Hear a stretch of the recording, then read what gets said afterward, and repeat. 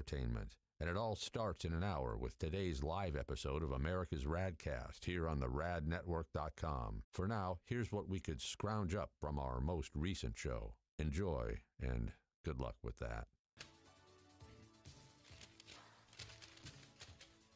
We got this email to RADcast at the radnetwork.com. It is from Kyle. Oh, what's up, though, Kyle? Hell yeah. No, it's not. No, it's not. I'm an idiot. It's not? I'm sorry, Oh. Kyle. I got y'all excited because he's talking about you. Okay, it's not Tyler, is it? So I said your name when, in fact, it's from somebody named Chris talking about Kyle. Okay, all right. Chris's are fine. Hi, Chris. My apologies. He said, I heard Kyle talking about smoked Cheez-Its. Now, this was last week during Food News.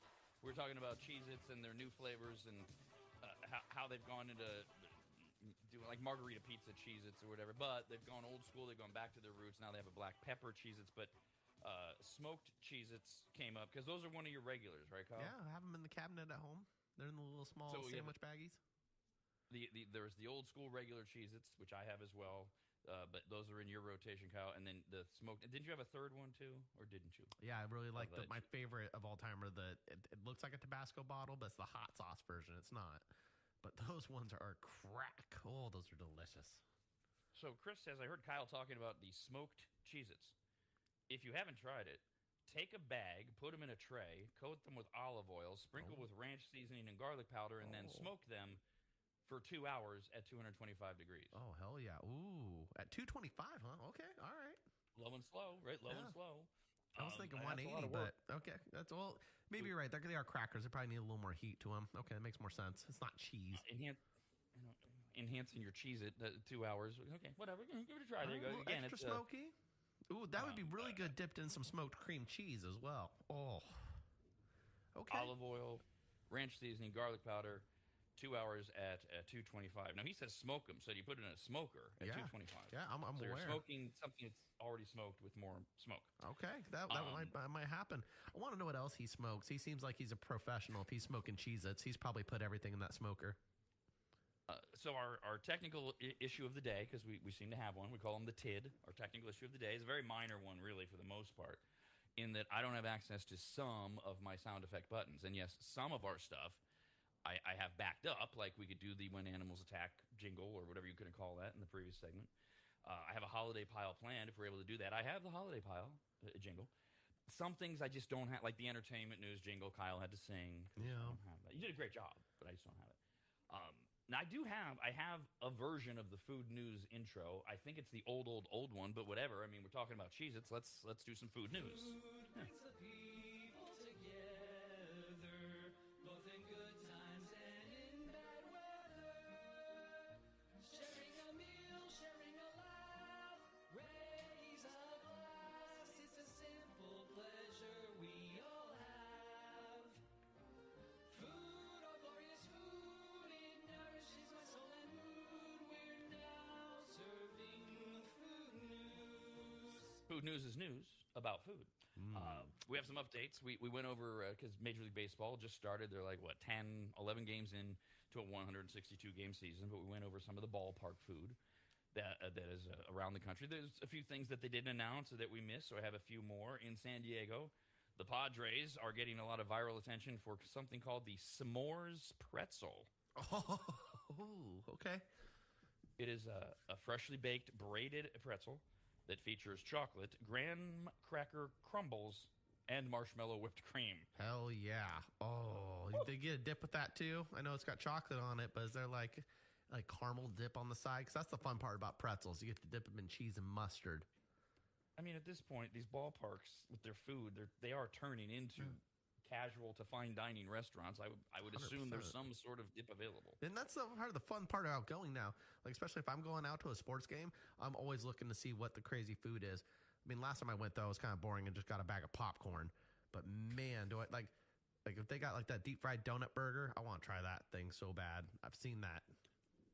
Well, and in, in Houston, it's a brisket burger. Oh, that's right. On a donut that's all deep-fried, things like that.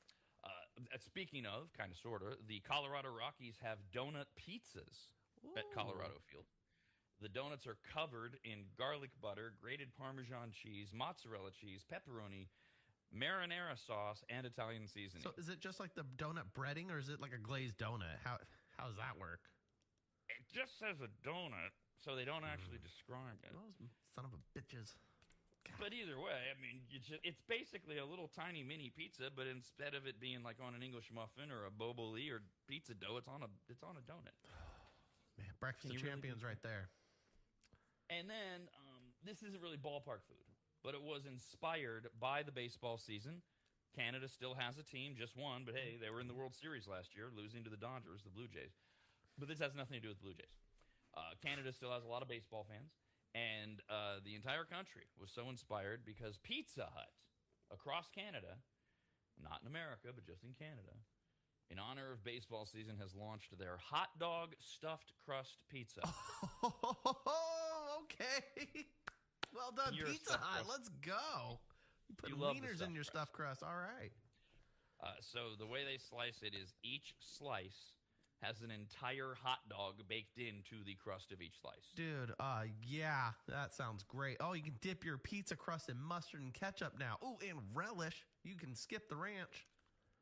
Bro. The medium pizza with cheese, and again, these are at Pizza Huts. They're not at baseball parks. The medium cheese with the medium pizza with cheese and hot dog stuffed crust starts at $20. Only available for a limited time and only across America or across Canada. But a lot of Americans are like, "Hey, come on, that's our thing. Stuffed crust, hot dogs. Why Pizza Hut? Why?" I Yeah. wouldn't be surprised if we saw this soon. I think that the market would be better here in America rather than Canada. I don't know how they are. They have a fascination for American food. Maybe. I don't know how good Canada food is. I don't know how they have. Though they have syrup, ham. That's about it. Canadian ham. The poutine is really big in Canada. And, of course, there's a very large French population. The French are into the high-end cuisine. I don't know how obsessed they are or aren't. I don't know what their hot dog consumption rate is in Canada. Maybe Pizza Hut's just trying to perfect it in Canada. Oh, I hope Which makes no sense because Canadians aren't going to complain. They don't complain about anything. Oh, yeah, that's good, eh? They're just going to say that. But maybe it is coming to America. I sure hope so, man. I feel a little left out right now. Do they have any other promotions for America? Are they going to do a cross promotion where Canada gets an American idea? Maybe we get a Canadian idea. How about some pizza with some duck fat fries? How about that? Is that what the poutine is? No. But that's fine. Poutine is fries, but you usually use like home style fries. And the big thing about those are the cheese curds and then gravy. And it's an American thing, but only in that the upper Midwestern part, Minnesota, Michigan type area. And then throughout Canada as well. There's no reason why they couldn't do that. Yeah. I was forced into doing some research and homework over the weekend because I made a comment last week about Reese's and the grandson, and Jeff was like, "What? I haven't heard of any of this." So I had to go back and make sure that we all heard about the grandson of H.B. Reese accused Hershey of quietly changing the formula of Reese's products. So now this came up, I think we were talking about Easter, and Jeff, you were listing off your favorites, I think. Was it Easter? Because you mentioned Reese's, I know. Yeah, I'm holding it up now. Yeah, they're my Reese's eggs that I got. Reese's eggs. Yeah. Okay.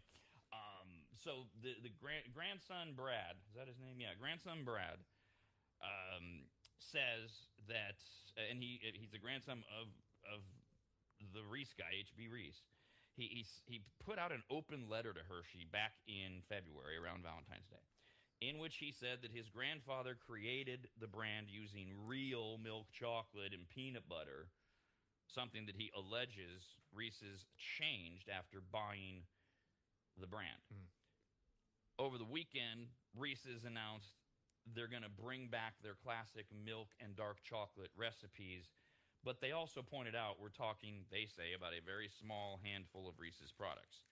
Hershey said most of the company's Reese's products, including Reese's peanut butter cups and all of their shapes, are made using the classic recipes, but other products are listed as containing peanut butter cream. I had the whole list here. Oh, don't mess with the Reese's sticks. Whatever they do, do not mess with those because those are perfect right now.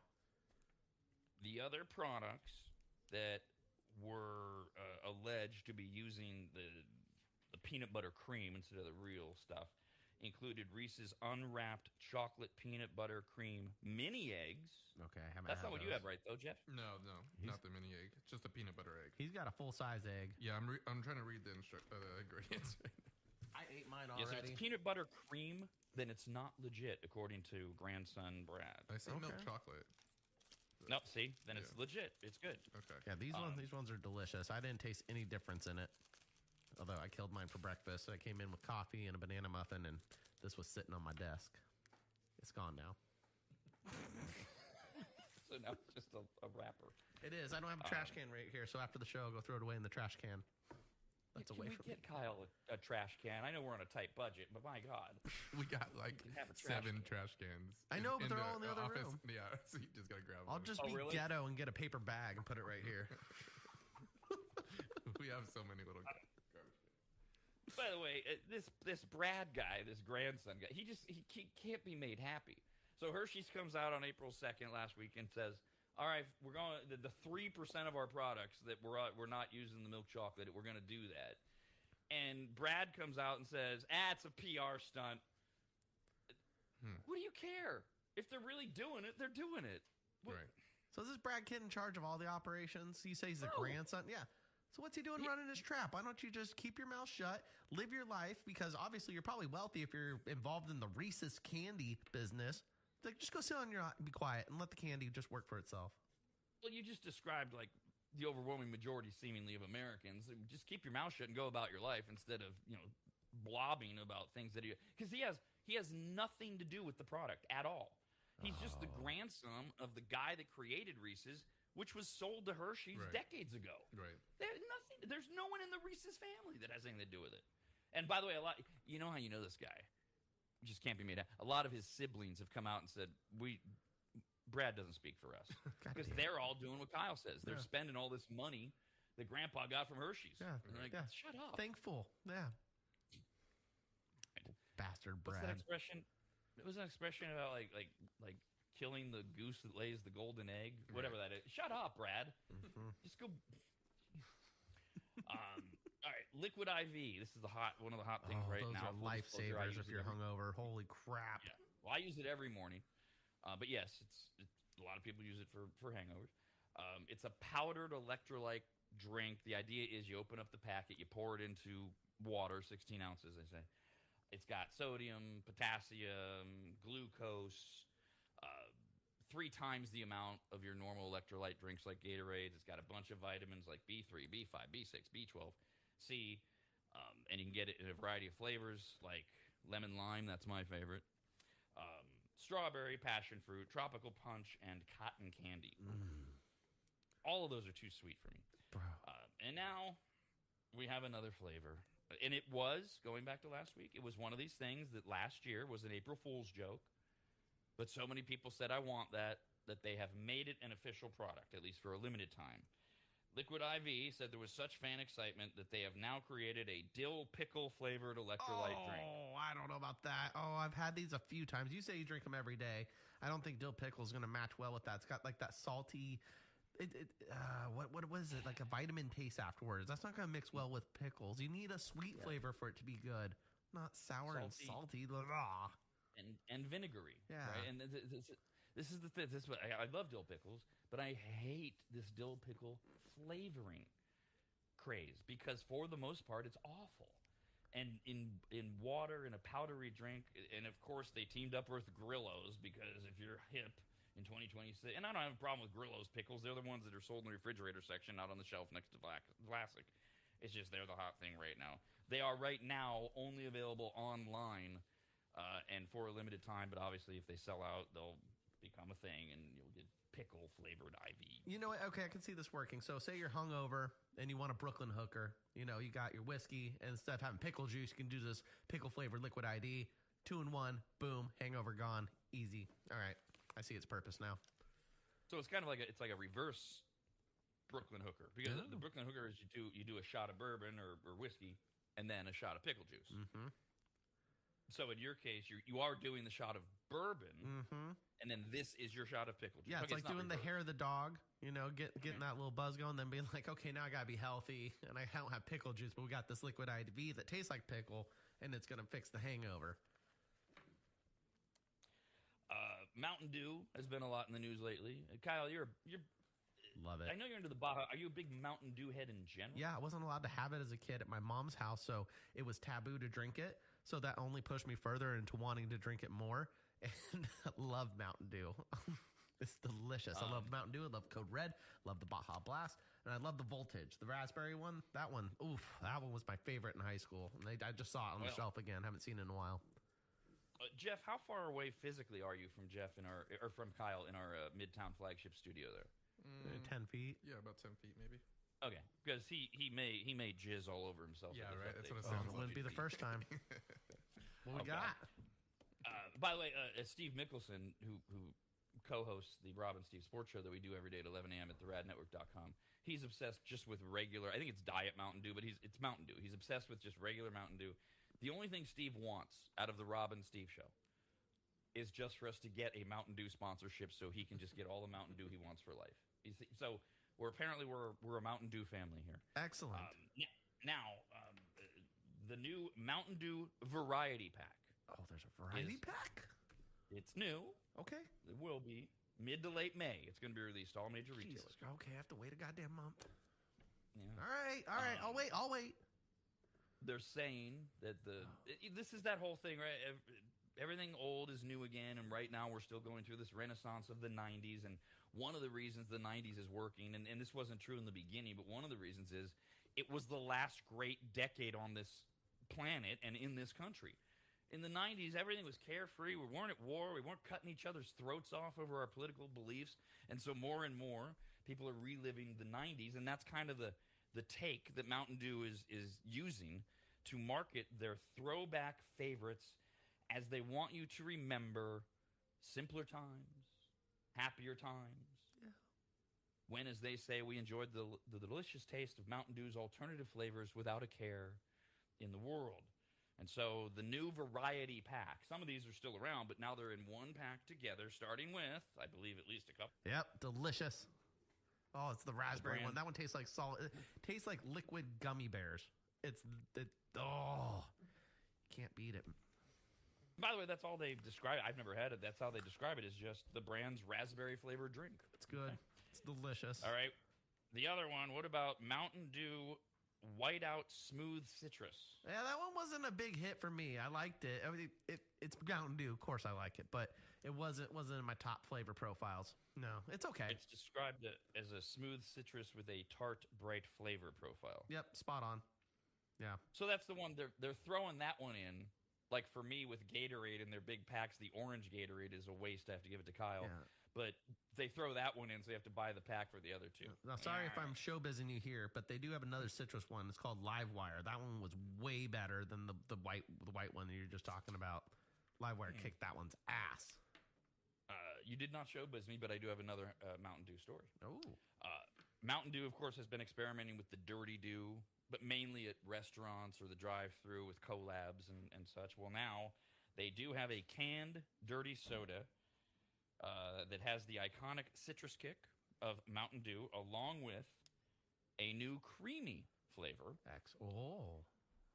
The new Dirty Mountain Dew combines its zesty citrus flavor of Mountain Dew with the fan-loved flavors of indulgent vanilla and cream soda. Hell yeah, Mountain Dew finally got on board making orange cream. So I just got an old school cream soda out of the refrigerator section at the grocery store. You know, they're like the old school bottled sodas. I just got one of those. I cannot wait to try Mountain Dew's version. Hell yeah, way to go, Mountain Dew. The original cream soda. Yeah. Because then they went into other flavors, like there's the orange creamsicle type thing. Yeah, that's the one I got. I got that one yesterday. Okay.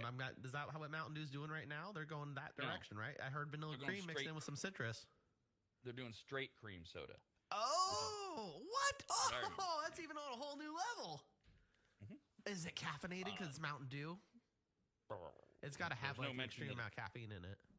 Well, there's no mention that it's not caffeinated. Okay. So like you, I just assume it's got all that caffeine in it. Okay. And it's hitting store shelves today. Oh. Today, it will start being available, and then it'll roll out. Yes. Jesus Christ. Okay. I'm excited about that, too. You know what? If they could do the orange creamsicle version, they can make a Livewire with cream in it, I'll be happy as well. But I didn't know they were going that route. Are they going to make a root beer, too? Mountain Dew should get on that as well. I wasn't actually in the meeting. I would like to be in the meeting. I'd like to be on Mountain Dew's council and Taco Bell's. Well, Taco Bell has shunned you, but do the same thing. Go to Mountain Dew and go to their contact us page and see if you can get an invite to their meetings. Now Costco. One more story. It has nothing to do with Mountain Dew. It has to do with ready-to-eat meals, right? Costco's big on these, Sam. Everybody's big on them now, but people rave about Costco. This isn't really a ready-to-eat meal, though. This is them getting into the drive-home snack thing. So you go to Costco, you get exhausted, you got all that food, and you want to eat something on the way home. And a lot of us do that with the grocery store, but with Costco, it's like everything's huge and big, and it's hard to bust into the rotisserie chicken. Your hands get all greasy and such. So they have what they describe as the perfect snack on the way home. You eat it like a burrito. Think of it as Costco introduces the new ready-to-eat sushi burrito. Oh, okay. Sushi burritos it is. It's not cut into slices. The large nori sheet keeps the rice, the fish, and the add-ins together, thus the burrito thing, right? And it is stuffed with real snow crab, not the imitation stuff. Perfect. As well as sriracha spiced raw salmon. Oh. Settle. 2 pieces of inari sushi, fried tofu pouches stuffed with seasoned sushi rice, Okay. and a container of bachan dipping sauce. I don't know what a bachan is. Oh, that sounds interesting. What, you can get soy sauce with it instead? Well, at Costco, you can get the 5-gallon jug of soy sauce. I don't know. I'm just going to have to keep a Kikoman in my car, I guess. All right. There you go. Of course, with Costco, even their little drive home snack thing can't be small. It is priced at $17 a pound, and it weighs in at 1 1/4 pounds. So it's not. I mean, okay, fine. You can market it as a drive home snack. It's a meal, for God's sake, for most people. So it's $22. You're going to eat part of it on the way home, and then you can finish it later. That's the price of fast food these days, anyways. I mean, I can't remember the last time I went to a fast food restaurant and spent under $20. But you know what? With Costco, I'm really irritated about. A lot of them have gas stations, and they don't have a spot to get food at the gas stations. Like, you have to go there and you can just get gas. If they could start selling these snack things like on the go at the gas stations, I'd be a lot happier. I don't know what the hell's their problem is, why they won't even do that, but it needs to happen. I don't get it. That is an odd miss for Costco, because the mini mart, which you could call the maxi mart because it's Costco, and especially Costco because when gas prices are $48 a gallon like they are now, those lines, they last like 90 minutes. Exactly. I would love a sushi burrito while I wait in line at that gas station, or at least like finish doing my gas, or like let the pump go, put my credit card in, let it ring up the numbers, and then I go to that little stand. I'm like, give me a sushi burrito, homeboy. But nope, they don't have that. We're going to take a break, and we will come back. We actually have some holiday pile news next. We got this email into RADcast at the radnetwork.com. We all have our own little neuroses and things that drive us nuts. I think almost everybody has a version of this, but some of us are more obvious about it. OCD. And I've said, I think that Kyle and Jeff and I all have a version of OCD, ADD, ADHD, and it's just a matter of putting it all in the big cauldron and making up a nice soup with it. But this email is from Penny. Hi, Penny. Who says, I'm so glad you're back. You've been missed terribly. There are some typos in the YouTube channel description thing that are making me a little crazy because I can't let things go. Well, at least she's self-aware. I'm hoping it's an easy fix to remove. And this is her. Now, she said typos. The only one she highlighted. No type A's? Is what? I was just trying to make a joke. I said there's no type A's. She only cites one. She wants to make sure that we remove the extra I in America's and the wonky capitalization in cast. Oh, I see what she's doing. So those are the two. So under the description, it says America's RADcast is a weekday morning show that talks about blah, blah, blah, blah. Well, in the screenshot she sent me, America has 2 I's. Oh. So it's Americas. And then RADcast is capitalized R-A-D, which that's how it should be. But then in cast, the C and the A are capitalized, but not the S and the T. So it's driving Penny nuts. Oh. No. We're in California, No, so we're not a- CAST. We're not a California show. No.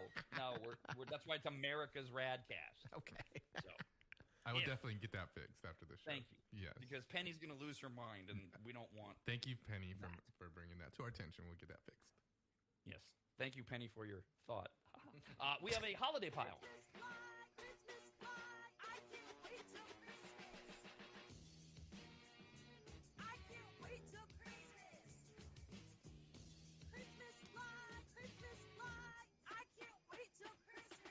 You got 263 days until Christmas morning. There are 51 days until the next federal holiday in America, which is, of course, Hold on, what month is it already? It's April. We're going into May, so we have the Memorial Day. there it is. Boom. 51 days until Memorial Day. And this isn't really a holiday, but it's a way to use one of our silly theme songs. 9 days until tax day. Oh, crap. Yeah. Yeah, I should probably April file. 15th. Okay. A poll done on Friday found at least 1 in 4 people are still working on them, which includes the 9% who haven't even started yet. People in their 20s are the most likely to say they haven't done them yet, and half of all people said they find tax season stressful, while half don't think it's that bad. Okay. Yeah, mine's pretty easy. I'm just slacking on it. Life got busy. Forgot I even came up. So you're Kyle. You're in that quarter that you're not. You're still working on them. Yeah, I don't even have to work on them. I have one W-2 for this year, and that's it. I'm just going to plug it in. I'll probably get money back. Easy. They're not done. It takes like probably half an hour. It's not even going to take me that long. Yeah, Jeff? mine's a little longer. It took a little longer. I started or our people started on them, but yeah, I think it's stressful when you wait. That's why I always try to say I'm gonna not wait this time, and then it's like 10 days left, and I'm still not. filed. My tax returns are like, I don't know, half an inch thick, right, when they're done, and I don't do them. I sent everything off in February, and I actually emailed my guy last week. I'm like, where are we at? Just so I'm caught. But so this is for 2025. But fun story about your government at work. So I didn't file for 2024 because of everything that was going on in our lives. I got the exemption. I got the special case thing. I got a wife who's dying of congestive heart failure and other things going on. And so you just file, and they go, oh, yeah, that's a hardship, et cetera. So back in January of this year, I filed for 2024. And when we filed, I filed married and a joint account because Christine and I were married all of 2024 and she was still alive. You file, and then you get to that part where you sign, right? And I signed, and then my accountant had already put in a note, the other person is not signing because they're deceased. And we sent that to the IRS, e-file. We sent it. It's right there. Where I file, it says, other person's deceased. So a couple weeks go by. Nothing's showing up in the bank account because I did the direct deposit thing. And so I go online, and you can do this thing where you track your refund. You got to just a couple things. You got to have your social security number, your zip code, I think, and then you got to know the amount of your return. So I put all that in, and I get this note on the screen from the IRS that says, well, there's a problem with your return. And you have to wait. It drives me nuts. Wait for this thing to show up in the mail that'll tell you what the problem is. Oh, the 6 to 8 weeks probably. It's 2026. The mail. You have a website that tells me there's a problem. You have my information. You can't email me. You can't tell me click the button. No, that'd be too easy. Why would they make And getting yes, money Kyle, easy? It was 6 weeks from the time that they received and accepted and acknowledged the form until this letter shows up. And the letter was the IRS telling me that they had found out. Now, remember, I filed, and you sign. You say, my wife's dead. She's not. They had found out from the Social Security Administration that one of the people filing was deceased. Oh, no way. Brilliant. Right? And they needed the death certificate. So I had to get the death certificate and send it in and prove that what we'd already told them is true. Thank God the Social Security Administration alerted them to what we had already told them. And then it took from the time, and we emailed it. Ooh, they'll accept emails. We emailed it. And then 4 weeks later, they acknowledged that everything had been accepted and approved. And then they say, we're going to mail you your refund check. Even though I'm set up for direct deposit. And nobody can explain it. My accountant's like, I have no idea. He said, look, the IRS is like the DMV. They are the wild, wild west. They have no rules. They make no sense. And everything they do is on a 3 to 6 week timeline if you're lucky. So they mailed my check. I haven't seen it.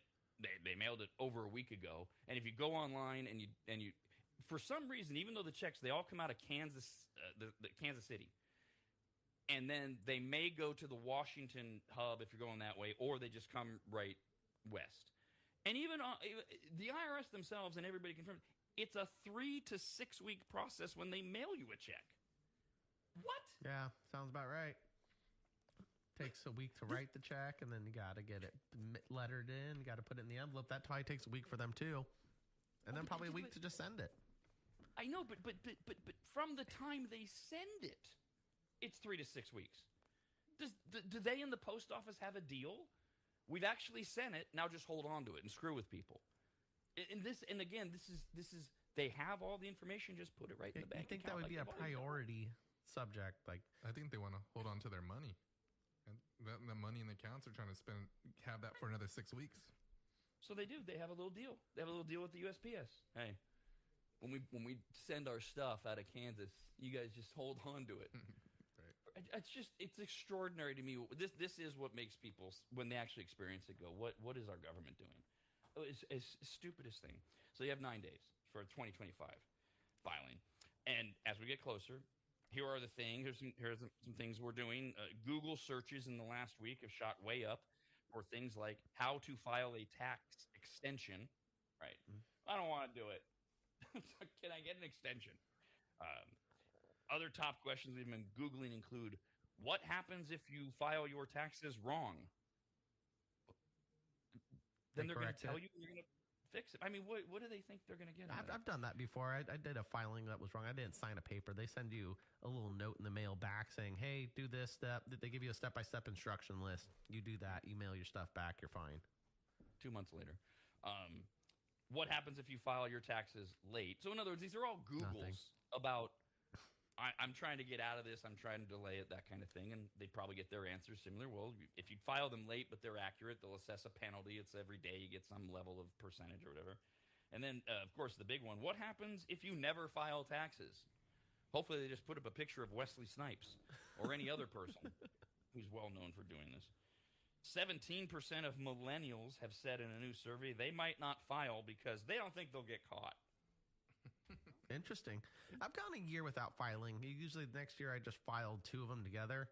And like you said, I get a little doc on whatever my return is, but it's never enough. I don't even get that much. My taxes are so easy compared to some other people's. I'm sorry you guys have a headache to deal with. You can always refile. Yeah, I mean, like you can refile last year's taxes if you want to, if you made a mistake or if you forgot to, say, track some expenses or something. That's what I've done that multiple times. Where I'm like, I could have wrote that off. That was like a $10,000 purchase. Oh, I want to write that off now, and I'll just refile. And that makes sense. That's worth it. Mm-hmm. But this mindset of, well, what happens if I just never file? That's bad. That's going to come back and haunt you. Yeah, and usually don't you? I don't know if they still require this. I haven't done this in a while, but like when you do like a job, I don't know, maybe not a job, like rental applications, stuff like that. Don't they ask for like your tax returns from like the previous year? So you wouldn't really buy a house. They do. Yeah, you wouldn't really be able to do that if you miss a year or something like that.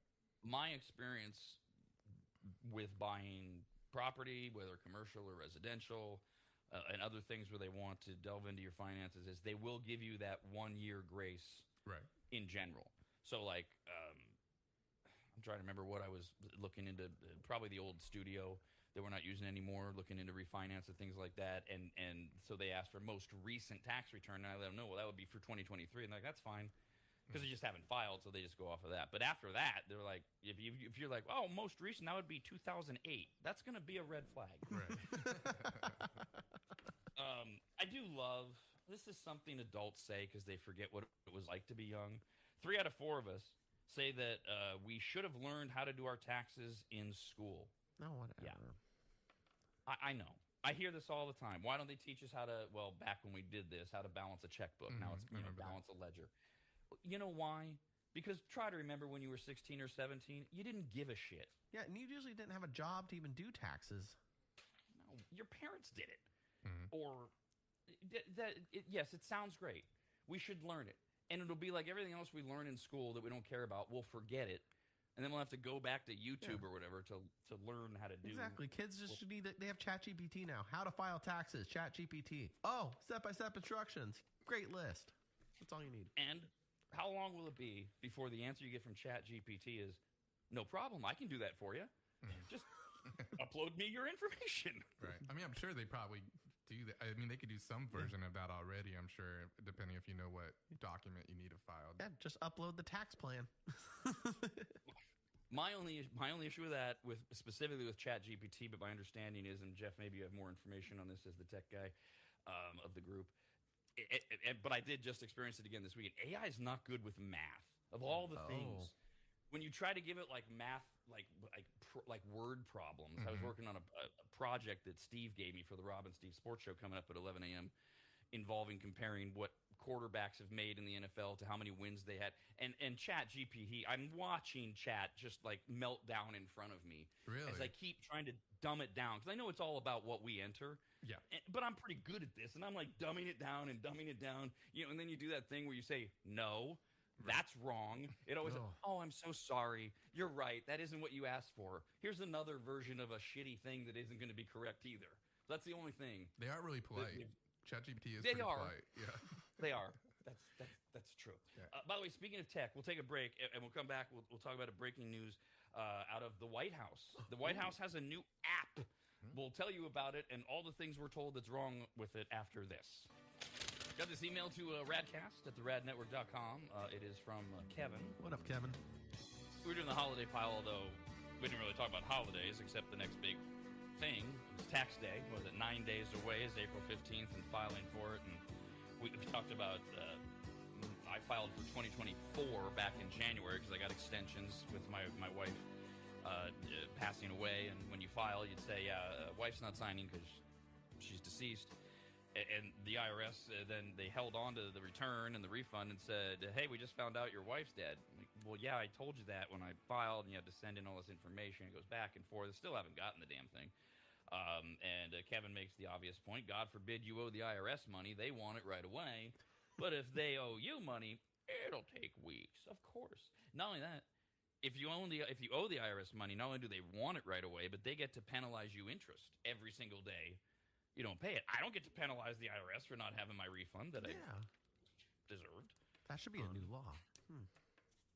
Why not? I teased this before we went to break. The White House has launched its new official mobile app. Okay. We've always had whitehouse.gov. Well, not always, but ever since the internet. I didn't know the White House didn't have an app, but it does. In fact, they launched it last week. It is the third most downloaded app in the Apple Store, or the App Store, rather, not the App Store, the App Store as of Friday. Over 1 million people. I don't have the exact number. It was 700,000 people the first day or whatever. It delivers President Donald J. Trump and his administration directly to the American people like never before. So this is easier, obviously, than logging on to whitehouse.gov. It's an actual app. Before you get all Nazi Germany thing, this is what every White House does. It doesn't matter who it is. Whitehouse.gov is always only, of course, the White House is only going to put a positive spin on whoever the president is and what they're doing. So you get real-time updates through the White House app. You will receive, if you're super fun and download this, breaking news alerts. Of course, that would be with the White House's spin on it. You can watch live streams like this morning. I don't know if it's true, but maybe you could have watched that Easter egg roll. Ooh, exciting. You will get live streams of briefings and speeches and historic moments as they happen. Well, I mean, that egg roll better have been on this one. Yeah, that's historic. When they're not doing something exciting, you can dive into a dynamic media library packed with highlights of course, only Trump. And the next guy or gal, it'll be only them. You can stay connected on the latest policy breakthrough. Having talked to like earlier this morning, the app will tell you that Trump wants Alcatraz. He's officially asked for Alcatraz to be turned into a prison again. The app won't tell you that there's almost no chance of that happening, but it'll tell you that he's asking for it. Ooh, do you get any rewards on this app? Like 7-Eleven? Right? And how do we redeem them? Exactly. That's got to be. Look, they just launched it last week. That's got to be next. You gotta give me some cool White House merch. Like maybe rack up so many points. Maybe you get a cool house that says, "I like the White House." I don't know. Just throwing ideas out there. My favorite is because first of all, you know that all this is going to be filtered and stuff, but there is within the app. There's an element where you can send your voice and feedback directly to the administration. Oh yeah, because they're gonna listen to that. That'll be popular. Until you make a threat, then they're really gonna listen. You can get a knock on your door with handcuffs ready to go. Where's my return check? Look, yeah. That's right. I should look. I'll download the app anyways because I should have it for this show so that I can talk about it. But yeah, yes, I should put up a voice message of, "Hey, DJ, Donald J, where's my refund check? I filed it. Come on, help a brother out." I'm sure that'll get right to his desk immediately. So again, I'm not alarmed by the propaganda side of it because every administration does this and will do this now that there's a White House app.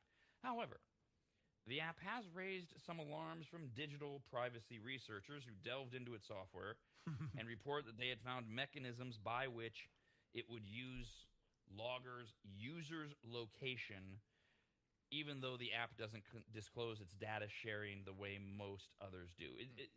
To me, look, Jeff, I assume this happens all the time. Am I being overly paranoid or cynical? Well, I mean, every responsible developer is going to build some way to track and collect data. I mean, what you use that data for is usually to try to better the experience of the user on your own site. But usually you have to notify them, right? If you put a cookie on their browser, if you're tracking their data, it usually there's like a toggle switch or something like that that says, yeah, that's okay or not. What kind of cookie? What's a cookie? It's a no. It's a thing that you put on browsers like to store data. Oh, thank you. So when I'm on an app and it says allow app to track only when using or never allow, if I hit never allow, it really doesn't track. It's a different app, not the White House app. Yeah, I mean, again, it's all up to them, right? As far as because they're collecting the data for sure. I mean, Right. Again, it might just be IP addresses. IP addresses give you general location.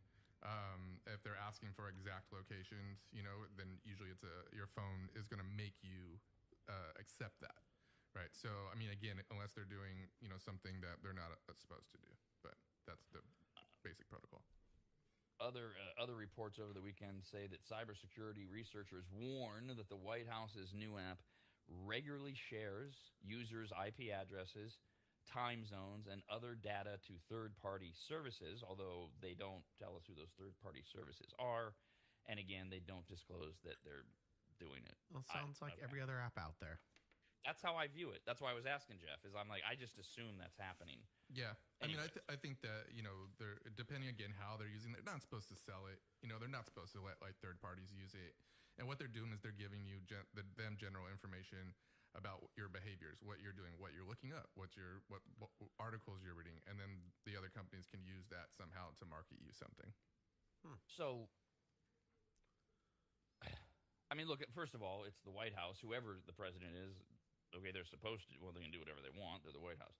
But I suppose this could raise alarms for people of if they can do the way you just described it, Jeff, if the app can track that I'm also on my phone looking up anti-Trump sites or anti-Trump beliefs, that's where people could believe, oh my God, I'm going to get audited kind of thing. Right. And I think that a lot of apps do that too. I mean, they do have some local storage available to them so they can see a little bit of what you're doing elsewhere outside of the app. But they don't have a hotline to the IRS or the FBI. It doesn't seem so, no.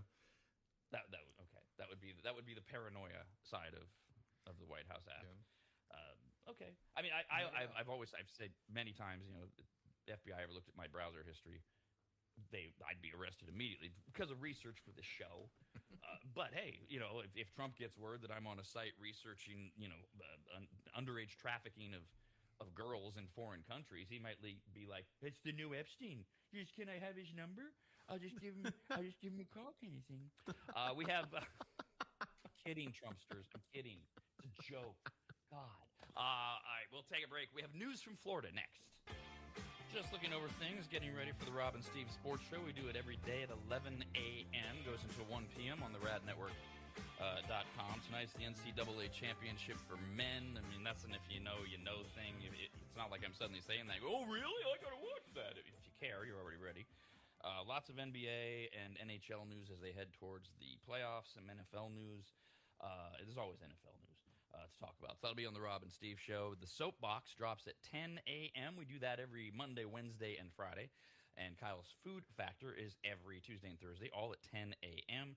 And today's Soapbox about how and why people repeat just provably untrue things. It's not only a social media thing. People do it in real life and at parties and at dinner.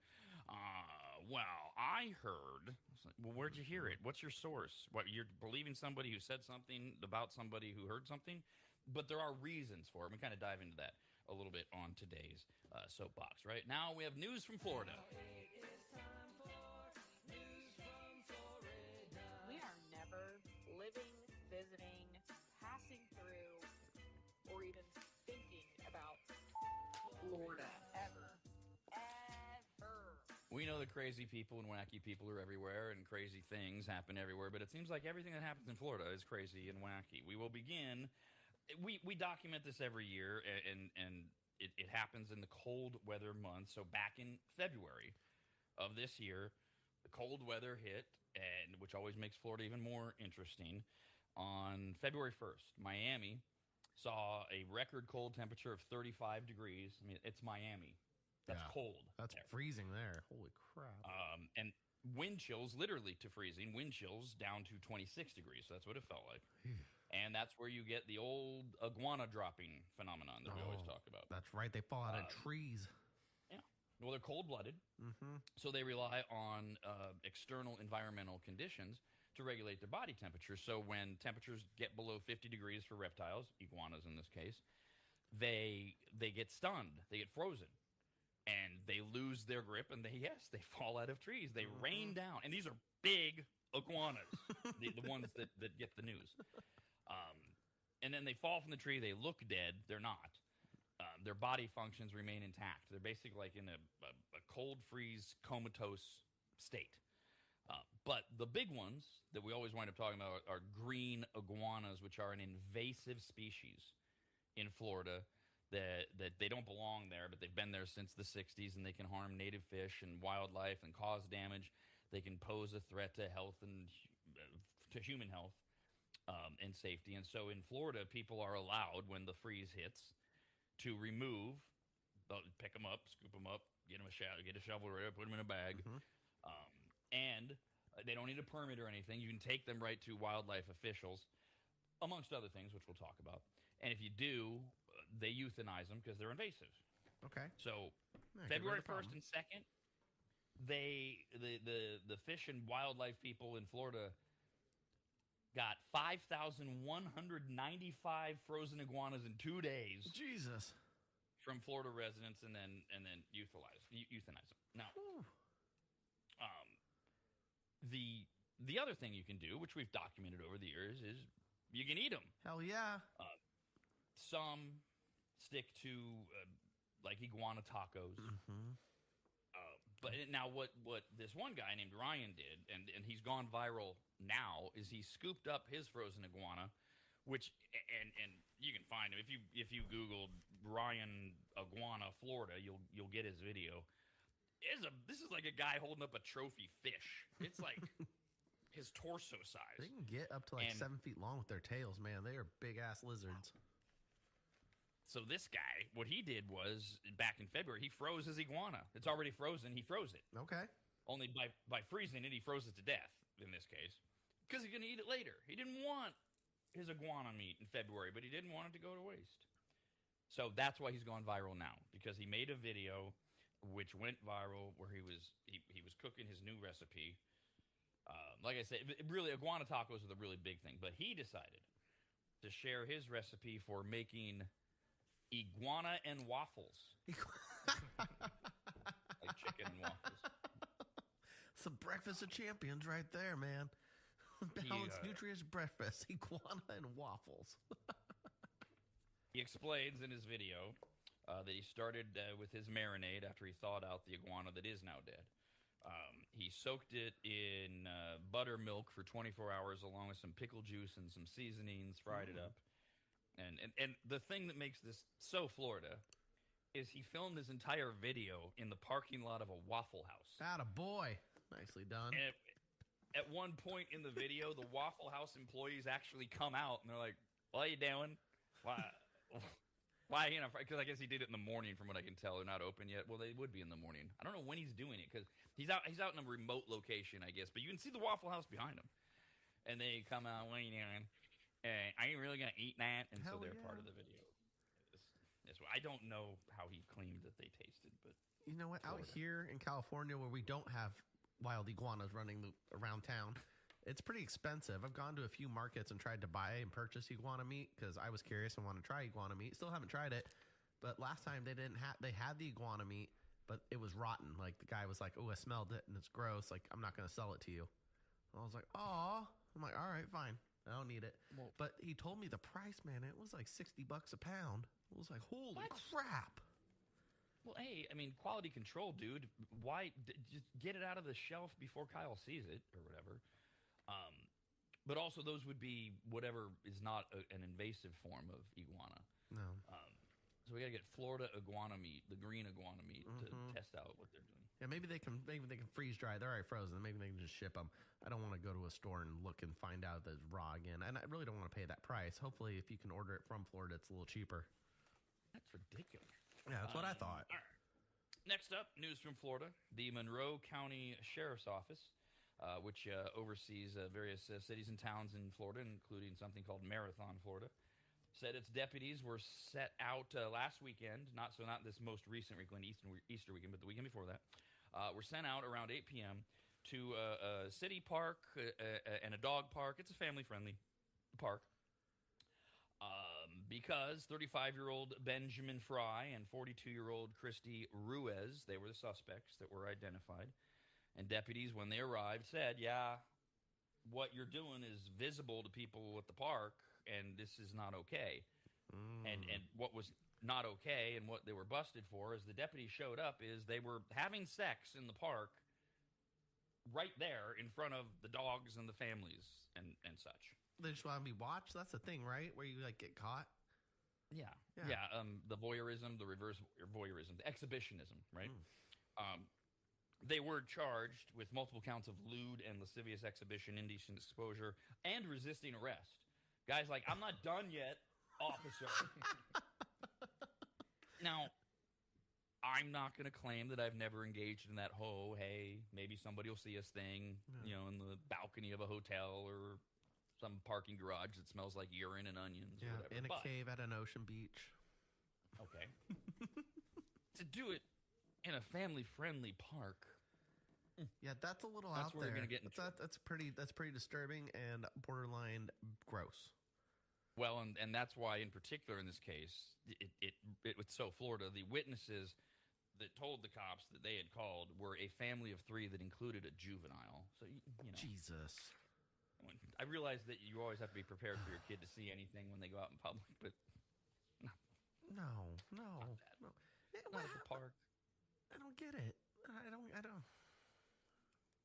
Yeah, people are Florida. just stupid. Okay. Which brings us to 40-year-old Melissa Dunham of Orlando. There it is. She had this story, it's got a lot of Dunhams in it because they're all named Dunham, so I'll try to not confuse you as we go through this. She had been staying with her 18-year-old son and his father, her ex or estranged husband, obviously. Okay? With me so far? Yes. Mom is staying with 18-year-old son and his dad, her ex or estranged husband. Okay. And the son, 18-year-old son, says that his parents have a contentious marriage for several years. They lived apart, but Melissa was there now because she had initially gone to be with 18-year-old son and dad to celebrate 18-year-old son's birthday. Understood. Turning 18. Okay. So she, Sounds normal. while she's there, Mrs. Dunham, or whatever she is, and her husband decided to try to rekindle their marriage. Oh, what a great 18th birthday present for the son. Right. And for them, Wow. you get those emotions. Oh, our boy's Yeah. turning 18. Okay. What a happy moment. So she stayed for 2 weeks. Okay. And everybody was fine with that. They're trying to rekindle the marriage. Over the next 2 weeks, Ms. Dunham and her husband began arguing a lot. Yeah, it happens. Yeah, they started remembering why they broke up, maybe. Uh-oh. The Hopefully it wasn't 'cause of disagreements. kid. No. In fact, the kid's the one that's supplying us most of the info here. The 18-year-old said that the disagreements began with Ms. Dunham claiming that her husband was too busy for her. Oh. He never make time for me. Why ain't me? Yeah. Hanging out with your friends. Yeah, girls like that. They like it when you give them attention. Once you stop, they get all pissy about it. Yeah, okay. And we don't know what the truth is. Is he, in fact, not giving her any time, or is she being needy, or somewhere Probably in a between? little bit of both. So that's how they start. They start with, okay, you can't just hang out with me tonight because you have to go read to homeless people at the church. Okay, fine. Now, the 18-year-old son says that his mother would, so it starts with that, and then his mother would have what he described, the 18-year-old son described as outrages of fit and violence. Oh, violence. Where she would just start throwing things within the house. Like knives? Well, I mean, first, yeah, he doesn't identify the things. Remember, this isn't her house. It's the 18-year-old son's and dad's. So it's really dad's house. And she's just grabbing stuff. They don't say. She's just throwing things within the house. The 18-year-old also said that he believes that his mom is abusing drugs. Oh, you know what? First thing that came to mind, I was like, sounds like meth is involved. Yeah, well, and it's Florida.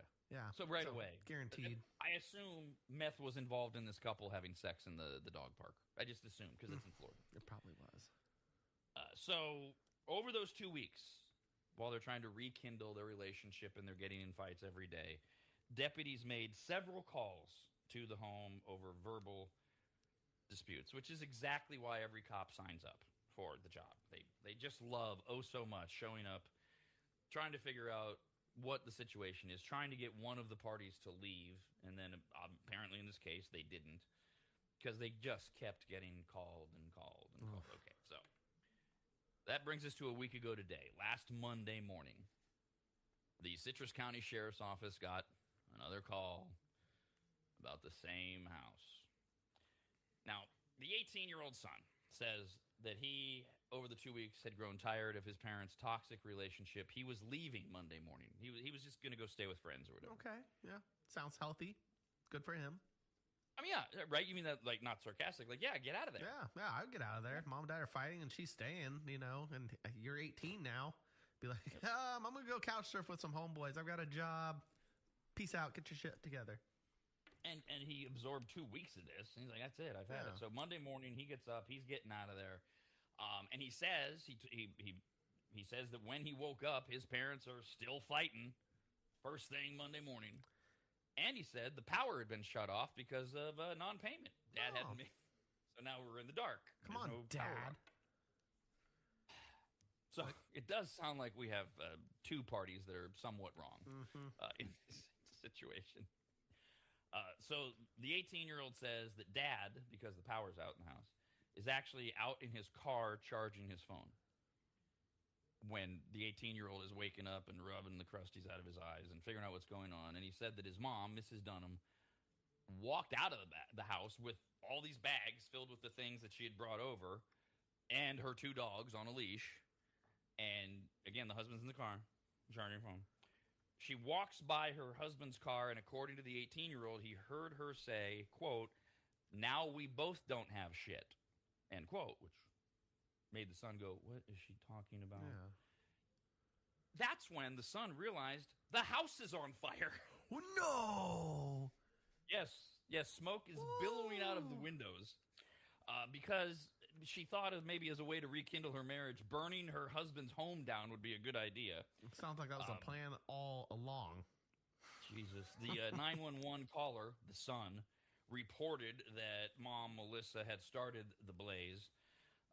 I don't know about the damage to the house or whatever, but deputies did arrest Mrs. Dunham for methamphetamine possession in her purse. and was arrested also with charges of arson, 2 counts of possession of a controlled substance, blah, blah, blah, narcotic paraphernalia, etc. I don't think they're going to make it. No. But no. It's Florida. Yeah. Methed out mommy burning the house down. Lovely. Trying to cook her frozen iguana. That was from our most recent episode. Today's Live America's RADcast is coming up on the radnetwork.com.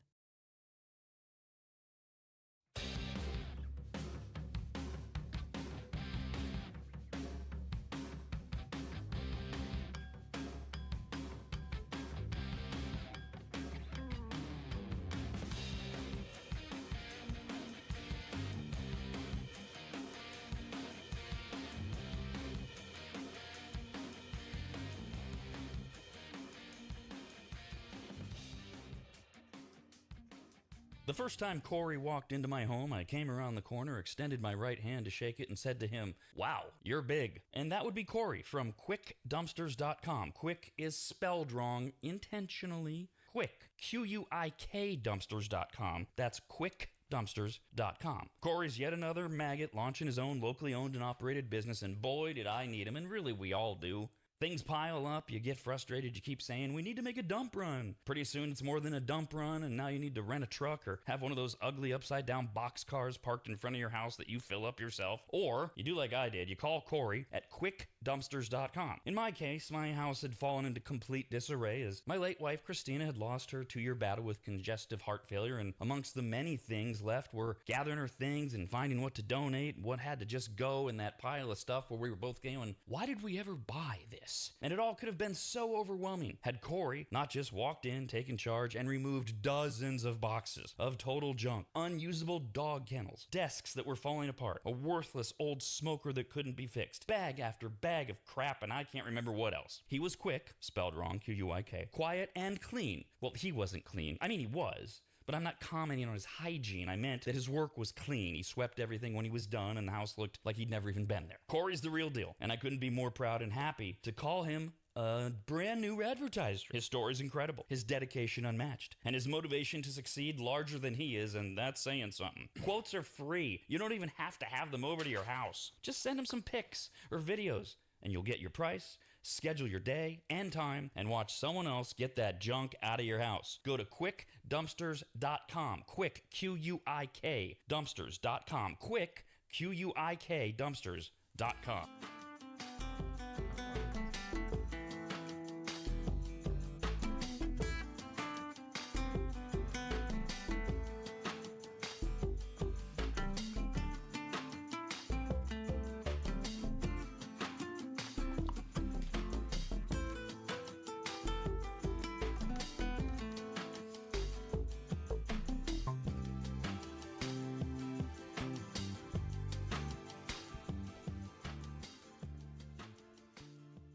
Every Monday, Wednesday, and Friday, right after America's RADcast, Rob decides he has more to say about the subjects that truly matter.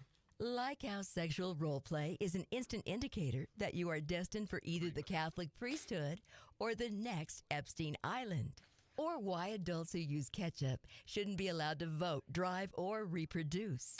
And the fact that he supports instant gender reassignment surgery for any man who doesn't like sports. Ah, yes. The stuff that really matters. Rob's Soapbox. It's for people who feel superior, and they just need it explained to them why. Listen or watch every Monday, Wednesday, and Friday morning right after America's RADcast, only at the radnetwork.com.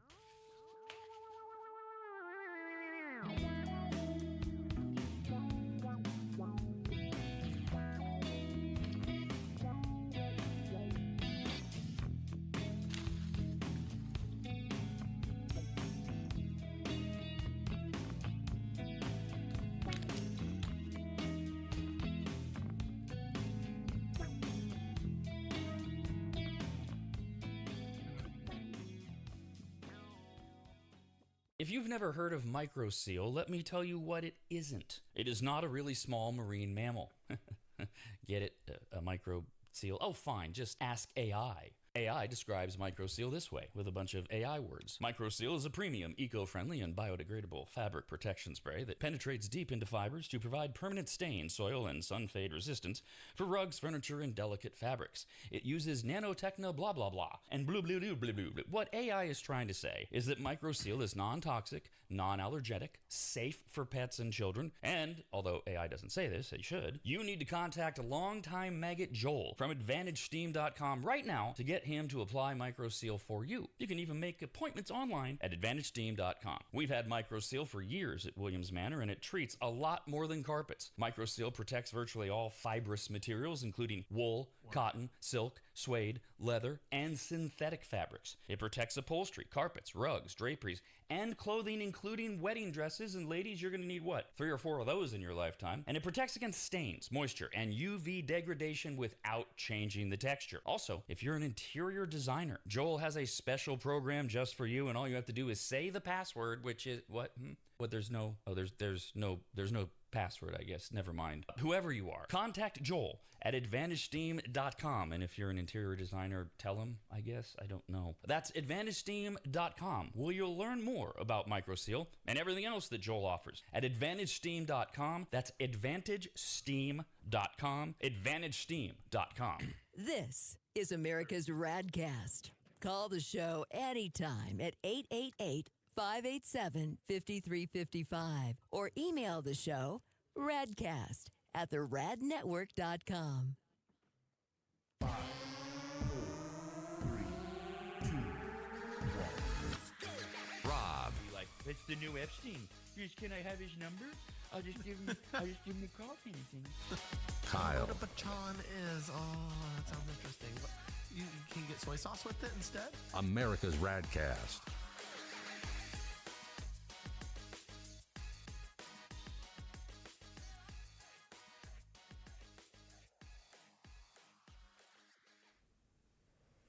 Welcome to America's Radcast. Here we are. Thank you, wherever you are, for listening, whenever you're listening, however you're listening. We love having you here. You can get all the details at theradnetwork.com. I'm Rob. We got Kyle, as always, Hi, Rob. with us. Hello, Kyle. I can't get rid of you. I try. I try to treat you like crap, and you won't leave. So thank you. Well, for you don't being treat me that bad. I mean, you went through quite a bunch of stuff. I mean, Yeah. I had my moments. I'm not And that Jeff, nice either. well, you have your moments too. Jeff, the co-owner of theradnetwork.com, joins us as well. And in fact, Jeff, I'll start where I ended there. Today's Tuesday. This is kind of a stupid way to phrase it. Do you practice what is commonly known as Taco Tuesday? So it's Tuesday and you have to eat tacos. Do you practice that? No, I don't. No, I mean, I eat tacos a lot on a lot of different days, but yeah, I don't really. Oh, it's Tuesday. I got to do this. Right. Yeah, I never really understood the whole I need a day of the week to tell me what I'm going to eat. I will say, now that I've mentioned it, I think I'm going to have tacos for dinner, but that's only because they sound good. Kyle, do you have to have tacos on Tuesday? I don't have to have tacos on Tuesday, but if they show up and they're available, I won't say no. Now, having nothing to do with food, although we will get to the food pile, the food news soon, and we do have a new food factor from Kyle today at 10 a.m. that'll post at theradnetwork.com every Tuesday, Thursday. At 10 a.m. we get a food factor from Kyle. Today's the all ramen edition of the food factor, which we'll talk about. We'll do food news here in mere moments. Today, though, may be a Taco Tuesday for America. And then we're going back a year to when you remember when and we don't have to get too far in the weeds on this for those who go, oh Christ, not this. No, don't worry. Trump was doing the tariff thing, or tariffs. Everybody's got to pay money. Blah blah blah. Somebody coined the phrase TACO, which stands for Trump always chickens out. The idea being he would threaten countries, if you don't do this, I'm going to raise tariffs to 1,000,000,000%, and then he would back down. And he kept doing it with country after country for people that were paying attention, whatever. So that's TACO as it relates to Trump. Trump always chickens out. So is today a Taco Tuesday for Trump, and this is all part of Iran, as Trump yesterday expanded his threat on escalated strikes against Iran. If they don't come to a peace deal that he likes, then he's already done this more than a few times. If you don't do it by this date, we're going to bomb everything. We're going to bomb electricity. We're going to bomb Carg Island, I think it's called. And then he keeps moving the deadline. He's sticking with today, and that's the only reason I'm bringing it up. Is you may or may not suddenly your phone may explode at 5 o'clock Pacific time or later if you're on cable news or whatever. He has suggested that his deadline is tonight, 5 o'clock Pacific time, saying he has already given Iran enough extensions. That's throwing back to the Taco Tuesday thing. He said yesterday, the entire country can be taken out in one night. We have a plan where every bridge in Iran will be decimated by 12 o'clock tomorrow night. That would be tonight. Where every power plant will be out of business, burning, exploding, never to be used again. I mean, complete demolition by midnight. And it'll happen over a period of 4 hours if we want that to happen. It will take them 100 years to rebuild. If we left right now, it would only take them 20 years to rebuild. I love that. He's like, hey, if you just make a peace deal, you got 20 years of rebuilding your country. But if you screw this up, 100 years. And then this morning, he wrote on social media, on his Trump Social thing. No, Truth Social. Freudian slip. I'm sure he's pissed he didn't call it Trump Social. He wrote this morning, a whole civilization will die tonight. Oh my God, Never to that's be quite a brought statement. Whoa. Brought back again. I don't want that. Right? That is so. Look, whatever you think of Trump and what we're doing around, that is so like dystopian. It's like the whole civilization will die tonight. And so there you go. Is it going to be a Taco Tuesday? Will he chick it out? Will Iran come to the table? Will we bomb them further into who knows where? Everybody's concerned that if that happens, then you have all the civilians that are affected and they start fleeing into neighboring countries like Iraq and Afghanistan, although there's religious problems there, Pakistan, Saudi Arabia, Syria. Iran says if he does bomb the nation, what does he say, ruin their civilization, they'll bomb all of our allies, including Saudi Arabia. So this could be nothing, could be something. Could be Middle East war. I don't know. I'm just here to warn you of these things, and we'll find out at 5 o'clock our time, or we'll have an idea by 6 Pacific time if he's going to go through with it, or if Iran comes to the table. He's talking tougher than he has, and I don't goddamn know. Does anyone know? Does anyone care? Not care, but you got an idea, Kyle? Yeah, I care a little bit. I don't know. What bothers me though is like if we continue with Iran, I didn't know if China and Russia are on their side and if they're going to get ticked off and they're going to start coming over here, or if we're going to have to go war with one of the bigger countries. And that's out there. The Secretary of, well, I'm supposed to call him the Secretary of War. No one does except Fox News. The Secretary of Defense, Pete Hegseth, has said that they know that what China, I'm paraphrasing, we know what China and Russia are doing and we're doing something about it, or something like that. Okay. This to me falls under that heading of things I can't control, things I can't do anything about. I'll just wait and see, sort of thing. Jeff, do you get worked up over this stuff at all? I mean, I try not to get worked up over it. I mean, obviously, those kind of words are a little, concerning to hear. I mean, I'm not sure if, he's I know he's a lot of bluster, so I'm not sure if that's just for them to get to the table. Those kind of words are for them to, because I know the Strait of, and I'm not going to pronounce it, Hormuz or something like that, right? Hormuz, yeah. Hormuz. Knew I was going to get that wrong. I know that's the issue, right? Like they're not letting oil through, or there's like, Iran has people attacking certain oil movements and stuff like that, so they can't really move it. So that's, gas prices are pretty high. I also saw another thing saying that we were going to build like another canal similar to the Panama Canal through that area, and we were just going to avoid Iran completely and build our own little ship highway. Neat idea. That's not an overnight idea. Right. That's not, no. Obviously. And then you also have Iran probably attacking the construction workers if we start doing that too. Yeah. And by the way, last thing on Trump, and then we'll go back to fun. What Jeff described is has always been his negotiating style, all the way back to when he was just building New York. Because, I mean, he built a lot of Manhattan. Threaten the most over-the-top stuff. Right. And act like you mean it and you can do it, and people will often cave and give in the face of confidence, arrogance, even if they're not sure. Like, I don't know, could this guy really do it? And that's part of what's made him successful, again, whether you love him, hate him, or don't care. So it's not actually Taco Tuesday in the real world, but a new survey came out, a little vague the way they ask it, so let me narrow it down for you. The question was, what's the absolute worst taco topping? Now, if you don't narrow it down, you're going to say things like poop or boogers or a used tampon Oh, or boy. rat droppings. That's not what they mean. They mean food you might put on a taco that would be the absolute worst taco topping. I'll give you a couple examples, get your brain going. Number one on the list, highly divisive, is cilantro. Oh. The green herb that looks like parsley or Italian parsley that isn't. And it belongs, quote, quote, if you're going to do everything traditional, on Mexican street tacos, most of them. But a lot of people think cilantro tastes like soap. Dude. And so they don't like. I love it, I love and it, I do yeah. put it. I don't put it on an American taco, ground beef and the seasoning packet and that. But if I'm making a real street taco, I love cilantro. But that's the number one thing that people say is the worst taco topping. Yeah, it's good. But though my sister told me the same thing. She's like, I don't like cilantro. It tastes like soap. The second she told me that, I noticed it. I was like, you Great. son of a bitch. I'm like, oh. So now half the time I have a problem with cilantro. The other half the time I don't. Just depends on the cilantro, I guess, and how potent it is that day. For me, I'll eat it if it's out. Like if someone else puts it out, I don't. When I make tacos at home, it's not one of the things that I gather to put on tacos. Oh, yeah. The cilantro and the onions mixed together.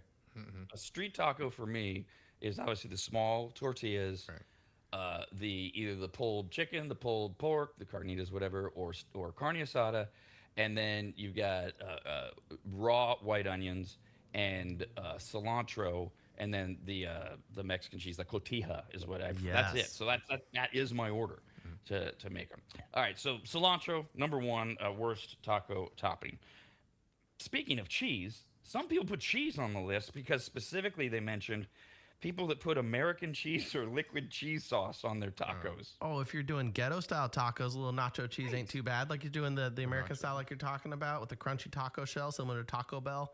And then you put on your ground beef, a little layer of nacho cheese. That's acceptable. Now, That's okay. Are we talking nacho cheese or are we talking like cheese whiz? Because those are, I mean, like that's to me is completely Cheese different. Whiz. Yeah. Oh, what about bacon flavored cheese whiz?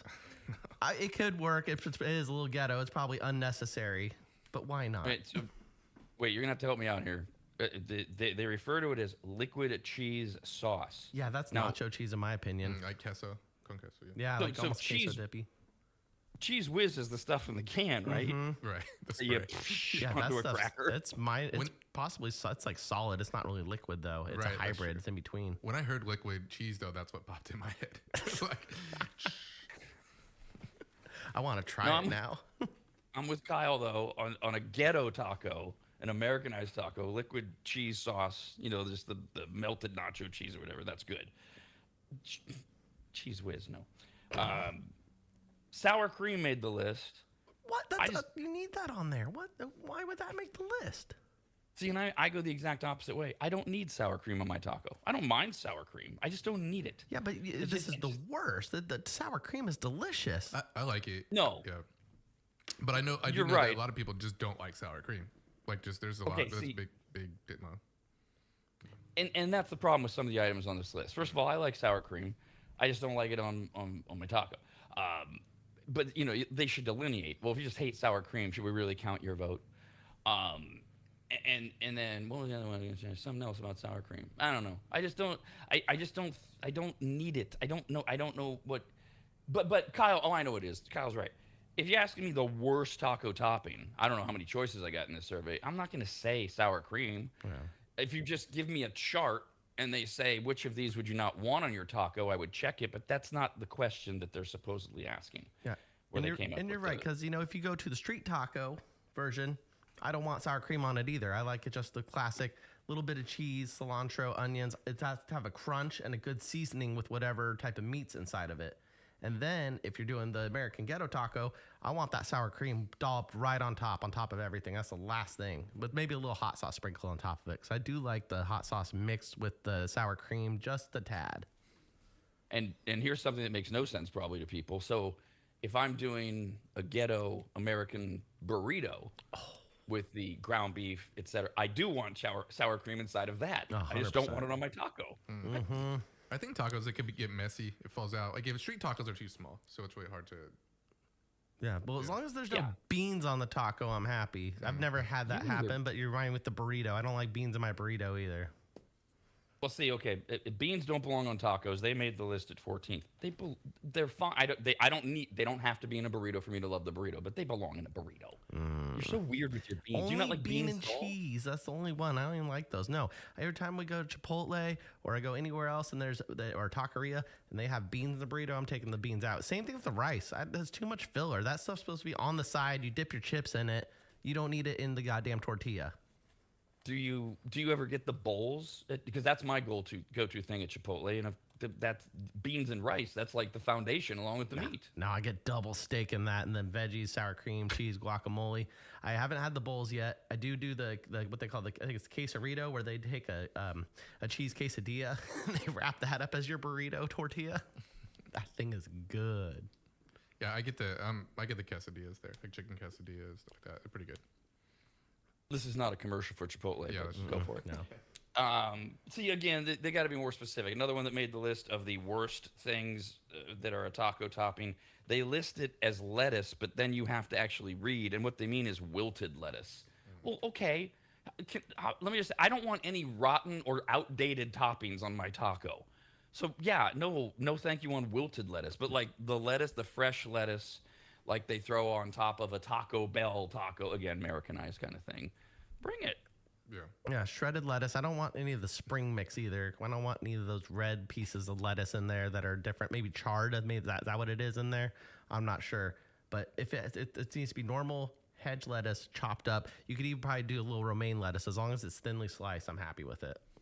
So if you go, see, this is where we split all these things. If you go back to the street tacos, there is a place for things like chard and radicchio and those type of things. Sometimes, not always, not traditional all the time. Certainly, spring mix. Yeah, I don't need arugula in my taco or anything like that.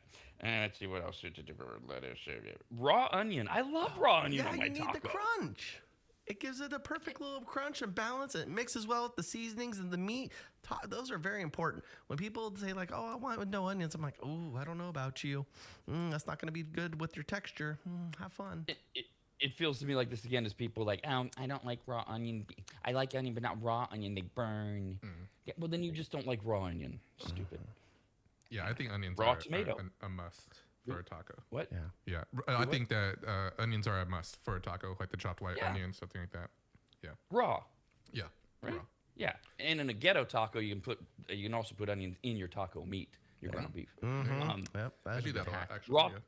raw tomatoes, those made the list as well. They shouldn't be on a taco. Yeah, they should. Especially like the ghetto American tacos. Those are perfect on top. Oh, they mix well with the sour cream and the cheese. It's like a supreme taco from Taco Bell. For the taco, both rice and beans did make the list, Kyle, so you're good. Okay, good. And avocado shouldn't be on a taco either. That's blasphemy. Who the hell? What? Avocado? That's like sour cream. It's creaminess. It's delicious. They're expensive too, and they're healthy for you. It should definitely be on there. There's no way that shouldn't be a taco topping, or a worst version. Don't need it. Yeah, for me, I'll eat it, but it always falls out too, so I just always probably eat it afterwards anyway. Yeah, I'll give you guys credit there. I don't need it, sure, but goddamn, if it's there, I'm putting it on there. I'm probably putting a little extra too, if I can. I love this great image of Jeff eating a taco, that's been overfilled or whatever. He's walking down the streets of Mexico, and he's got the sour cream and the guacamole or the avocado that's falling out, and pretty soon he looks like he came all over himself while his baby was puking on him. It's just like covered. Thanks for that visual. And then a couple more. Black olives made the list. Yeah, I can see that. I hate don't black olives need all that. around, across the board. See, okay, so black olives, I like them in like a pasta salad, and they're my favorite thing ever at Taco Bell that they discontinued and then they brought it back and then they discontinued the enchilito, which is just a bean burrito with their red sauce, but they always put black olives on it, and maybe that's a childhood thing because I remember it from then, and that's why I like the black olives there. See, and I like the black olives on a nacho. Like you got some tortilla chips, the nacho liquid cheese, maybe a little bit of chili with some meat in it, and then some black olives and jalapenos. I'm down with that. But yeah, on my taco, not so much. It can be there, but I don't care.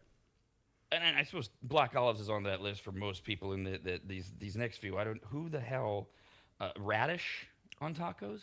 Oh, yeah, maybe like a slightly crunchy. thinned. Maybe it has a Yeah, little crunch similar to the onion.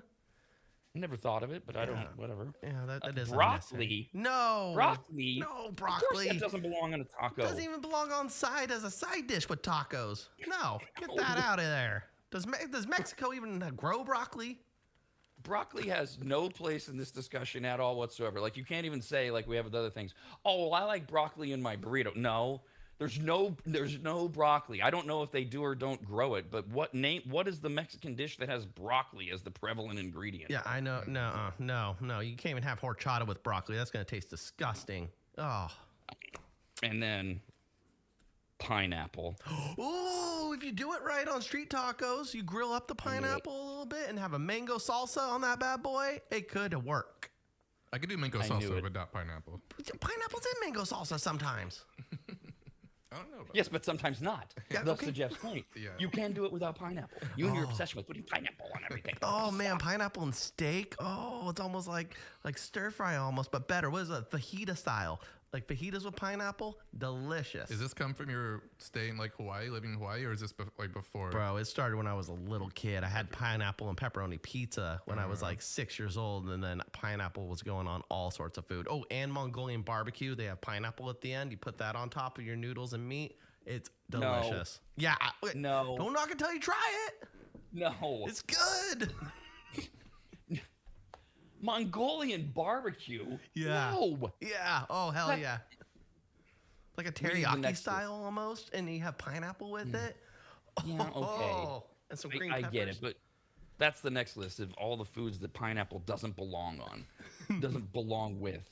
You don't have to pair it with everything. No. Kyle. I get really excited thinking about the mango salsa with pineapple, though. Holy crap, that sounds good on some tacos. America's RADcast, only on the radnetwork.com.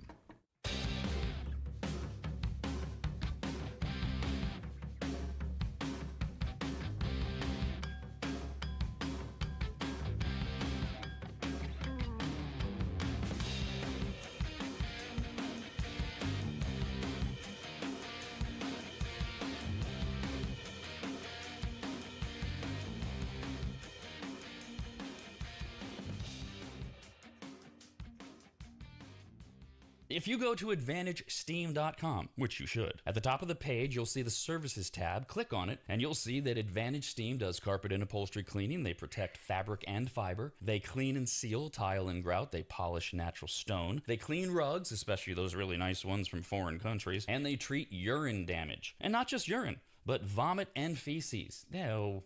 Yuck. I assume if you need that service, you either have children or pets or you live in a frat house. But either way, they'll take care of you. Of course, Advantage Steam also applies MicroSeal. And if you don't know what that is by now, then you just suck. Joel is the local small business owner of AdvantageSteam.com. He's a lifelong maggot, and he's treated, cleaned, protected, polished, and microsealed the homes of countless members of the RAD team over the years, various RAD studios, and of course, Williams Manor. And I hate admitting this, but he is a genuinely really great, nice guy. In fact, if you tell him I said that, you'll get 0% off all services. So go to AdvantageSteam.com. Click on Make an Appointment, enter in your available dates and any comments, like maybe type, Rob said you're a really great, nice guy. Please give me 0% off. And they will get you all set up. Just go to AdvantageSteam.com. That's AdvantageSteam.com.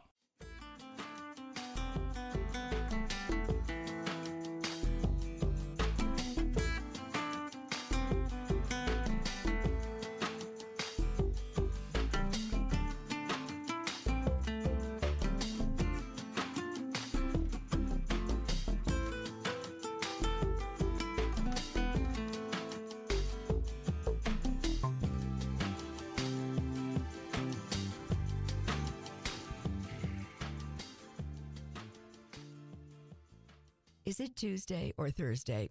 If so, remember that right after America's RADcast is Kyle's Food Factor. You don't have to do anything other than continue to enjoy, watch, and listen here at the radnetwork.com. Unless it's not Tuesday or Thursday, and then just make a note for the future.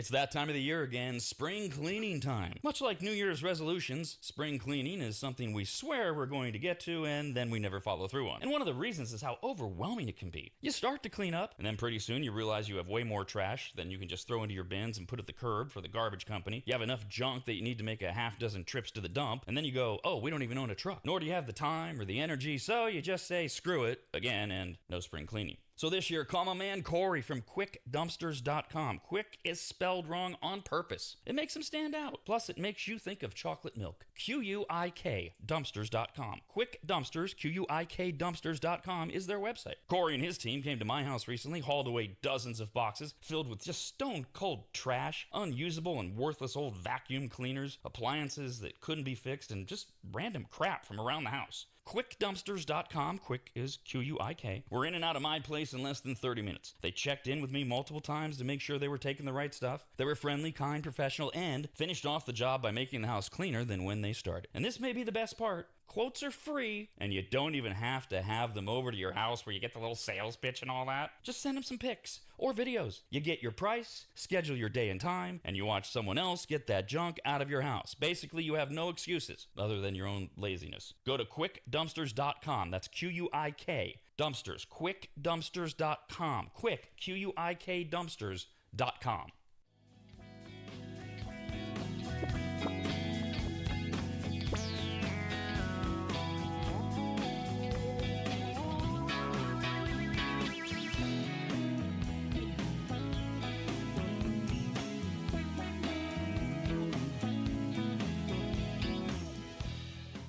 If the daily episodes of America's RAD Cast leave you thinking, I want more of Rob ranting about stupid people, government overreach, and how the body positivity movement has led fatties to being proud of their cholesterol levels being above those of a sloth who thinks rolling over while sleeping is a form of exercise, then we've got just the thing for you. Every Monday, Wednesday, and Friday, stick around right after America's RAD Cast and enjoy Rob's Soapbox. You can listen to the absurdity, passion in his voice, and you can watch to see when that vein on his left temple tries to run and make a break for it. Rob's Soapbox. It's for people who know they're right, but need someone to tell them why. Listen or watch every Monday, Wednesday, and Friday morning right after America's RADcast, only at theradnetwork.com.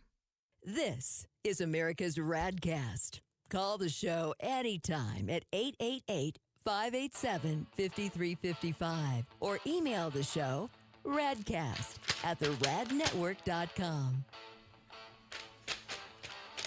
A couple emails came into radcast at theradnetwork.com. We have not done food news, but it is Tuesday. So we were talking about Taco Tuesday, starting with the taco acronym for Trump always chickens out. Will we have ended the Iranian civilization by tonight at 5, which he threatened this morning on True Social. And then we said, hey, why don't we have fun and actually talk about tacos? We will start with this one from Felipe. Oh, what's up, Felipe? Perfect for Taco Tuesday. Right, and we were talking about a survey about the worst toppings on a taco, meaning things that you might actually put on a taco, not a dirty sock. Felipe says, coming from an official Mexican regarding Mexican street tacos, the type of cheese we usually put on our tacos would be queso fresco. Yes, that is normal. I like the cotija, which is still acceptable. It's the harder white cheese, but the queso fresco is the more traditional one. And then he said cilantro and raw onion is mandatory. Americanized tacos are free game. That is the great thing about Americanized tacos, is we're not trying to be Mexico. We're taking your culture and destroying it by using, ground beef and then whatever the hell else we want to put in it. And apparently Kyle's going to start using pineapple. Dude, I'm excited to actually make something like that. Now I'm thinking I want birria tacos too. I think the pineapple might mix well with that birria sauce, the juices in there. Oh, man. Oh, and the Oaxaca cheese too. Oh, it's so good. We got this email to radcast@theradnetwork.com from Kevin. Hi, Kevin. It says, the list of what belongs on a taco is kind of misleading. They're taking this survey of people in America. I would expect the survey would be completely different in Mexico. Duh. Yeah, of course. Actual Mexicans would see this list and go, broccoli? What are you putting broccoli on a taco for? That doesn't belong there. And while we're doing it, let's do food news. Food brings the people together, both in good times and in bad weather. Sharing a meal, sharing a laugh, raise a glass. It's a simple pleasure.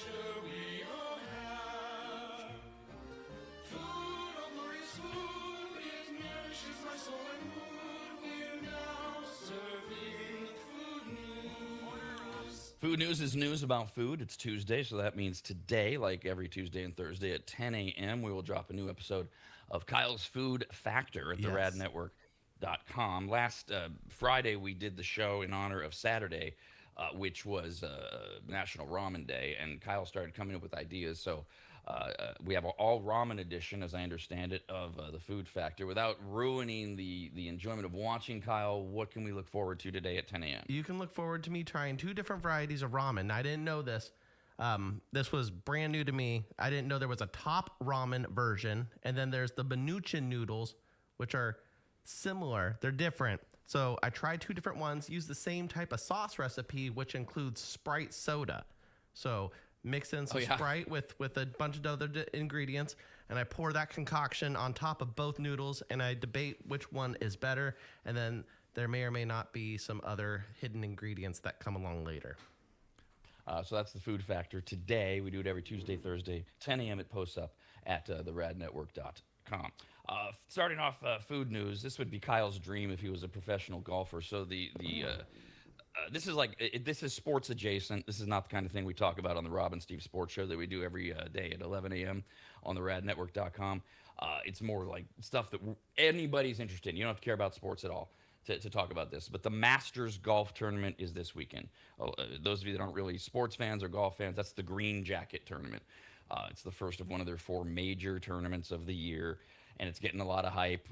Tiger won't be there for obvious reasons. Phil Mickelson won't be there. He's got family health issues.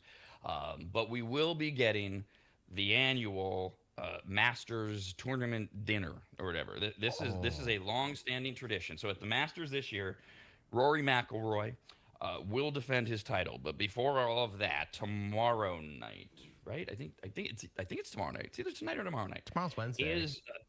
Is it Wednesday is the dinner? Maybe. I don't know. I didn't even know there was such a thing as a Green Jacket Masters dinner. I am quite excited to find out what's on this menu. See, this is why I bring these things up. Because I know that, so like tomorrow is what they call the par 3 challenge. It's the fun family thing during the day where any golfer that's ever played in the Masters basically or won the Masters can go out with their kids and their family and they play on this adjacent par 3 course. I'm just not sure if the dinner is tonight or tomorrow, but the dinner, anybody who's won the Masters can come, and most do, but only the winners. Last year's winner always gets to decide the menu. No way. For the Masters champion dinner. See, I knew you'd love this. Oh, I'd mess with people. I wouldn't even be nice about it. And just you putting stuff that you like on there would be messing with people. Right. Augusta National hosts the dinner with a menu of choice decided by the defending champion every year. It's Rory McIlroy's turn to decide what prior Masters winners will be eating at this year's tournament. So here is Rory McIlroy's official Champions Dinner menu. Now, there's 4 appetizers, and as I understand it, in this case, you don't have to choose. They'll bring you whatever you want, but it's not like, oh, I only want this one. Okay. So you're 4 choices, and some of them have like a background story to them. Others are just Rory put it on the menu. Peach and ricotta flatbread with a balsamic hot honey and basil on top. Okay, that sounds like trending right now. The whole hot honey thing. It's peach. All right, I can see it working. Yeah, not bad. Fine. Yeah. Rock shrimp tempura with a creamy spicy sauce. All right. I don't love my shrimp fried. I love shrimp so much. I don't necessarily need the tempura side. Sure. I really like it though if it's coconut shrimp. I'm a sucker for coconut shrimp. Other than that, yeah, same thing. Doesn't need to be fried unless it's a sushi roll. Coconut shrimp isn't coconut shrimp unless it's battered in coconut and then fried. So that makes sense. Also on the appetizer menu from Rory McIlroy, this is an homage to something that his mother has always made. Bacon-wrapped dates. Really? With goat cheese and almonds. Oh, goat cheese and almonds in there too? What? I could do that. I could do that. I'd try it. Oh. Anything with bacon, I'll try, basically. Yeah, right. I think it might be better with what are those called? Damn it, they're not dates, they're similar. Figs. Figs, see, we're figs too. It could work. Okay. You might be right. I think that might be a little better than a date. Aren't they kind of in the same family? Yeah. I do like figs better though, But his mom didn't make bacon-wrapped figs, Kyle. I know. Maybe she should have. That's fine. Fine, we'll try the dates. And then the other one that was drawn from something recent in Rory McIlroy's life, he started eating a ton of this last year, and so the final appetizer for the Masters Champions dinner are grilled elk sliders. Whoa. He got a whole elk last year, like delivered to him. He didn't hunt it. Him and If Joe you've ever Rogan seen him, hanging out? Oh, he didn't hunt it. I gotcha. Okay. No, if you've ever seen Rory McIlroy, you can just go, yeah, that guy's not a hunter, which is fine. Grilled elk sliders with caramelized onion jam and a roasted garlic aioli. Elk, Perfect. very lean, better for you, quote, quote, than say beef or whatever. Really hard for morons to cook because you have to cook it just right to keep it tender. It's like venison. It's a very high degree of difficulty. Speaking of morons, in another life, I had a brother-in-law by marriage long time ago, and he was a hunter, and he bagged an elk, and he brought it down to the area because he didn't live in the Northern California area. And I'm standing there watching him grill this elk. You know, we're doing that guy thing. We're all standing around drinking beer. Should you flip that? Finally. First of all, he marinated it like in Italian dressing. Which, Oh, come on. hey, that's what I actually have a recipe in one of our cookbooks called the Bachelor Steak. When you're young and stupid and you're just figuring out how to cook, marinating a steak that you got at the grocery store because you don't have any money in Italian salad dressing and barbecuing it, fine. Yeah, been there. Elk, Yeah. right? We've all been there. Elk. So he marinates it in Italian, and he cooked this thing into jerky. No. I'm like, Son of a... dude, this should have been off the grill 20 minutes ago. What are you doing? Was this on your It's a- grill too? No. No. God, Okay. no. I was gonna say, like, you This kicked is- that sucker off of there. Just to complete the picture for you, this is outdoors with the garage door open and the Weber grill right outside of the garage in white trash suburb of Sacramento area, where we're all standing around just playing the part. And there's nothing wrong with white trash, but just to give you the full scope. Man. Yep, that whole barbecue in the garage really set the picture there for me. Now I got you. Okay. So there's your appetizers for the Masters dinner, and then there's a first course. This one is the last one where we have a story behind it. This is Rory McIlroy and his wife's favorite. Okay. So her decision. Got it. Are you gonna put something on there that represents me? You know, How come it's all about you and your mom? How come I'm not in there? You know, there is actually more truth potentially to that theory from Kyle, because it's a story you wouldn't even probably know unless you were a golf fan. There were rumblings last year about whether or not Rory McIlroy's marriage was over. Was he having an affair with the CBS, you know, the token interview girl? I forget her name. I think it's Amanda or something like that. So when the golfers come off the course, they sit with this, you know, the blonde in the mini skirt, and she said, so Rory, how did you sink that putt? and there was a rumor that he and she were together, and then there was like, did he move out of the house, and now they're back together. So Kyle may be right. This may be the wife going, Excuse me. You have to remember, I stayed by your side, so. I think she planned it all. He just was like, I just want elk. I just want elk, and that's it. That's all I care about. You can plan everything else. I just want and the elk. mama thing. He did the mama thing. Okay. Oh yeah. Yeah, the bacon wrapped Right. dates. I don't know. That kind of sounds like the wife trying to get in good graces with the mother. You know, it's like, hey, why don't Okay. we bring your mother's dishes in there? You know, but That who could knows? be 50-50. Also, I did look it up. The dinner is tonight, Tuesday. Oh, Thank you very much. excellent. So the first course that Rory and his wife love, actually pretty good sounding choice. Yellowfin tuna carpaccio Oh yeah, that's up my alley. Yep. with foie gras and a toasted baguette and chives. So you can What scoop is it if you a want. fargois?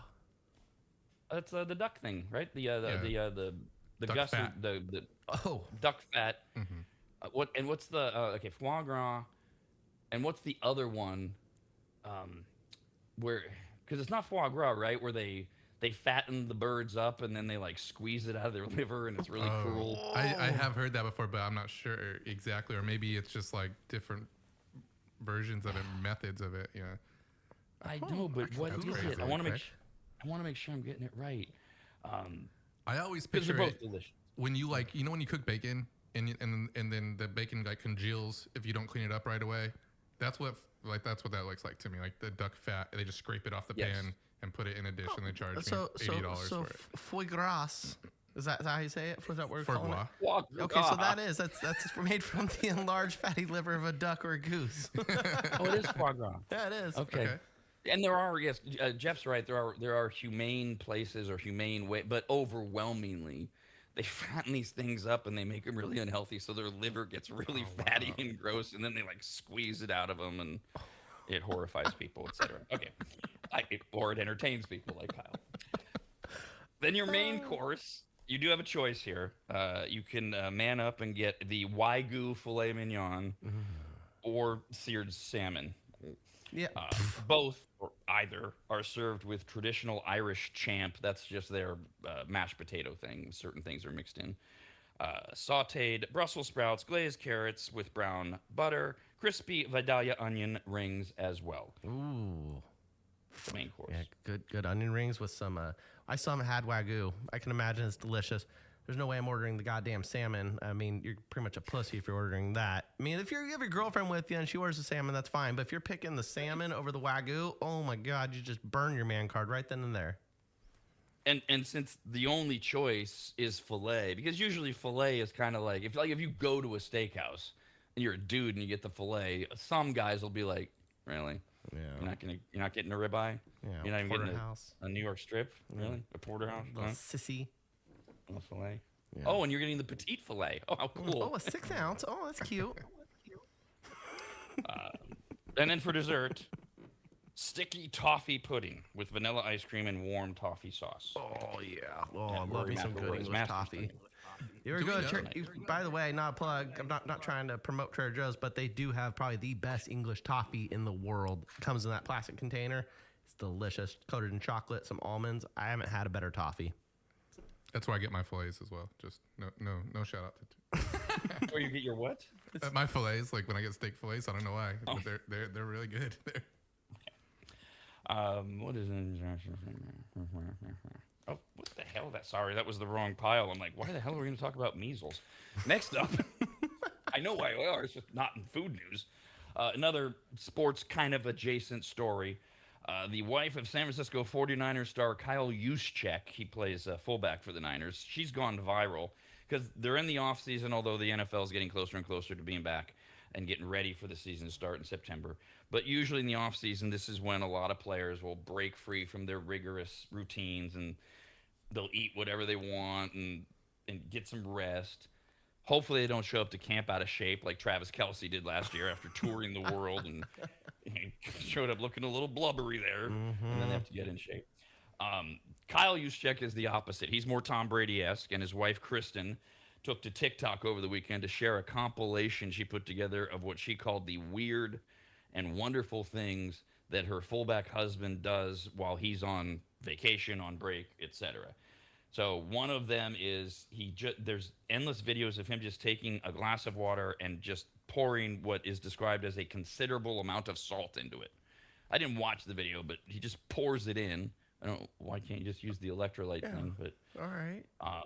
and his wife says that he does that constantly. Just pours salt into water. Does he go to the ocean too and start drinking the water there? Really? I mean, why not at that point? In fact, there's a fishing trip video, so he's right there, assuming he's in salt water, where he's seen eating entire tablespoons of baking soda, which his wife says he packed for the fishing trip and he does every day. No idea what the health benefits of that may or may not be. All right. Well, do your own thing, man. Oof. But Yeah, that sounds disgusting. Yeah, I don't know. You need something to wash it down with. And does it bubble up in your mouth and you foam like a rabid human? Is that the soda or the powder? Which one does? Is Oh, it you know, and I'm baking not soda? sure. There's baking powder and there's baking soda, and I don't really know the difference. I'm with you. I screw it up all the time. And I guess he could wash it down with that super salty water of his. Although if it's the one that makes you foam, that would make that even worse. And then there's just another one of what his wife describes as a million supplements that are laid out, and that he's consuming or whatever. So anyway, she's going viral. Okay, so pills, baking soda, and salt water. Fun. Lovely. All right, cool. We've been talking about this endlessly in food news. We're in this beverage renaissance. not like alcohol beverages, but like what we've been talking, sodas, Mountain Dew, etc. Launching their dirty versions of their sodas, and then they got your frozen sippers. Taco Bell and Pepsi are like the heavy hitters thanks to their years-long Mountain Dew Baja Blast partnership. Yes. And now KFC and Pepsi have collaborated on quite a few sodas. Oh, really? We already know you already know about, right? Or they have already had Mountain Dew Sweet Lightning. Yeah, the peach one. Okay. It's got a They weird had color, man. It is a very bright neon orange. It's like Orange? it looks almost radioactive, and it tastes amazing. And they also have a seasonal cranberry line as well, I Oh, guess. they do. I didn't try that one. Now, KFC has teamed up again for 5 exclusive new sodas. The only catch is they are at limited locations, and I don't have the list, but they won't be at every single KFC. There is the Pepsi Zero Sugar Salted Caramel Fizz, which can be ordered with Pepsi Zero Sugar or regular Pepsi, and it's made with salted caramel and chocolate flavors and topped with caramel cold foam. No? Okay, well, Pepsi, well, I don't know. Cola has a little bit of a caramel flavor to it already. Maybe. It's not piquing my interest, though. I don't know. Give it a try. Nah. There's the Tropicana Rainbow Splash Lemonade. That's Now we're talking. Tropicana lemonade with Starry, with passion fruit, and of course, Kyle, pineapple flavors. See? Mm-hmm. All over blue raspberry. What is popping boba? Oh, that okay. So mean? popping boba is delicious. Have you ever had a boba tea before? They're little chunks of tapioca almost. I'm not sure if they are tapioca, but they're its own thing. They're these little gooey balls. And the ones that are flavored, what did you say was exploding? The blue raspberry popping boba. Okay, so popping means that it has a blueberry juice inside of it. So when you pop it, you get an explosion of blueberry juice as well. It's really good. There's this shaved ice place I go to, and they do boba, and I get what's called the coconut special, and it's just a blended coconut smoothie, very similar to pina colada. And then I get mango popping boba in it, and it's bomb. Oh my god. Okay, so it's delicious. Popping boba is kind of the new fad, and it's pretty good. Oh, like I said, the beverage renaissance. Now they also have drips at select KFC locations this spring and summer. Starts with Mountain Dew mixed with Tropicana lemonade, pineapple, jalapeno, and mint. Oh, god damn it! I gotta throw the mint in there. See, I'm gonna have to. Yeah. You know, the mint's gonna be the cooling effect, and I could do without it. I'm with you. See, that's where I'm taking that home, and I'm making a cocktail with it. That sounds like a margarita almost. I'm gonna go home. I'm gonna throw tequila in that bottle and see what happens. Then we have the Pink Rays Pop, Ooh. which is a mix of Tropicana lemonade, Starry, passion fruit, and pineapple Perfect. over a dragon fruit popping boba. Oh, I like how they're putting the boba at KFC. They're stepping their game up. They're gonna get customers for sure. If you ever go to these boba places, they're pretty packed lately. When you say that they like burst with flavor, like do you bite into them? Yeah, I think you can pop And- them. and it- You can play. They're soft. They're like soft little gooey balls of deliciousness. Some of them have liquid. Some of them are just whole by themselves. And you chew them. They're like little. Like I said, it's similar to a tapioca pudding, but they're bigger. But so, the best consistency to describe them as is a good booger. I know. How appetizing. And then finally is the Tropical Energy Escape, which is made with an orange pineapple energy blend, layered with passion fruit and blackberry, and finished with coconut water and coconut cream.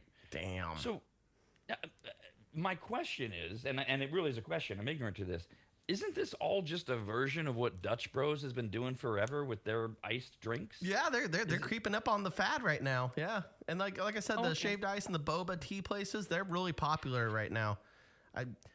I love going to them, to be honest. They are good. It's a nice treat, and I get what's called a Thai tea boba as well. So I just get like the classic boba mixed with a it's a orange Thai tea mixed in. It's iced. It's refreshing. It's delicious. And Okay, so what's the classic boba? What's exploding when you nothing pop explodes. Exploding are like the new adventure. They're like part 2 of boba. Boba itself is just plain sticky black tapioca usually, and then you can chew them, and they got a little chewy consistency, and they're fun to play in your mouth. And then the exploding ones are like juice injected. Got it. So you bite into it and then pop of juice. I'm now back to being hip again. Thank you for explaining that. You're welcome. Panda Express released its own version back in 2023 of what was called an apple pie egg roll. It has since been discontinued, but now Sam's Club has apple pie rolls with caramel sauce. Oh my You'll God. find them in the refrigerator section in a 12-pack. Oh, is it Most dippable? consumers recommend them air frying them for crisp factor. Other people are saying it's like a McDonald's apple pie in a spring roll form. Others say the spring rolls are so good you don't even need the caramel sauce. They're plenty sweet on their own. Oh my goodness. Okay. Now you said they were like spring roll size. You said that like similar to a McDonald's apple pie, right? Yes, but yeah, they're more like egg rolls, spring rolls, same thing. In 12, and you get a 12-pack of rolls. Okay. Well, I at the guess if Sam's you're Club. curious and you want to play American Pie, it sounds like that's the perfect shape. On. Meanwhile, Costco has released a bagel that is winning fans over, the cranberry orange bagel. Fruit flecked bagel strikes the balance between berry and zingy citrus. Not interested. Oh, cranberry and orange is disgusting. I can't do it. I can't. No, my grandma made scones when I was a kid, and she'd take that orange peel and she'd go like this and grate the shit out of it on top of the scones. And all I tasted was strong orange peel with these bitter ass cranberries. It was just foul, and now I can't even have it. We had a listener make us orange cranberry cookies, Rob, and I had to be mean to her and tell her, "Don't make me them." She's like, "No, try them. They're great. Mine are the best." And I had a bite, and I was like, "You're a liar. These are disgusting. I'm sorry." Yeah, there's just no such thing for you as the best, and that's a classic combination. I don't have such a visceral reaction as you do, but I've never gotten it. Meanwhile, Costco has a new bakery release, the signature lemon custard pie. Oh. Smooth and creamy, light and flaky crust, a bit of contrasting texture to the silky custard, finished off with fluffy swirls of whipped cream. And as with everything at Costco, it's massive. How about a pie weighing 4 pounds? Damn. And costing $19. Jesus. At least it's a good price for it. If you got a big party to go to, why not? A 4-pound lemon custard pie. Sounds good. And then, yes, always good to take the fun out of everything. That's what we do in America every week. And I don't even bring them up anymore because it's true. It's every week. There's some news alert about a massive recall or outbreak of disease related to contaminated food. If there's a really big one or one that I know that affects most of our audience, I'll mention. It's like E. coli and salmonella and all this stuff that's out there. And in fact, largest amount ever was last year in 2025. There was a 41% increase in food-related recalls from salmonella, listeria, and E. coli. Rates of hospitalization related to these outbreaks doubled just last year. Holy crap. To make you more concerned about everything. Those of you that wring your hands and I got to worry about what I'm putting in my body because everybody knows everything and I'm just going to listen to what they say. Consumer Reports published their list of the riskiest foods to eat, specifically for these things. Okay. Deli meat. Don't do it. Oh, whatever. Yeah. I'm Cold still going to eat cuts. it. As long as it's not slimy and doesn't stink. Exactly. When your cold cuts get slimy, boop, they go to the dog. Cold cuts like ham, roasted turkey, chicken. Deli meats are one of the biggest culprits of food-borne illness outbreaks. They're especially vulnerable to listeria because the bacteria loves cool, damp places like the inside of your refrigerator. By the way, all of these things, listeria, E. coli, salmonella, same thing. If they're severe or because most of us will work these things out in 12 hours. And we say, I must have eaten something bad, and we go on with our lives, and we never wind up going to the doctor or going to the hospital. But if you have pre-existing conditions or your system can't handle it, you'll start diarrhea-ing all over again. You'll get dehydrated, and that's where it gets dangerous, blah, blah, blah. So, no deli meat, that's out. Sorry. Hey, look, I'm just here to tell you what Consumer Reports tells you to eat. I'm wondering if they're just like taking the Consumer Report is getting other information from like people who go over to their great grandma's house and they make a sandwich there because great grandma doesn't know how to throw anything out and everything's been in there since the 90s. You're like, oh, you still got some deli meat in here. Oh, okay, I'll put it on the sandwich, and then you doctor it up a little bit and you can't taste the slimy grossness because it's been sitting there forever and now you got sick. Right. or worse, Granny makes it for you and then brings it out. Of course, you feel guilty. Right? Oh, that's right. And it's not even really technically what most of us would describe as deli meat. Not that this isn't delicious, but it's like packaged bologna that she got 3 months ago. And then she puts it on bread with mayonnaise that's expired. And you're like, Thanks, Grandma. thanks, Granny. I'm going to go throw up. Ugh. Cucumbers. No more cucumbers. That's easy for me. I don't eat them. But large outbreaks of illnesses were related to cucumbers contaminated with salmonella. A lot of this stuff comes from produce that is grown in the ground where wastewater makes its way into the irrigation system from the cows next door, et cetera, so you get poop into your vegetables. Lovely. And it's always the same. Oh. You just, wash your hands, wash your vegetables. That spray wash, the veggie wash, that's bogus. Just use water. And you either will or won't get, because a lot of it grows inside the cucumber, and roll the dice on your cucumbers. Eggs, they're always associated with the risk of salmonella. Bacteria lives inside the egg. Don't eat raw eggs, even though Kyle and I do all the time. Yep, they're good. Oh, I got some farm fresh eggs too. I mean, it's just from a regular that I know at the bar I serve at, and she brings me in a ton of eggs. Haven't had a problem with them yet, but they do have chicken poo still on them. So they're dirty. They're probably full of salmonella. On the outside, on the shell? Mm-hmm. Yep. It's got the little dust shavings, like the little shavings they have. And then it's got dirt and chicken poo all over them. You got to rinse them off sometimes because they're a little much. But sometimes I roll the dice and I just gamble with it. Just crack it open and go, let's see what happens. Well, yeah, because it's the same theory. The poo, which that's farm living, the poo on the shell, you can wash it off. It doesn't have anything to do with what's inside, with the yolk. And that's where the salmonella would be if it's going to exist. Whatever. You care about it or don't. Onions, E. coli related, same thing. Wash them before you eat them. Whatever. Leafy greens, carrots, and then the other pre-cooked meats. They're talking about the meals or kits from a grocery store that contain pre-cooked meats, and the issue there is what they call handling. So, like a lot between where they're cooked, which is not always the store where you're getting them from, and when you get them, they might be shipped. Or they might be shipped like maybe if you're in Sacramento, maybe they were cooked at the main kitchen of that grocery store in, who knows, Fresno, San Francisco, whatever.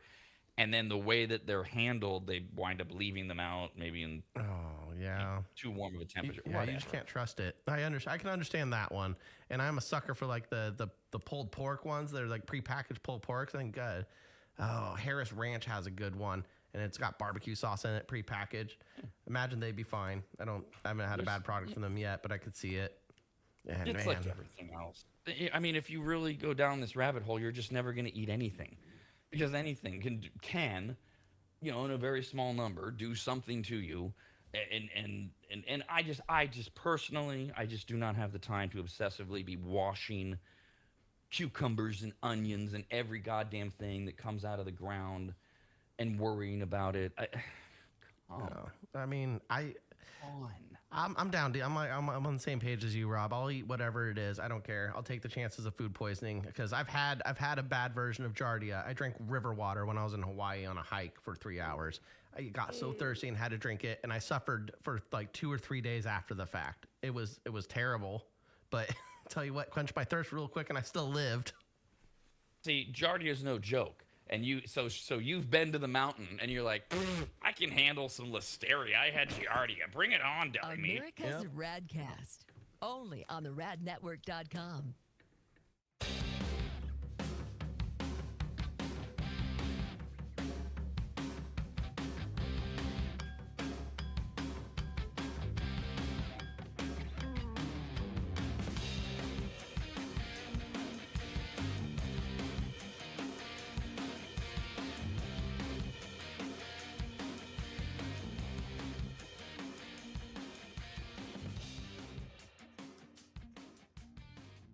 It's that time of the year again, spring cleaning time. Much like New Year's resolutions, spring cleaning is something we swear we're going to get to and then we never follow through on. And one of the reasons is how overwhelming it can be. You start to clean up, and then pretty soon you realize you have way more trash than you can just throw into your bins and put at the curb for the garbage company. You have enough junk that you need to make a half dozen trips to the dump, and then you go, oh, we don't even own a truck. Nor do you have the time or the energy, so you just say screw it again and no spring cleaning. So this year, call my man Corey from quickdumpsters.com. Quick is spelled wrong on purpose. It makes him stand out. Plus, it makes you think of chocolate milk. QUIK dumpsters.com. Quick Dumpsters, QUIK dumpsters.com is their website. Corey and his team came to my house recently, hauled away dozens of boxes filled with just stone-cold trash, unusable and worthless old vacuum cleaners, appliances that couldn't be fixed, and just random crap from around the house. QuickDumpsters.com. Quick is Q-U-I-K. We're in and out of my place in less than 30 minutes. They checked in with me multiple times to make sure they were taking the right stuff. They were friendly, kind, professional, and finished off the job by making the house cleaner than when they started. And this may be the best part. Quotes are free, and you don't even have to have them over to your house where you get the little sales pitch and all that. Just send them some pics or videos. You get your price, schedule your day and time, and you watch someone else get that junk out of your house. Basically, you have no excuses other than your own laziness. Go to quickdumpsters.com. That's Q-U-I-K. Dumpsters. Quickdumpsters.com. Quick, Q-U-I-K dumpsters.com.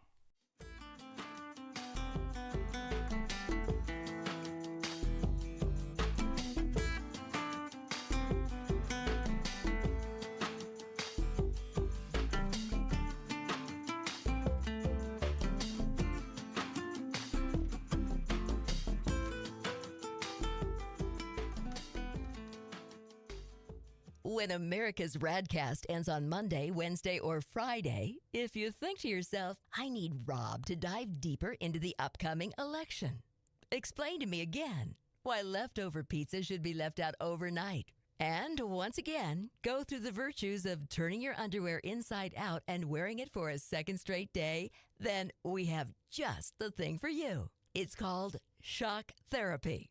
But most insurance plans don't cover that.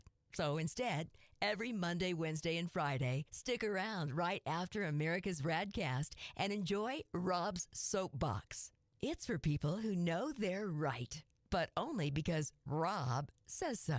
Listen or watch every Monday, Wednesday, and Friday morning right after America's RADcast, only at theradnetwork.com.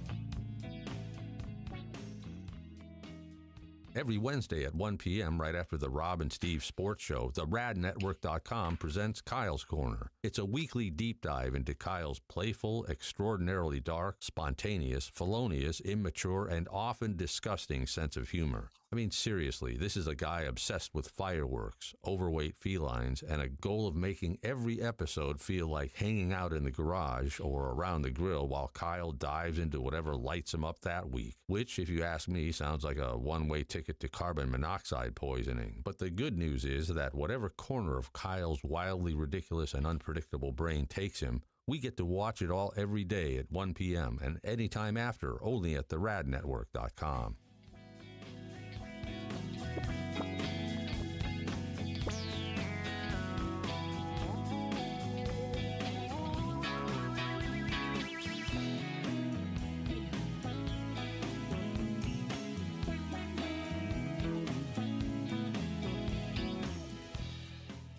If you go to AdvantageSteam.com, which you should, at the top of the page, you'll see the Services tab. Click on it, and you'll see that Advantage Steam does carpet and upholstery cleaning. They protect fabric and fiber. They clean and seal tile and grout. They polish natural stone. They clean rugs, especially those really nice ones from foreign countries. And they treat urine damage. And not just urine, but vomit and feces. Ew.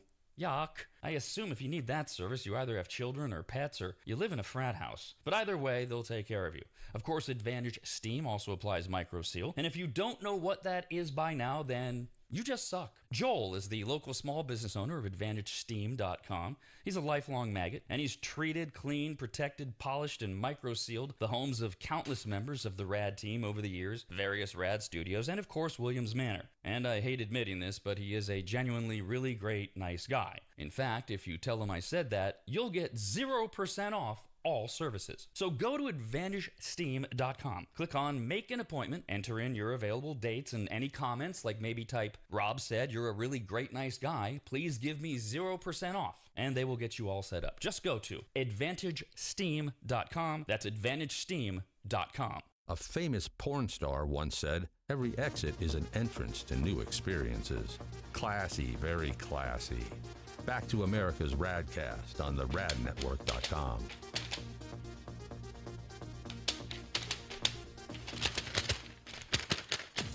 We got this email to radcast at theradnetwork.com. We were just doing food news. Talked about a variety of things, including at the very end there. All those things that are dangerous for you. Don't eat deli meat. It'll kill you. Yeah. All vegetables, washing, blah, blah, blah, blah, blah. But we were also able to talk about, what is it? Sam's Club has these new apple egg roll things. And Costco has this lemon custard pie that's 4 pounds. Oh, man. And Kimberly wrote in. Hi, Kim. And said about Costco, OMG, they have a tiramisu cheesecake that is out of this world. You need to try this. Yeah, that sounds delicious. Oh, I love me a tiramisu and a cheesecake, and Costco united both of them. No, boy. Okay. Yes. I mentioned an hour ago. And if you're watching this, I'm still here. You just can't see me right now. Technical issues. When we started the show, you can find us at theradnetwork.com. And however you watch us, whether you do it live or not, etc. I want to make another note there. If you are watching us, finding us again, tell the old tell a friend thing works. We have done no marketing at all as we have gotten ramped back up, other than social media, our own social media, things like that. And I bring this up because I had a meeting yesterday with my bankers. Yes, I have meetings with bankers. And I hadn't actually met these two that work at the bank that I bank with. And they were both listeners, and they were talking about how they were talking to other people in the office about the show and things like that. And that a lot of people were like, oh, they're back?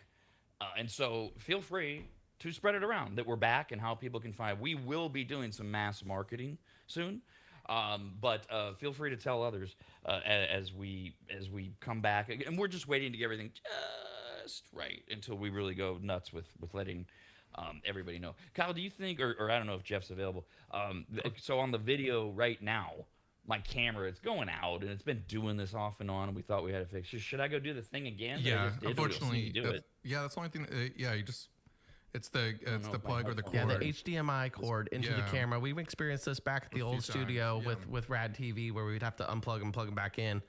And thank goodness we were sneaky, where we can just keep it on somebody else's scene for a minute. Yeah, we so go ahead. Oh, I was just saying we'll have to replace like the cord or the camera there, but it seems very like high it's tech. an issue now. Right? Replace a cord. So for a few moments here, I won't be able to hear you, and you won't be able to hear me. So you guys are going to have to fill time. Yeah. No, Yeah, You that's think fine. you can handle that? Yeah. Figure out a topic or something. Okay, I'll be right back. Okay. Yeah. So with the technical issues, especially, we ran into the cord issue a lot. Usually, it's pretty easy to fix. Yeah. I mean, we fixed it on the commercial break. I'm not really sure. It just we'll have to fix it. Mm-hmm. But we were talking on the break about duck fat. Oh yeah, the and difference. then we talked. Someone here in the studio said it's like pate, right? Yeah. Well, pate is the ghetto version of what was the fancy word called again? Fabois, something like that. No. What is it? Fargois. Oh, there we go. Okay. Yeah. So apparently, I read it. What they do is it's controversial in the food industry, where they feed ducks and geese a bunch of corn, and then it gives them the fatty liver disease, and that's when they can then make the fancy stuff. The goddamn, I can't, Fargois. That is such an annoying word. Fargois. It sounds like Lord Farquaad. You ever watch Shrek? You got the little prince card? Yeah, no, it's a classic for me. Mm-hmm. Yeah, I feel it's like the first like adult anime that I watched that I was like, oh, I'm an adult and I'll watch it, and it was like better than a lot of the younger ones I used to watch. How much older are you? 6 years older than me? Yeah, how old are you? Yeah, I don't know. 35. You're 41? Yeah. Okay, yeah, you were 6 years. I was 12. So, yeah, you were 18 when that came out. So what was your Disney movies?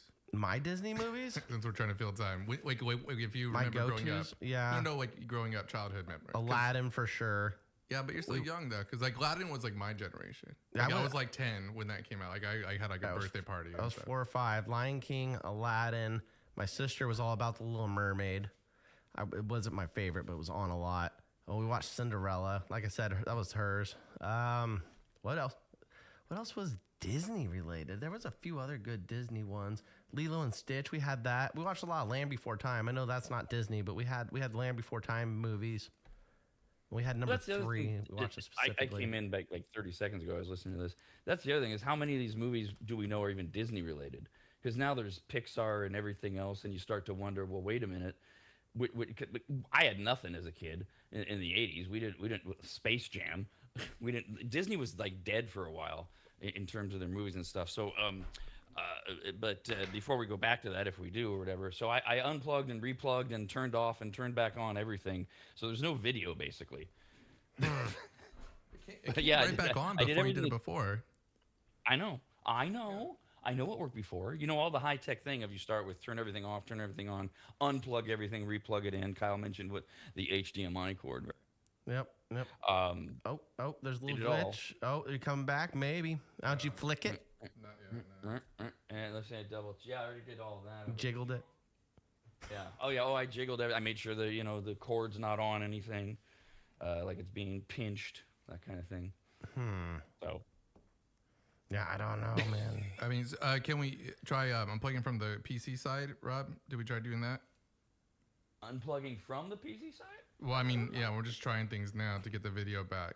It's obviously the cord or the camera, but it's a little glitchy. I mean, this is the first time. All right, keep talking about your kid movies.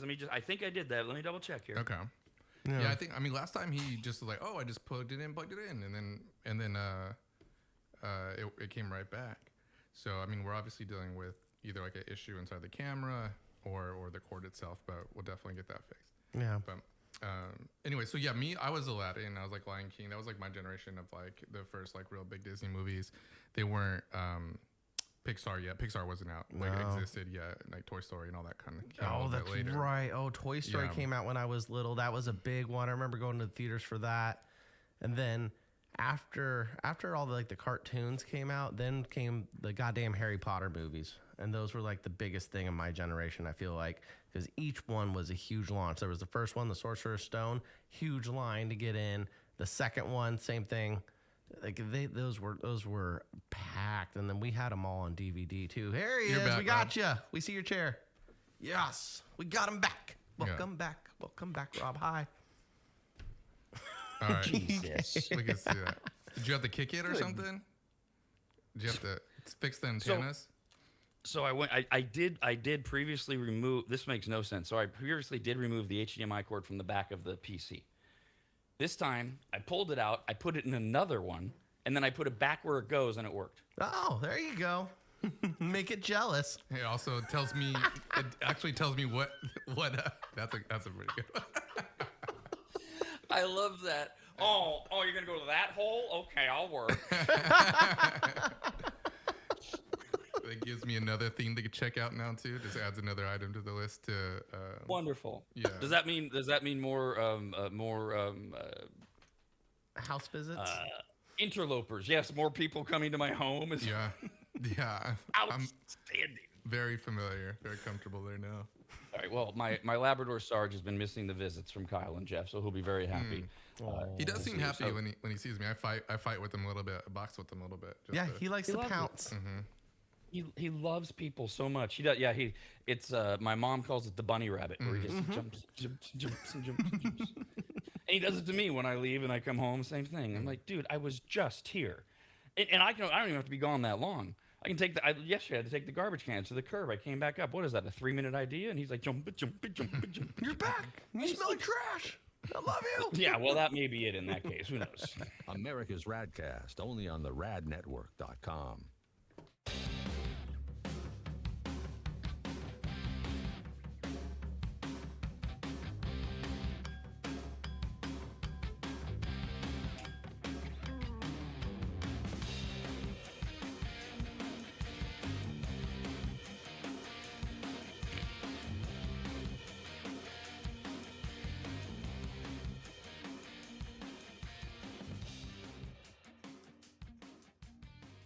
If you've never heard of microseal, let me tell you what it isn't. It is not a really small marine mammal.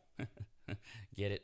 A microseal? Oh, fine. Just ask AI. AI describes microseal this way, with a bunch of AI words. Microseal is a premium, eco-friendly, and biodegradable fabric protection spray that penetrates deep into fibers to provide permanent stain, soil, and sun fade resistance for rugs, furniture, and delicate fabrics. It uses nanotechno blah blah blah, and blue blue blue blue blue. What AI is trying to say is that microseal is non-toxic, non-allergenic, safe for pets and children, and, although AI doesn't say this, it should, you need to contact longtime maggot Joel from AdvantageSteam.com right now to get him to apply microseal for you. You can even make appointments online at AdvantageSteam.com. We've had microseal for years at Williams Manor, and it treats a lot more than carpets. Microseal protects virtually all fibrous materials, including wool, cotton, silk, suede, leather, and synthetic fabrics. It protects upholstery, carpets, rugs, draperies, and clothing, including wedding dresses. And ladies, you're going to need what? 3 or 4 of those in your lifetime. And it protects against stains, moisture, and UV degradation without changing the texture. Also, if you're an interior designer, Joel has a special program just for you, and all you have to do is say the password, which is what?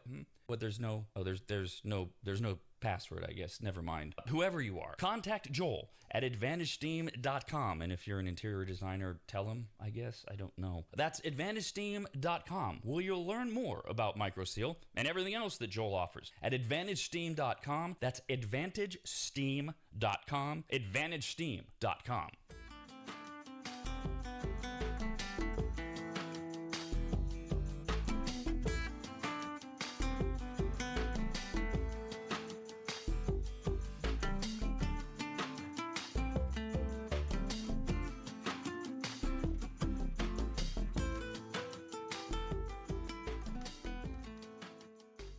If you've listened to this low-quality show for any amount of time, which is all it takes to question most of your life choices, then you've learned that Kyle is like an onion. He has many layers to him, and the more you peel him, the more you wonder, why aren't I wearing safety glasses? Kyle is obsessed with fireworks, the possibility that he was abducted by aliens, and his desire to go fan boating with the swamp people in hopes of getting the freshest pair of alligator boots ever made. But at the same time, believe it or not, and I for one do not, Kyle believes in finding joy in the simple and unexpected, taking ownership of your life, and choosing growth over excuses. He's at his happiest when surrounded by his family as he stands over the grill with an ice-cold beer and explains to everyone why Green Day may in fact be America's greatest gift to the world since sriracha, not caring that sriracha was actually created by a woman in Thailand who was, no doubt, the original Wuhan bat. These and so many other things are what make Kyle so endearing and frustrating at the same time. And every Wednesday at 1 p.m., right after the Rob and Steven Sports Show, we get to go along for the ride and enjoy Kyle's Corner. Watch it weekly with every new episode and watch them all anytime after,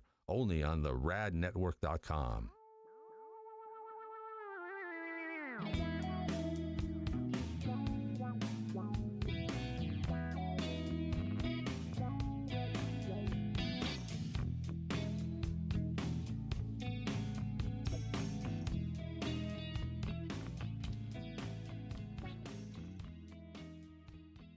The first time Corey walked into my home, I came around the corner, extended my right hand to shake it, and said to him, "Wow, you're big." And that would be Corey from QuickDumpsters.com. Quick is spelled wrong intentionally. Quick, Q-U-I-K Dumpsters.com. That's QuickDumpsters.com. Corey's yet another maggot launching his own locally owned and operated business, and boy, did I need him, and really we all do.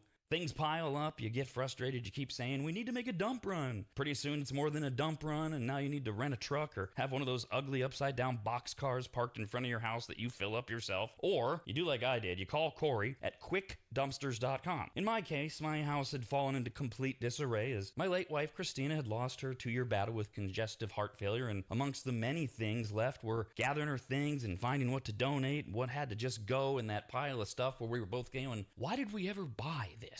And it all could have been so overwhelming had Corey not just walked in, taken charge, and removed dozens of boxes of total junk, unusable dog kennels, desks that were falling apart, a worthless old smoker that couldn't be fixed, bag after bag of crap, and I can't remember what else. He was quick, spelled wrong, Q-U-I-K, quiet and clean. Well, he wasn't clean. I mean, he was. But I'm not commenting on his hygiene. I meant that his work was clean. He swept everything when he was done, and the house looked like he'd never even been there. Corey's the real deal, and I couldn't be more proud and happy to call him A brand new Advertiser. His story is incredible, his dedication unmatched, and his motivation to succeed larger than he is, and that's saying something. Quotes are free. You don't even have to have them over to your house. Just send him some pics or videos, and you'll get your price, schedule your day and time, and watch someone else get that junk out of your house. Go to quickdumpsters.com. Quick, Q-U-I-K, dumpsters.com. Quick, Q-U-I-K, dumpsters.com.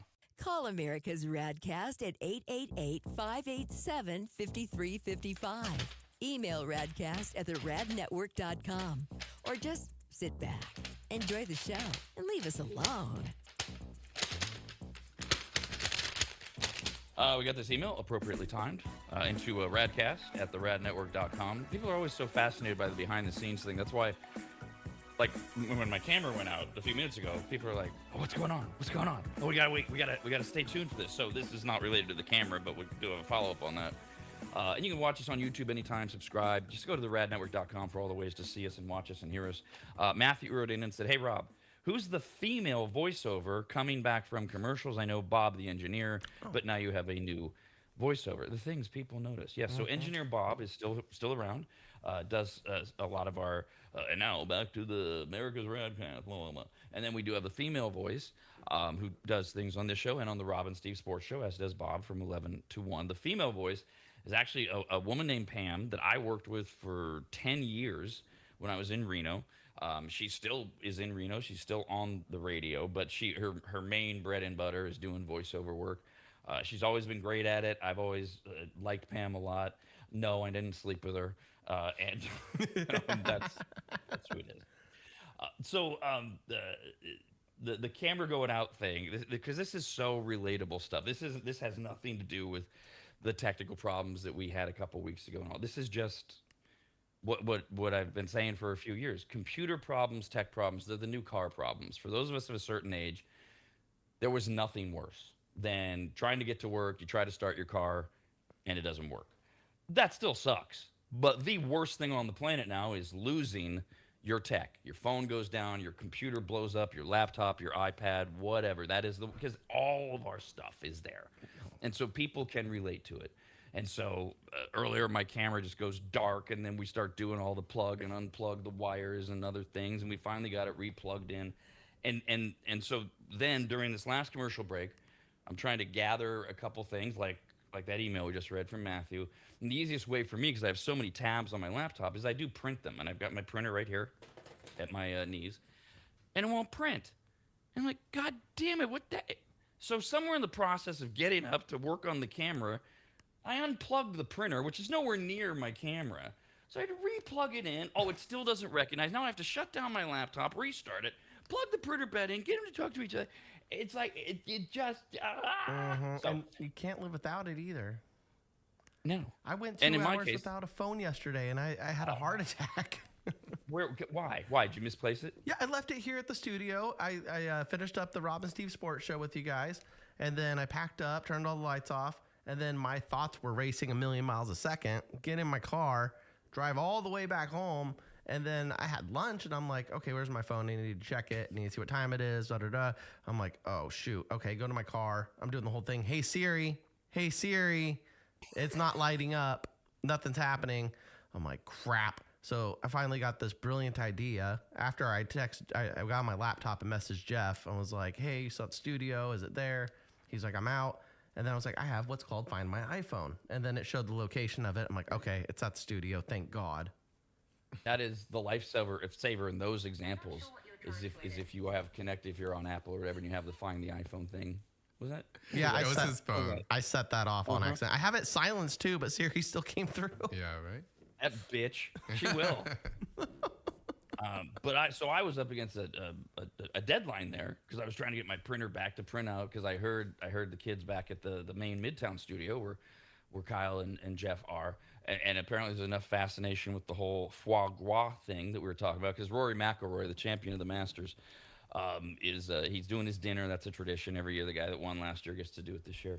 And foie gras was in there, so we started talking about it, et cetera, and that there's all this controversy still to this day. Although what triggered it for me was, who was it? One of you guys said that you would either seen or read that the level of cruelty has at least gone down a little. What was this about their Yeah. feet and the nails? Yeah, so I got a text message from a trusted person saying that they take the ducks and the geese and they would hammer and nail the feet down to the floor so that they weren't able to move, so they'd fatten up, and that way you could get the fatty liver product after you slaughter them. But then I also went online. It said that they just give them a heavy corn diet, and that way it then causes the liver to get fatty because it basically turns into sugar, and that's how you fatten up. Now they don't quite leave nails in the feet of the animals anymore. Yeah, that's our version of progress here. For it's not just PETA, obviously, but for a lot of just like lovers of living creatures, this is a really horrifying thing that does go on. But it does go on, and yes, we still to this day we force feed the ducks.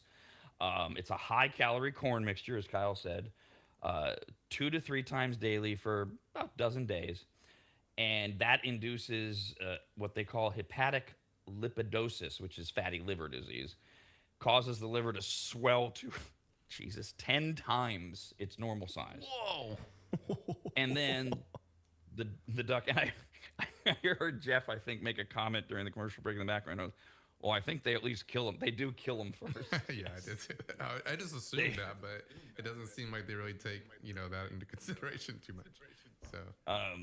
So, and the way, by the way, that they force feed these ducks is they insert a tube right into their esophagus to deliver the corn and the fat, which increases the fat content in the liver. And then, yes, the bird is slaughtered and the enlarged fat-rich liver is removed, cleaned and deveined, and you get your foie gras and your foie gras pate and all those other things. Oh, I'm glad I just go to the store and I just see it on the shelf and in the fridge. That makes me sad. Now I don't even want to eat it, but I still do because I bet it's delicious. And that's the thing is that for especially now with prices and stuff, a lot of people are just like, I just need to eat. And when PETA started, the People for the Ethical Treatment of Animals, before they became goofy and said, let's get rid of the groundhog on Groundhog Day and create a hologram, like worry about real stuff. Their original approach was, if you only knew how this thing that you're eating got to your plate, you might not be so prone to eat it. Now, a lot of Americans are like, I don't care. It's an animal. I don't care. And that I know that bothers a lot of people, but there's a lot of Americans or just people around the world that are like, whatever we got to do so that I can eat. Mm-hmm. But that is kind of where they started, and it's led to some good things, like letting some animals have a better life while they are alive, even though we're going to slaughter them and stuff. But yeah, a lot of people are like that, Kyle. They're like, don't tell. I don't want to know. Yeah, I'm just going to grab it. And if you do make it so like the misbehaved ducks in the group, like you had a bunch of them that were out free range, and these ones were mean to the other ducks. Maybe you tell me that story. Maybe make it a little better.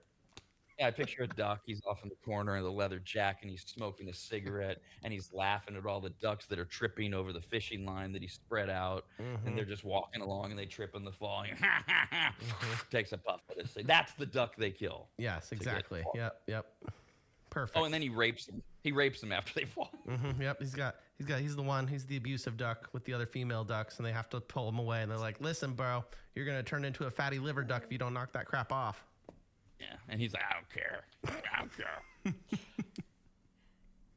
While we were doing food news, I wondered aloud why I had picked up a story that had measles in it, because I knew that wasn't food related. So a couple of updates. So what was it? It was the Hib, which is this horrible childhood thing that we had completely under control thanks to vaccines, that doctors are worried is coming back because more and more of us are not vaccinating ourselves or our kids, the COVID fallout, whatever, and do whatever you want to do. It's your kid, your life.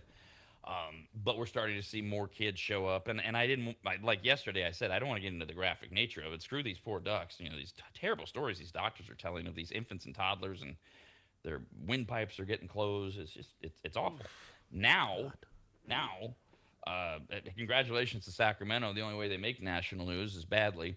2 additional measles cases have been recorded by the Sacramento County Department of Health, bringing the total cases to 5 in the country's outbreak.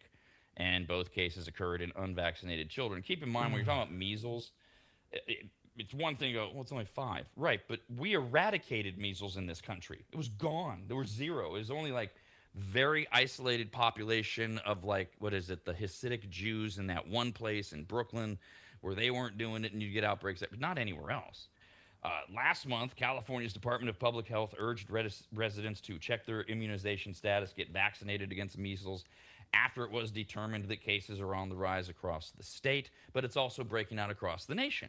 South Carolina is experiencing the largest outbreak of measles in over 30 years. Whoa. The U.S. is experiencing the highest numbers of measles cases, outbreaks, hospitalizations, and deaths from measles in more than 30 years, driven by populations with low vaccination rates. It begins with a fever, a cough, a runny nose, red eyes. 7 to 10 days after exposure, you can get a fever of 105. You're supposed to go to the ER at 104. Tiny white spots appear inside your mouth, and the rash then spreads down your back, and your torso extends into the arms, hands, legs, and feet. And this is the whole, if you don't catch it, you can be really bad off. So, last month, if somebody has it, they can't pass it on to you if you have the vaccine, right? So if you got the vaccine and you're around one of these little unvaccinated kids and they have the measles and they cough on you, you're still good, right? Okay, thank Correct. God. And that was cool. that was the rationale they were using during COVID, and then they went, oh, wait, actually you can get it if you're vaccinated. We kind of screwed that up. But yes, the vaccine does still protect you if you're exposed. Is my understanding still.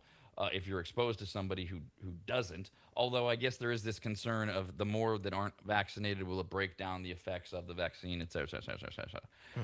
Last month, county health officials determined there was an outbreak in the greater Sacramento area, including Sacramento, Placer, El Dorado, and Yolo counties, after an unvaccinated toddler contracted the virus while traveling through South Carolina, and then 3 kids in Placer County came in contact with the toddler and transmitted the disease. So those 3 kids, were they vaccinated or not? To Kyle's question, that's a great question. I got to do more research. You think on the unvaccinated kids be homeschooled?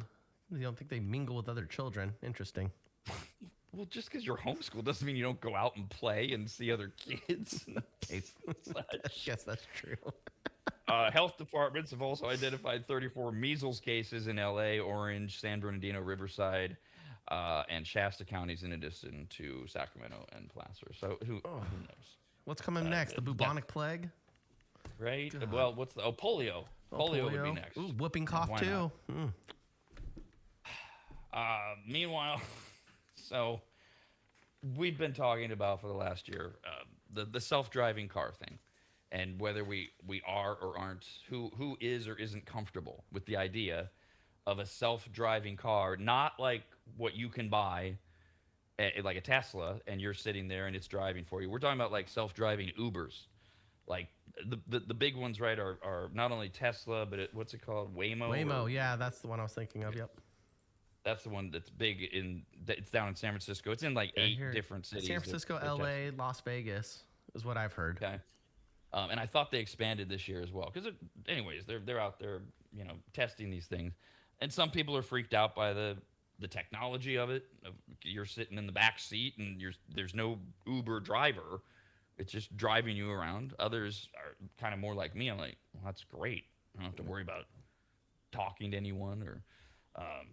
Yes. The only thing I'm not sure of is how do they regulate whoever had this car before me? Like the Waymo driver before me, if he got in and he's eating a sandwich with raw onions in it, do I get that smell? How do they clean this thing? Yeah, I'm not in sure. between rides. See, and what I'm worried about is if say I get one, I'm not really freaked out if I'm on in a metropolitan city. Say I go to Las Vegas or San Francisco, I'm on normal streets. I think that the GPS for that car could work fine, like the 5G whatever is working.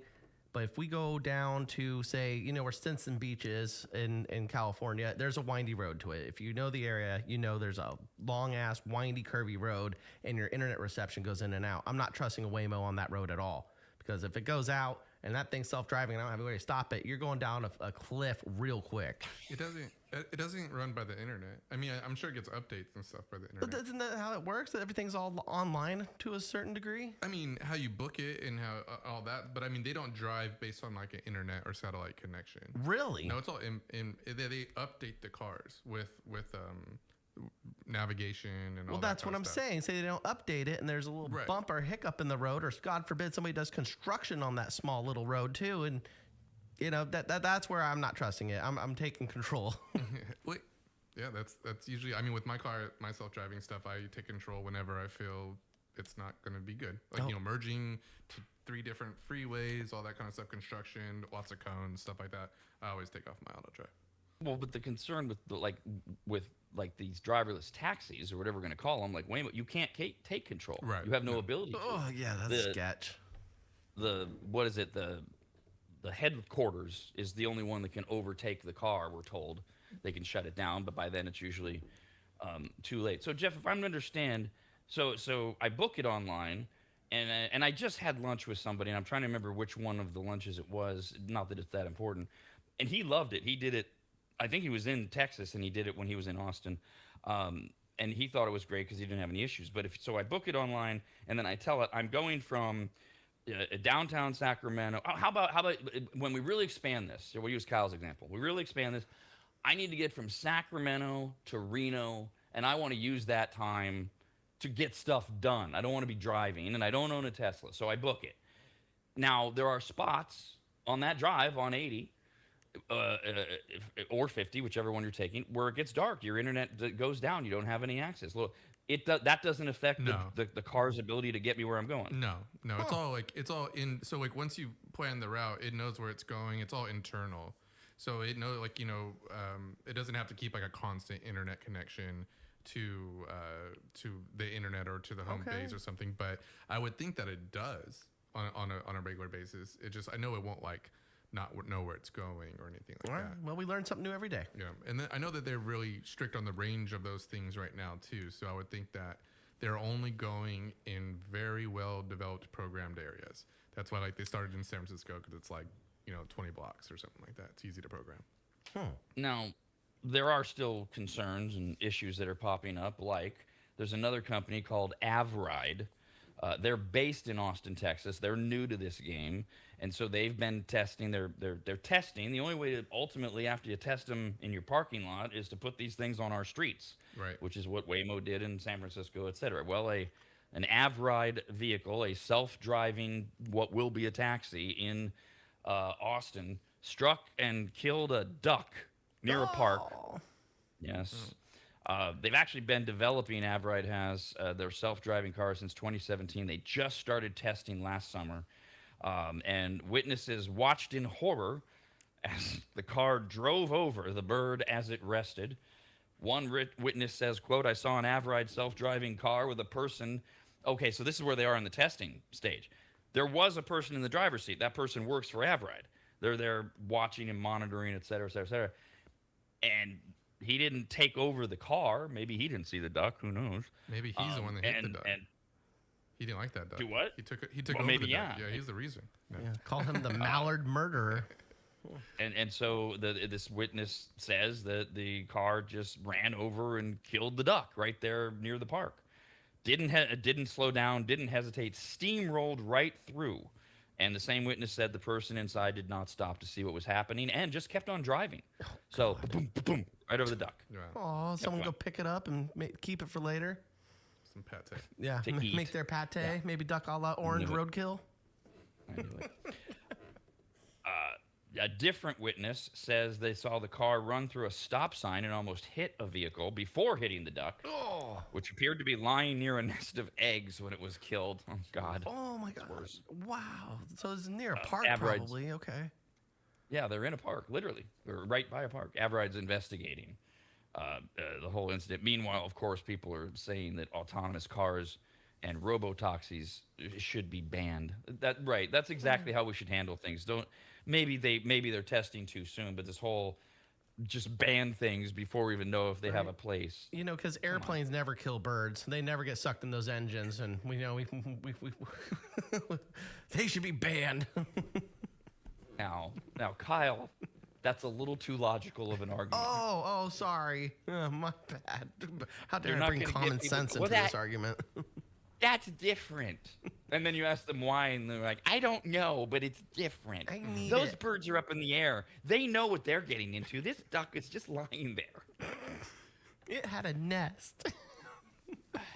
By the way, it was just a couple months ago that Waymo in San Francisco had another incident where it one of its cars killed a tabby cat.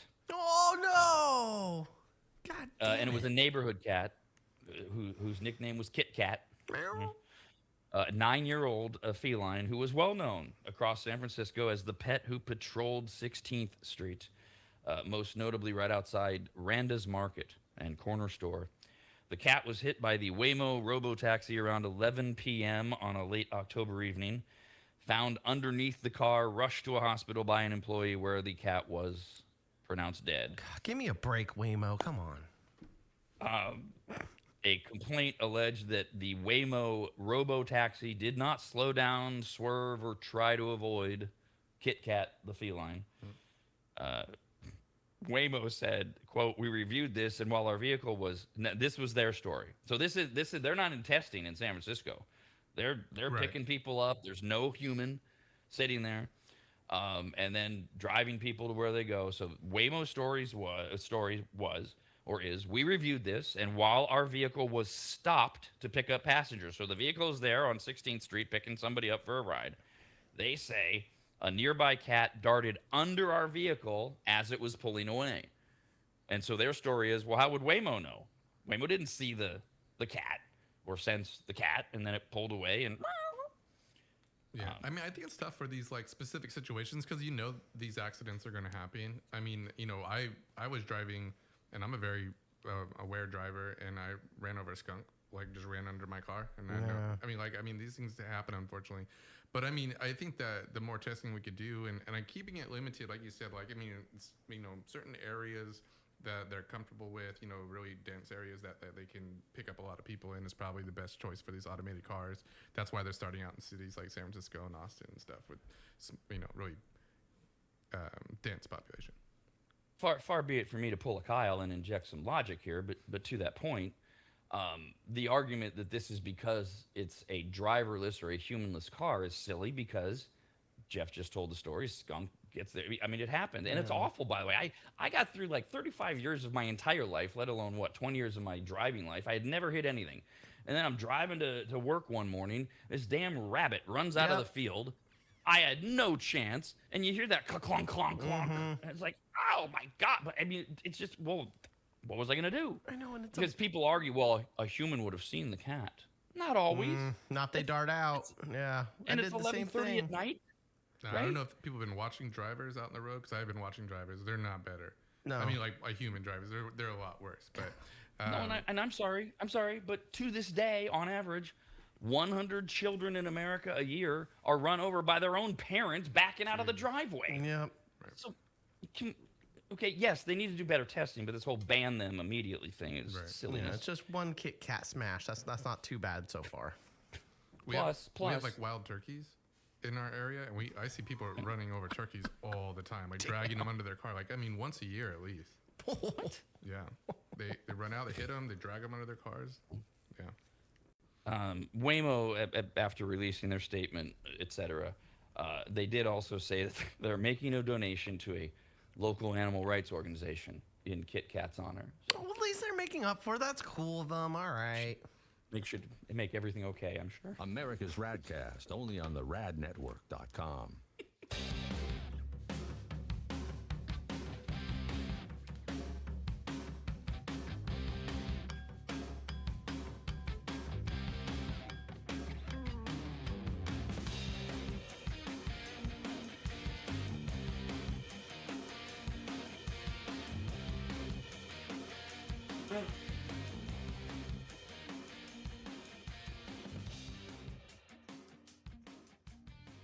If you've never heard of microseal, let me tell you what it isn't. It is not a really small marine mammal.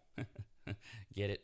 A microseal? Oh, fine. Just ask AI. AI describes microseal this way, with a bunch of AI words. Microseal is a premium, eco-friendly, and biodegradable fabric protection spray that penetrates deep into fibers to provide permanent stain, soil, and sun fade resistance for rugs, furniture, and delicate fabrics. It uses nanotechno blah blah blah and blue blue blue blue blue. What AI is trying to say is that microseal is non-toxic, non-allergenic, safe for pets and children, and, although AI doesn't say this, it should, you need to contact longtime maggot Joel from AdvantageSteam.com right now to get get him to apply MicroSeal for you. You can even make appointments online at AdvantageSteam.com. We've had MicroSeal for years at Williams Manor, and it treats a lot more than carpets. MicroSeal protects virtually all fibrous materials, including wool, cotton, silk, suede, leather, and synthetic fabrics. It protects upholstery, carpets, rugs, draperies, and clothing, including wedding dresses. And ladies, you're going to need what? 3 or 4 of those in your lifetime. And it protects against stains, moisture, and UV degradation without changing the texture. Also, if you're an interior designer, Joel has a special program just for you, and all you have to do is say the password, which is what? What? There's no password, I guess. Never mind. Whoever you are, contact Joel at AdvantageSteam.com. And if you're an interior designer, tell him, I guess. I don't know. That's AdvantageSteam.com, where you'll learn more about MicroSeal and everything else that Joel offers at AdvantageSteam.com. That's AdvantageSteam.com. AdvantageSteam.com.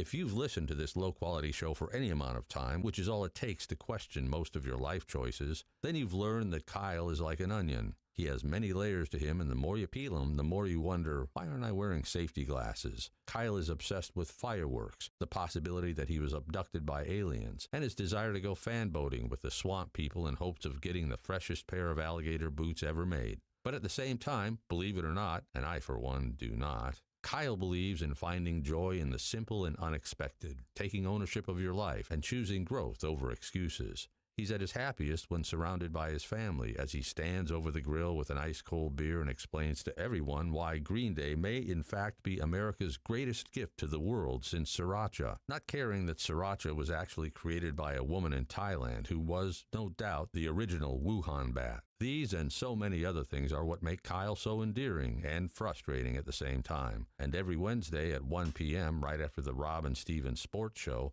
we get to go along for the ride and enjoy Kyle's Corner. Watch it weekly with every new episode and watch them all anytime after, only on the radnetwork.com.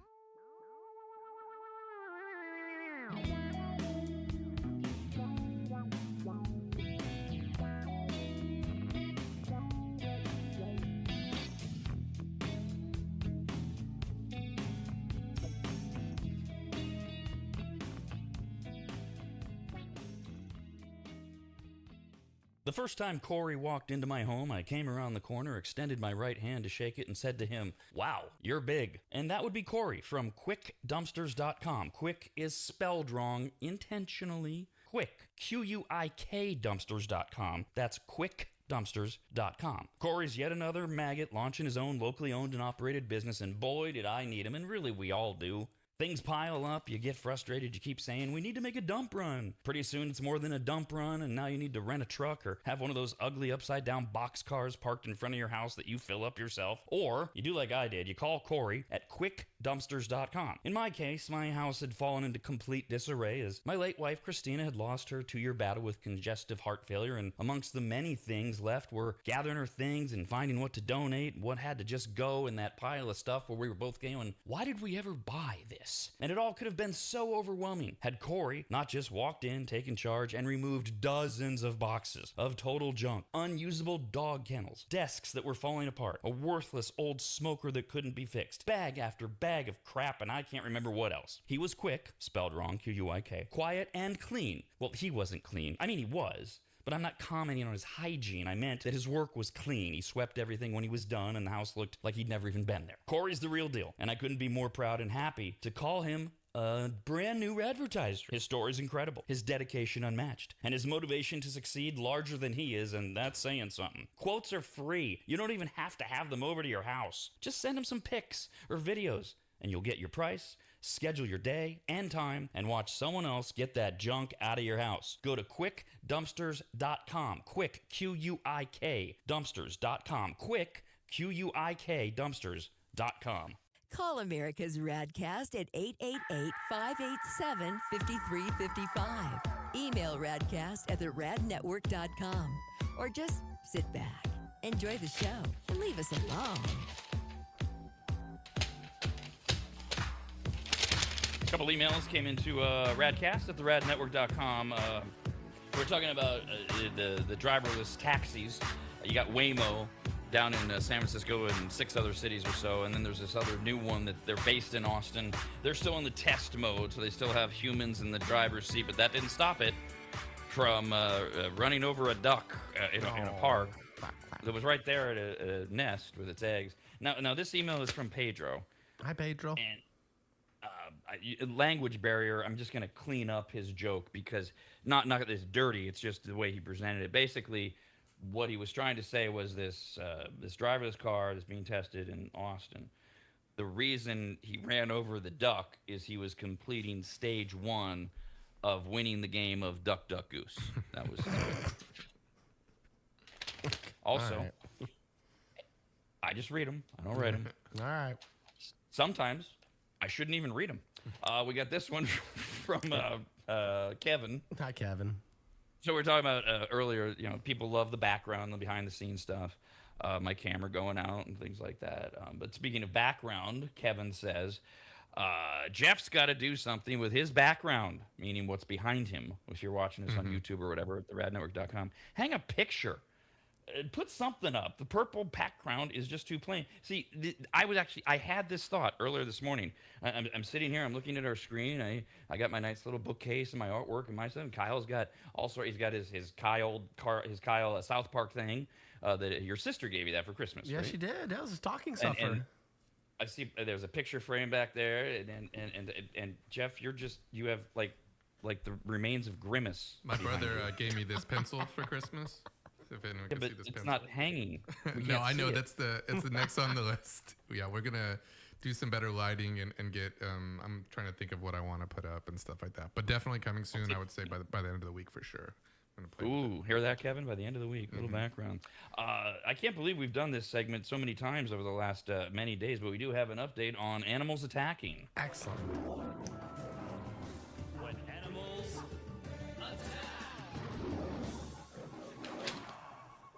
Well, what do you expect? We're running over ducks. Of course they're going to attack us. A hiker has been taken to a hospital in critical condition. Jesus. After bees stung him more than 100 times on an Arizona mountain trail. Whoa. This was in North Phoenix at about 10 a.m. on Sunday. Bees in Arizona in particular are highly aggressive. Not uncommon for someone to be stung hundreds of times in a single incident because they're grappling with that whole Africanized bees thing. Since their arrival in 1990s, minor disturbances can spark swarms, which endanger people, pets, and livestock. It's been overly warm for the wintertime, which rises the bees' activity in Arizona. And in fact, they've been having these attacks. Just recently, 5 people were stung, with 1 hospitalized after a swarm was disrupted at a university campus in Tempe during a lacrosse game, a women's lacrosse game. So I'm sorry, the 5 people who were attending the women's lacrosse game at the university campus in Tempe were all stung by bees. So this hiker claims he didn't do anything to disrupt the bees. But over 100 stings left him unable to continue his descent. So they had to launch a technical rescue team, which coordinated a hoist operation to lift him out of the mountain via a helicopter. Jesus, a helicopter? Hey, what, did it paralyze him? I don't know. These aren't like the regular honeybees, right? You said they're the African bees? Yeah. Well, and in fact, Dr. Frank Lavecchio, a professor at Arizona State University, says the venom from repeated bee stings essentially crushes your muscle. So 100 of them, yeah, you're basically just like, Gumby just stuck there. You're a big piece of jelly, and that's why he couldn't go back down. But he's lucky that he had, where he was, that he had cell phone service. Right? Yeah, okay. Call and get transported. He should be more careful.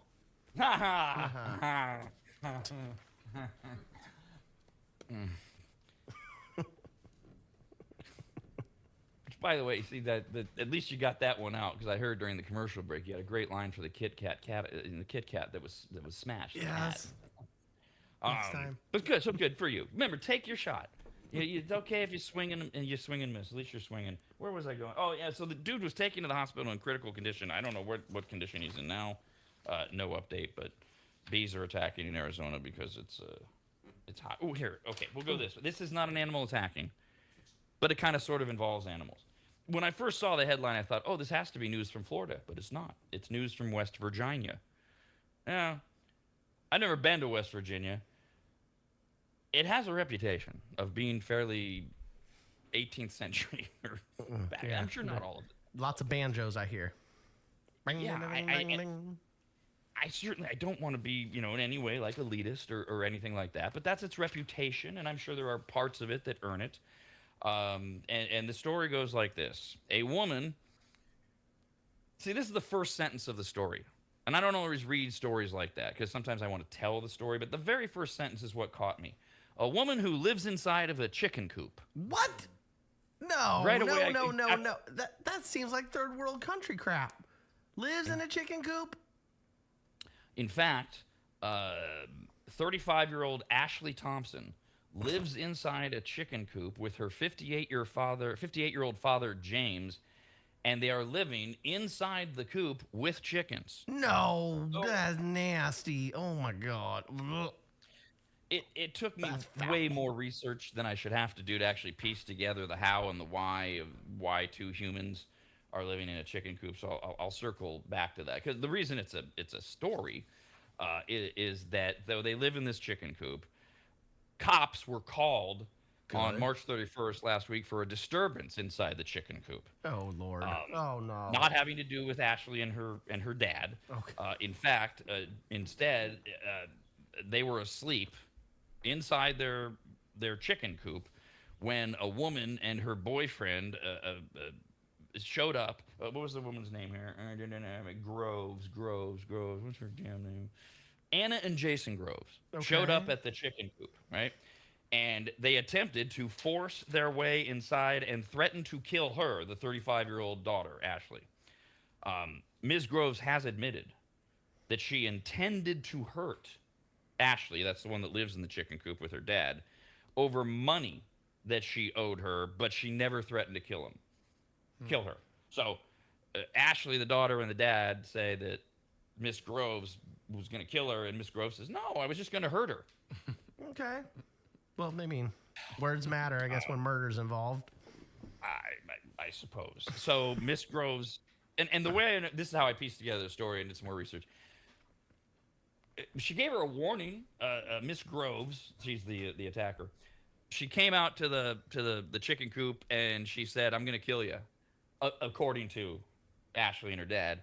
Miss Groves says, "I didn't tell her I was going to kill her. I said I was going to hurt her." And then she left. And then she came back with her husband, Jason, and she enters the chicken coop. And as she, the attacker, is in the chicken coop, she says she felt a punch and a piercing pain, which is when she realized that Ashley, the daughter that lives in the chicken coop with her father, stabbed her. So Ashley stabbed the lady coming in, right? So the home invader got a stabbing. The woman who lives in the chicken coop stabbed the woman that was coming into her home with her father, the chicken coop, which you threaten to hurt or kill somebody, you're going to stab a bitch. Especially if they live in a chicken coop. Does that count as a home invasion if you're in a chicken coop? It's a coop invasion for sure. Yeah. So in the end, no charges are filed against Ashley, who lives there. Charges were filed against Ms. Groves. She's the one that was stabbed. For felony burglary. So yeah, they're viewing it as a domicile. So here's the story I pieced together, and this, I'm not making this up. So Ashley and her dad live in the chicken coop with the chickens because that's the only way they can have a home, and it's on the property of Mr. and Mrs. Groves, who claim they weren't paying whatever rent they're supposed to be paying, and that's why, as landlords, Ms. Groves thought the appropriate course of action was to hurt her.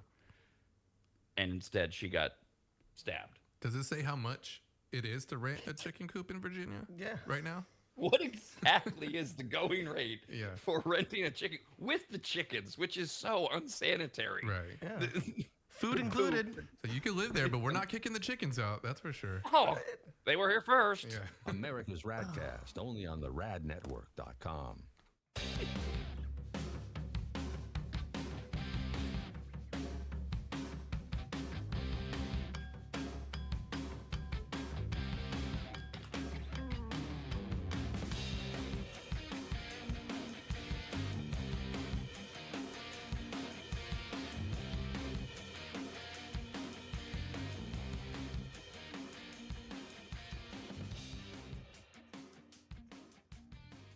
If you go to AdvantageSteam.com, which you should, at the top of the page, you'll see the Services tab. Click on it, and you'll see that Advantage Steam does carpet and upholstery cleaning. They protect fabric and fiber. They clean and seal tile and grout. They polish natural stone. They clean rugs, especially those really nice ones from foreign countries. And they treat urine damage. And not just urine, but vomit and feces. No.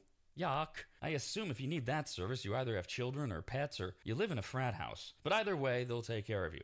Of course, Advantage Steam also applies MicroSeal. And if you don't know what that is by now, then you just suck. Joel is the local small business owner of AdvantageSteam.com. He's a lifelong maggot, and he's treated, cleaned, protected, polished, and microsealed the homes of countless members of the RAD team over the years, various RAD studios, and of course, Williams Manor. And I hate admitting this, but he is a genuinely really great, nice guy. In fact, if you tell him I said that, you'll get 0% off all services. So go to AdvantageSteam.com. Click on Make an Appointment, enter in your available dates and any comments, like maybe type, Rob said you're a really great, nice guy. Please give me 0% off. And they will get you all set up. Just go to AdvantageSteam.com. That's AdvantageSteam.com.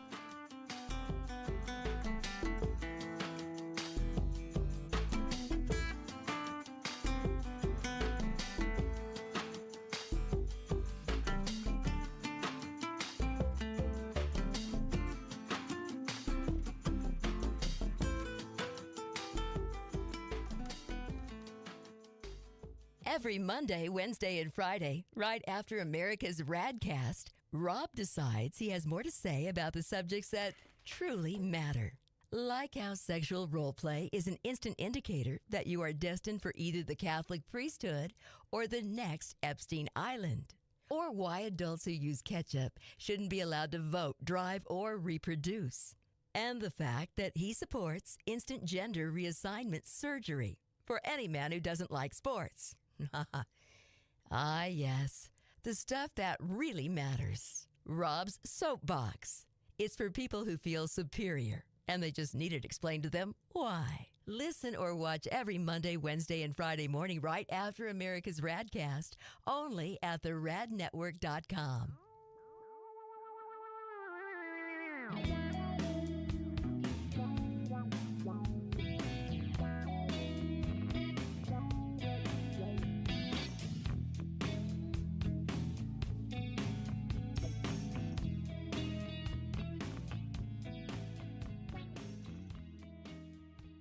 The first time Corey walked into my home, I came around the corner, extended my right hand to shake it, and said to him, "Wow, you're big." And that would be Corey from QuickDumpsters.com. Quick is spelled wrong intentionally. Quick, Q-U-I-K Dumpsters.com. That's QuickDumpsters.com. Corey's yet another maggot launching his own locally owned and operated business, and boy, did I need him, and really we all do. Things pile up, you get frustrated, you keep saying, we need to make a dump run. Pretty soon it's more than a dump run, and now you need to rent a truck or have one of those ugly upside down box cars parked in front of your house that you fill up yourself. Or you do like I did, you call Corey at QuickDumpsters.com. In my case, my house had fallen into complete disarray as my late wife Christina had lost her 2-year battle with congestive heart failure, and amongst the many things left were gathering her things and finding what to donate, what had to just go in that pile of stuff where we were both going, why did we ever buy this? And it all could have been so overwhelming had Corey not just walked in, taken charge, and removed dozens of boxes of total junk, unusable dog kennels, desks that were falling apart, a worthless old smoker that couldn't be fixed, bag after bag of crap, and I can't remember what else. He was quick, spelled wrong, Q-U-I-K, quiet and clean. Well, he wasn't clean. I mean, he was. But I'm not commenting on his hygiene. I meant that his work was clean. He swept everything when he was done, and the house looked like he'd never even been there. Corey's the real deal, and I couldn't be more proud and happy to call him a brand new advertiser. His story's incredible, his dedication unmatched, and his motivation to succeed larger than he is, and that's saying something. Quotes are free. You don't even have to have them over to your house. Just send him some pics or videos. and you'll get your price, schedule your day and time, and watch someone else get that junk out of your house. Go to quickdumpsters.com. Quick, Q-U-I-K, dumpsters.com. Quick, Q-U-I-K, dumpsters.com.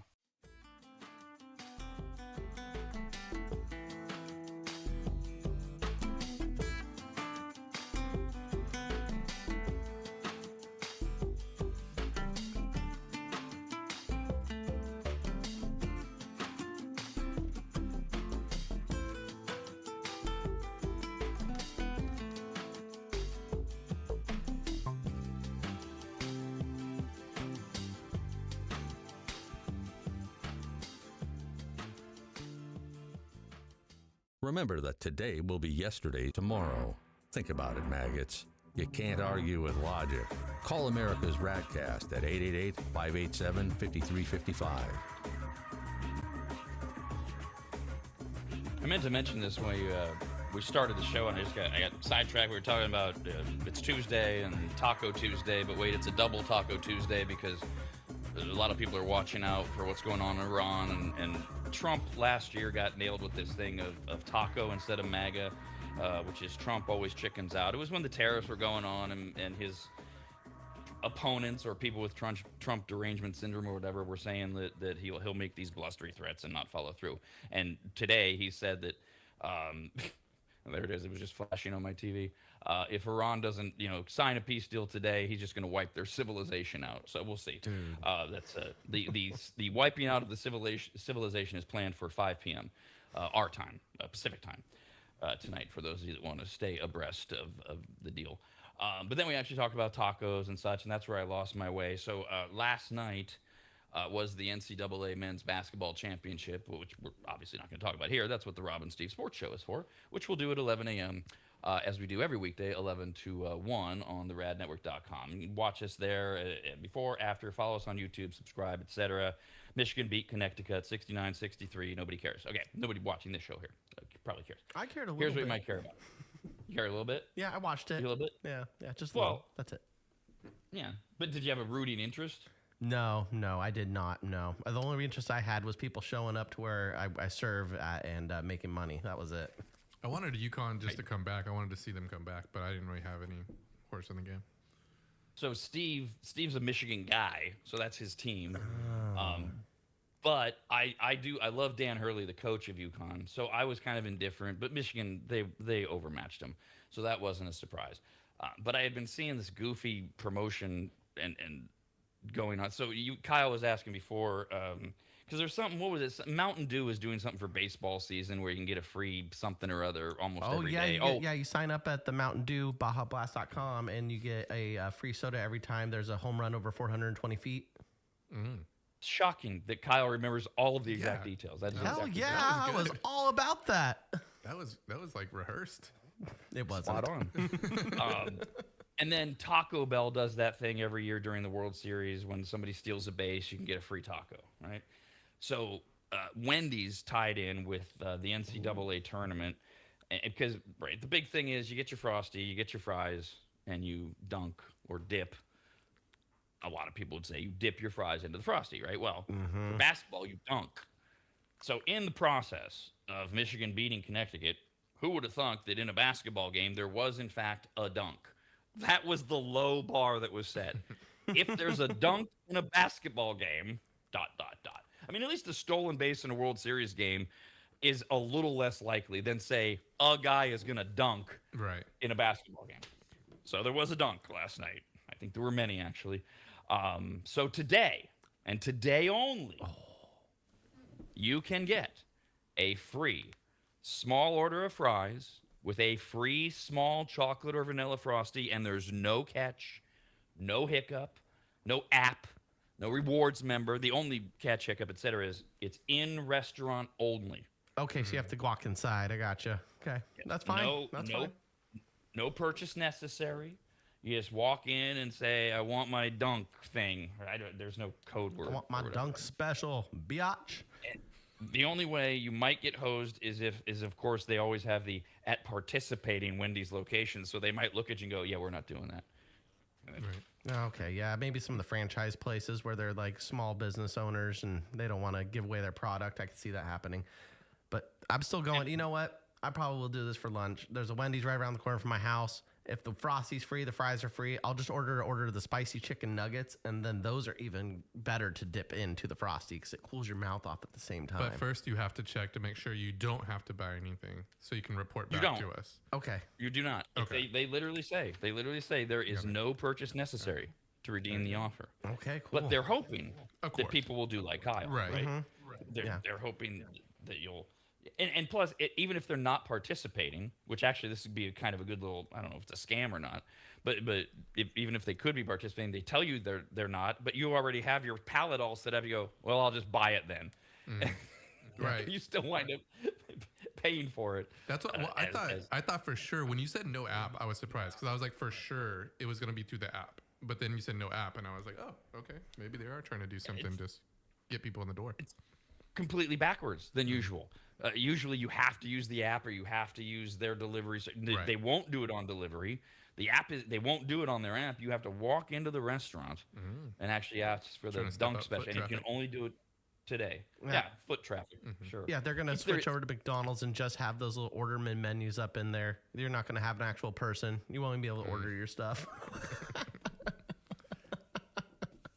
Look, as a fan of as few humans as possible interacting with me, it's hard for me to get upset over that idea. As long as they can get everything right, if I push the buttons right or whatever, I'm kind of a fan of that.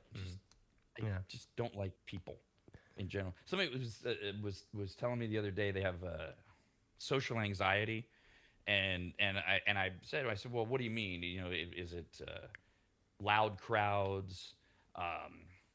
I think I said loud people or crowds. My wife had that. Is it just interacting with people? And she's just looking at me until I stopped talking, and she just said, yes, all of them. I said, so basically you don't like the human race? And she said, yeah, pretty much. Oh, okay. That's a really social anxiety, but that's okay. It's more like borderline genocide. But I understand. Okay, that works. America's RAD Cast. Only on the radnetwork.com.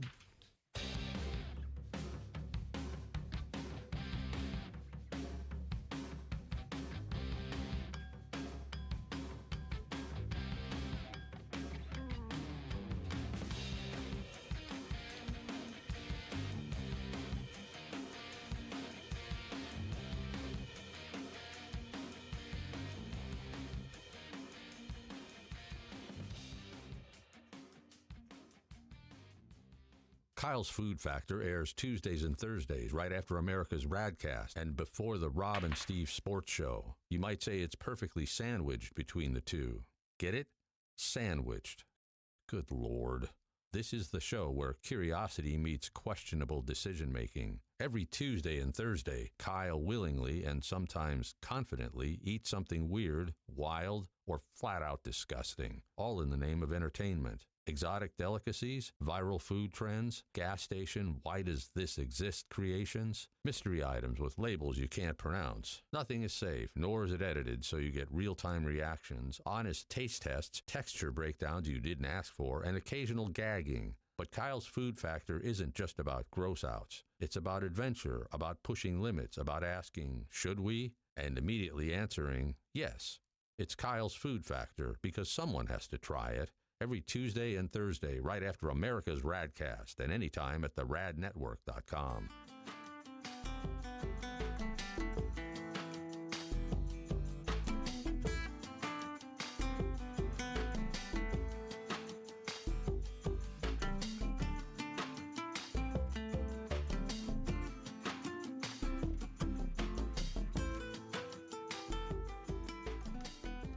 It's that time of the year again, spring cleaning time. Much like New Year's resolutions, spring cleaning is something we swear we're going to get to and then we never follow through on. And one of the reasons is how overwhelming it can be. You start to clean up, and then pretty soon you realize you have way more trash than you can just throw into your bins and put at the curb for the garbage company. You have enough junk that you need to make a half dozen trips to the dump, and then you go, oh, we don't even own a truck. Nor do you have the time or the energy, so you just say screw it again and no spring cleaning. So this year, call my man Corey from QuickDumpsters.com. Quick is spelled wrong on purpose. It makes him stand out. Plus, it makes you think of chocolate milk. QUIK Dumpsters.com. Quick Dumpsters, QUIK Dumpsters.com is their website. Corey and his team came to my house recently, hauled away dozens of boxes filled with just stone-cold trash, unusable and worthless old vacuum cleaners, appliances that couldn't be fixed, and just random crap from around the house. QuickDumpsters.com. Quick is QUIK. We're in and out of my place in less than 30 minutes. They checked in with me multiple times to make sure they were taking the right stuff. They were friendly, kind, professional, and finished off the job by making the house cleaner than when they started. And this may be the best part. Quotes are free, and you don't even have to have them over to your house where you get the little sales pitch and all that. Just send them some pics or videos. You get your price, schedule your day and time, and you watch someone else get that junk out of your house. Basically, you have no excuses other than your own laziness. Go to QuickDumpsters.com. That's QUIK Dumpsters. QuickDumpsters.com. Quick, QUIK Dumpsters.com.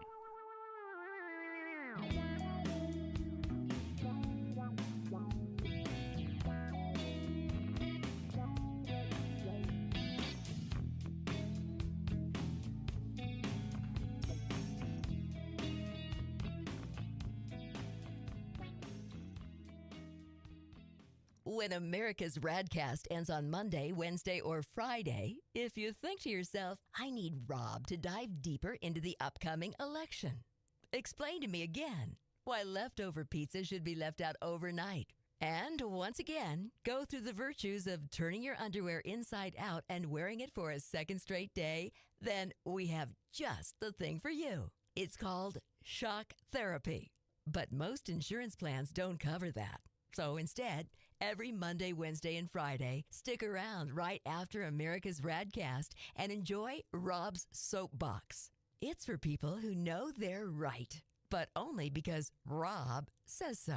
Listen or watch every Monday, Wednesday, and Friday morning right after America's RADcast, only at theradnetwork.com.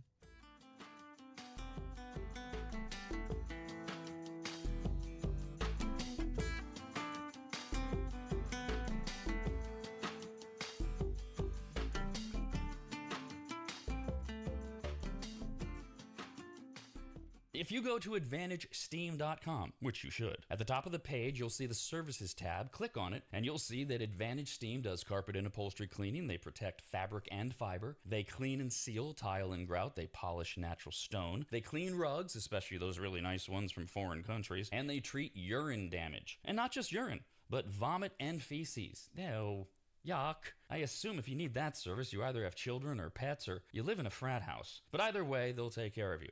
Of course, Advantage Steam also applies MicroSeal. And if you don't know what that is by now, then you just suck. Joel is the local small business owner of AdvantageSteam.com. He's a lifelong maggot, and he's treated, cleaned, protected, polished, and microsealed the homes of countless members of the RAD team over the years, various RAD studios, and of course, Williams Manor. And I hate admitting this, but he is a genuinely really great, nice guy. In fact, if you tell him I said that, you'll get 0% off all services. So go to AdvantageSteam.com. Click on Make an Appointment, enter in your available dates and any comments, like maybe type, Rob said you're a really great, nice guy. Please give me 0% off. And they will get you all set up. Just go to AdvantageSteam.com. That's AdvantageSteam.com. If you squeeze an orange, orange juice comes out. So what happens when you squeeze a dung beetle? Ew. Email the show with your answers. Oh, that's a really good idea. RADcast at theradnetwork.com.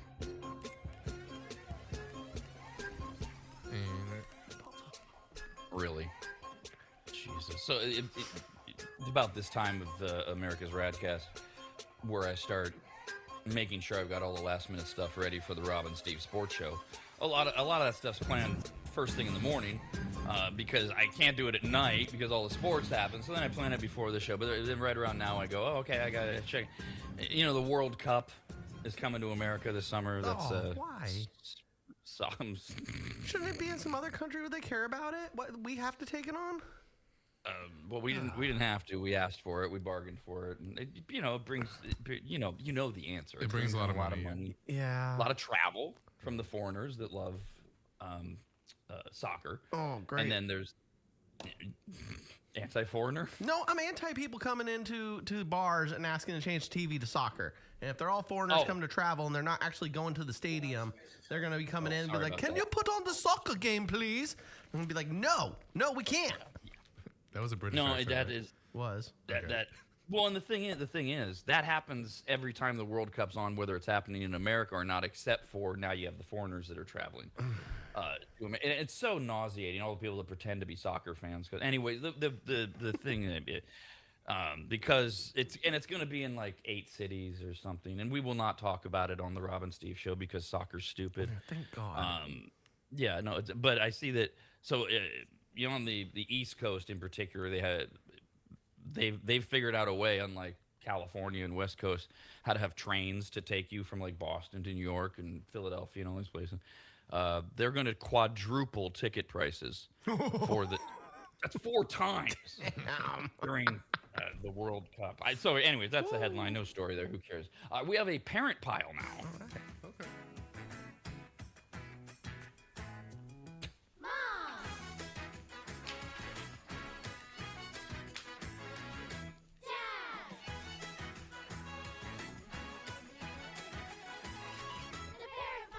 A new trend is gaining popularity where else but on TikTok. What do you do with your stupid little rat kid when they're having a tantrum? You take them to the car. You grab them by the wrist and you say, "Come on." And then what my mom would like to do would I get slapped in the face or I get spanked on the bottom. And then I would get quite the lashing depending on what I did. Now, what about this? So same if you're out in public or if you're at home? At home? Oh, at home was a different ball game. Usually I get a warning. She'd get what's called the paka out, which is the wooden cooking spoon. So if I'm misbehaving, I would get "Do you want to get the paka?" And she'd open the drawer and make like all the utensils shake in there so you could hear it. And then she'd give you a countdown. And if you got to 2.5, she was pulling it out. If you didn't say you're sorry or apologize by 2, yep, wooden spoon coming out and you're getting whooped. So the old school, back in a very abusive time, thing was what Kyle's describing, is that it was a different level if you're out in public because you're disturbing others, you're embarrassing your parents, you're embarrassing yourself, your family, etc. And then you've got the at-home version where maybe they do exactly that. They give you a warning, they give you a chance, etc. So this new thing that is sweeping TikTok is about tantrums that they throw at home. Because they do that. Because they're kids and they're stupid. I mean, by definition, kids are stupid. I don't know why people get so upset when I say that. It's literally a provably fact. A provably fact. See, I'm stupid at almost 55. I can't even speak English. They're dumb. And they throw tantrums over the dumbest shit. And it's not, sometimes it's, you understand. They're like, "Yeah, I thought we were going to have pizza. Shut up. We're having sushi. Just eat it." And sometimes they just throw tantrums because they're traumatized by what Bluey did. I don't friggin' know. So there's always people that are talking, parents. What do you do if your kid has a tantrum? So here's the hot new thing. All of these videos, they play out the same way because, of course, while trying to help other parents, we have to exploit our children by putting them on videos and then posting them to social media where millions of people can watch them. And why I don't know, by the way, why you're taking the time to set up your phone or turn your phone on while your kid is throwing a tantrum. But here you go. They show a crying toddler throwing a tantrum, and then here's what you do. Mom or dad starts calling for Jessica. Jessica. So the kid, and you just as the parent, you kind of look off beyond the kid or whatever. Jessica. And some parents even go looking for the imaginary there is no Jessica, okay? There's also no reason why they're using the name Jessica. That's just what's trending. By the way, you can't use the name Jessica if there's a Jessica in your life because then the kid will equate it to the Jessica that they know. So if there's an Aunt Jessica, you have to use a different name, like Bianca. Okay. Bianca. And the response is instant. The child stops crying, and in some cases, if the parent is looking for the invisible, non-existent Jessica, the kid will start looking too. Parents are using the Jessica trick, and they're flooding social media, noting how successful it is. Well, okay, yes. It's successful for a while because children, being dumb, are like dogs. This is another comparison people don't like. I don't know why. It's called redirection. That's what you do to a dog when you don't like what they're on. You redirect them. Like if you like I take disciplined walks with my dog. They're not allowed to stop and sniff and poop. They are there to do what I want them to do, which is walk. And so the minute they try, you redirect them. And a popular trick is you take, like, let's say the dog is on your left where it should be, but who cares? It can be on the right, whatever you've trained your dog to be. So it's on your left, on leash, and it starts to get distracted by a scent or whatever. You take your right leg, he's on your left, right? You take your right leg, you spin it around the back of yourself, and you bop him in the butt with the heel of your shoe. Doesn't hurt him, but it redirects him. He's like, hey, what's that? And then you keep walking. It's all it is. So of course it works, because the kid, being stupid, is like, that's a car. Ooh, that's a car. And so it stops the tantrum immediately. Okay. Dr. Mona Amin is a pediatrician who says that the approach helps pause a child's nervous system during a moment of heightened emotion. Quote, when you suddenly say something that's out of the ordinary, especially in a calm tone, it interrupts that escalation pattern that's happening in their brain. End quote. See, this is where parents are missing the mark. It doesn't have to be Jessica. It's just when you say something that is out of the ordinary. So instead of calling a person's name, say anything that's out of the ordinary that wouldn't, help the kid continue the tantrum. Because I don't like this whole idea of creating invisible people for kids. It kind of screws with their brain. That's what I was thinking. I was like, what are the long-term effects of that? Like every time this kid, say they grow up and they have a meltdown in public, are they going to start looking for random invisible people? Like, where's Jessica? I know she's around here somewhere. I feel like it's the same thing as I see some people that do like, there's don't go over there. Don't go upstairs. You're not allowed to go upstairs. There's a ghost up there. Like, it's like they're not allowed to go upstairs because they're kids and they're going to probably get into something upstairs. But they deter them with the fact hey, don't go up there. It's scary. I did that to one of my little nephews. He was like 6 at the time, and he was at my grandma's house, and they were trying to keep him out of the washroom because their cat box was in there, and he's a stupid kid and was messing around the cat box. So I came up with this brilliant idea, told him there was a monster that lived in the dryer. Of course, he cries and loses his damn mind, and then I'm the one in trouble because I'm telling him there's a monster in there. Now he's crying. He's not going in the room, but he's causing more of a disturbance amongst the adults. He doesn't go in any rooms now. See, and this is to the point in what Kyle was saying, and look, we all scar our children, and in some ways we don't even know that we're doing it. But does that kid that Jeff's describing nowadays, is he afraid of stairs? Mm-hmm. Does he grow up being afraid of going upstairs? Does Kyle's example, is that kid afraid of a dryer? He probably washer or a dryer in certain rooms. And so, what happens if this kid, back to the TikTok thing, what happens the first time he or she meets a Jessica? Mm-hmm. Do they go, we found you? What? So you can do anything. You can say anything random. They're throwing a tantrum. You just have to be calm. You just look at them and go, catalytic converter. And the kid's like, what? You just redirect them. What's the difference then if you just threaten them to get spanked then? That's a redirection. What they're crying, you say, hey, do you want to get spanked? Then, oh, nope. Oh, I'm good. Well, some would say the difference is that now you're just threatening your child with physical violence, and that'll harm them forever. Even if you don't do it. Right? Even if you don't do it, you're making the threat. That's what some would say. Others, I suppose, they don't know what a spanking is until you do it. So that's true. Back to the violence. Where is it? Okay. This is a different doctor. Dr. Jessica. Oh, my God. Well, they found her. Jessica? Mm-hmm. They found her right away in the story. Dr. Jessica Hochman. That's a very unpleasant name. That's unfortunate. Hochman. Spit on that thing. Man, told USA Today that it can Jessica can shift the child's brain from upset to curious. Right, young children are wired for novelty, she says, so something surprising can interrupt the emotional spiral. All right, well then, all right, you don't like catalytic converter. Say, ice cream man, and now the kid's gonna go run outside and play in traffic. Tantrum's over. That probably works better. Then you've got so Kyle, you're like, what's the difference between you bring up spanking and I start going to these snowflake parents? Many comments has gone viral. One of the commenters said, quote, parents need to stop distracting their toddlers by calling for Jessica. It's selfish, cruel, and unfair. Oh my God. With no context. Why? Why is it selfish, cruel, and unfair to just say, Jessica, what? Well, you supposed to let the kid cry out and freak out? No, you want him to shut up. What is that called? That's the that's from Meet the Parents, right? That was it called the Ferber method, where yes, you're supposed to just let them cry it out. Please, I have things to do. I'm trying to concentrate here. Yeah. But what is selfish, cruel, and unfair? Take any one about yelling out Jessica. Distracting him, treating him like a dog, like you said, the redirection, you're taking the human element away. You're treating him like a pet. Right. Next, we're going to keep it on a leash and tie it in a room.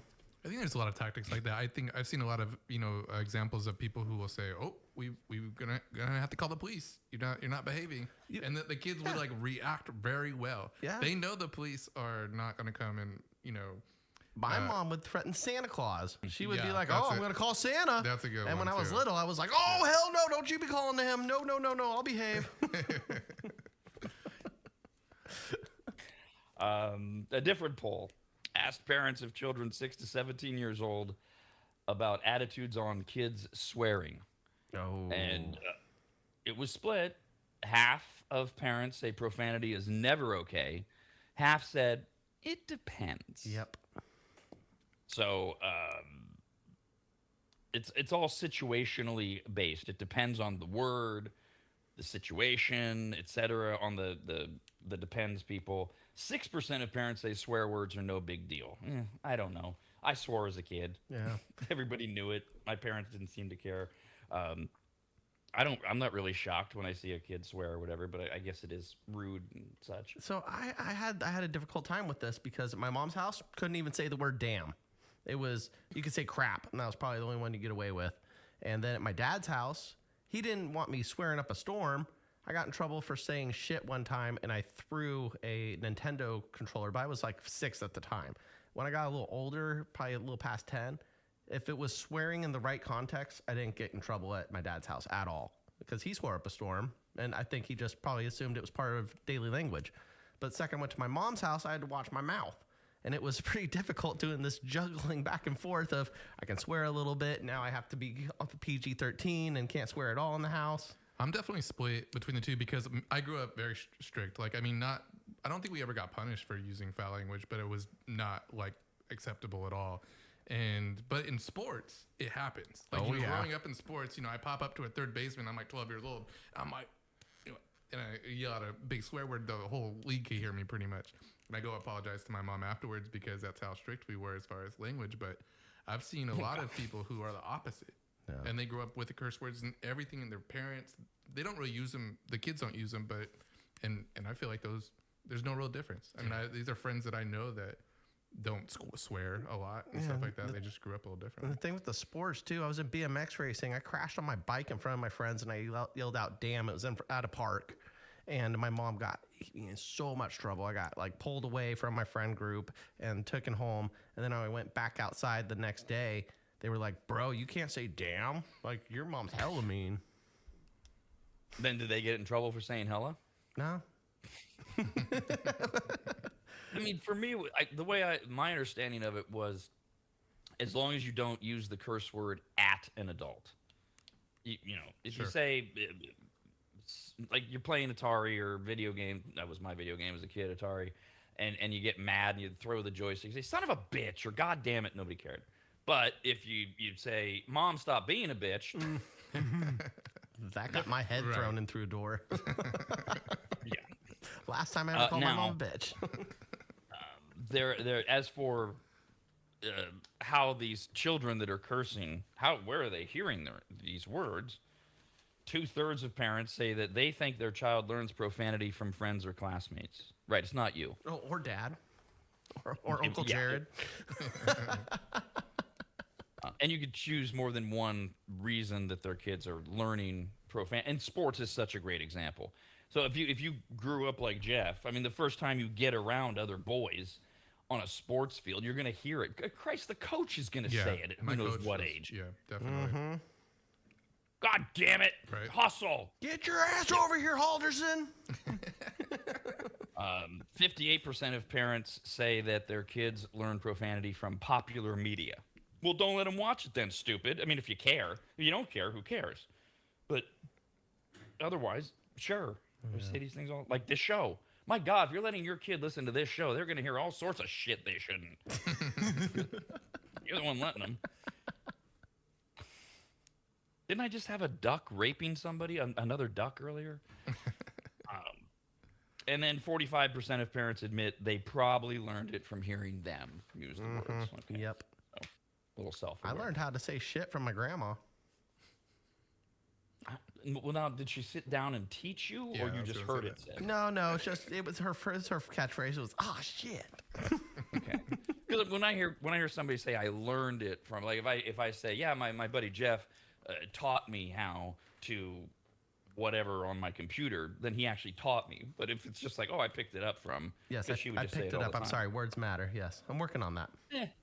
Fuck it. Who cares? Your kid shouldn't be listening. One more in the parent pile, kind of in reverse. There's a new dating trend. Desperate singles, particularly Gen Z, so that's 14 to 29-year-olds, are letting their parents take over their online dating accounts. Whoa. They don't know how to communicate or what? Well, I mean, This is just creepy. well, that's The idea... What? Well, in What? certain countries, they let that happen too. Like I know in the Indian culture, like they let the parents pick who you marry. So That's like Well, first prearranged of all, marriage. yeah. When Yeah, this I is don't kind think of that you don't let them. That's just the culture. This is Okay. America. And this idea of, we're like a 24-year-old, hey, mom, will you manage my aunt? This is just so invasively creepy to me. They're letting their parents take over under the guise of, you've had no luck, maybe mom or dad will be better at finding you a soulmate. Come on. I'm interested to Just know, take- is it like, because I can see like, this generation wanting to post the pictures and they create the profile maybe, but when it comes to communicating one-on-one, like trying to like actually set up a date, I feel like they might not be too good. well, what's gonna happen when they go on the dates? Like No, this kid named same thing. Braxton's like, hey mom, can you chat to Ashley for me? And then mom gets Ashley all hot and bothered and ready to go on a date with Braxton, and Braxton shows up, doesn't even know what to say. He's not even part of the conversation. He's sitting there with his thumb in his butt. I love that he's named Braxton. Look, there's a happy medium there. The communicative part, okay, I don't know. I still don't personally think that I would want my parent teaching me that. That's just weird. If I'm in the adult half of Gen Z, I'm not gonna be going to my dad. Hey, Dad, look at this hot chick I found. Can you teach me how to talk to her? But okay, the communication thing. If you're awkward, and a lot of these kids, I know they grew up, they were teenagers in COVID, and they've got a lot of social anxiety. Okay, but yeah, it's not like the parents are taking it over.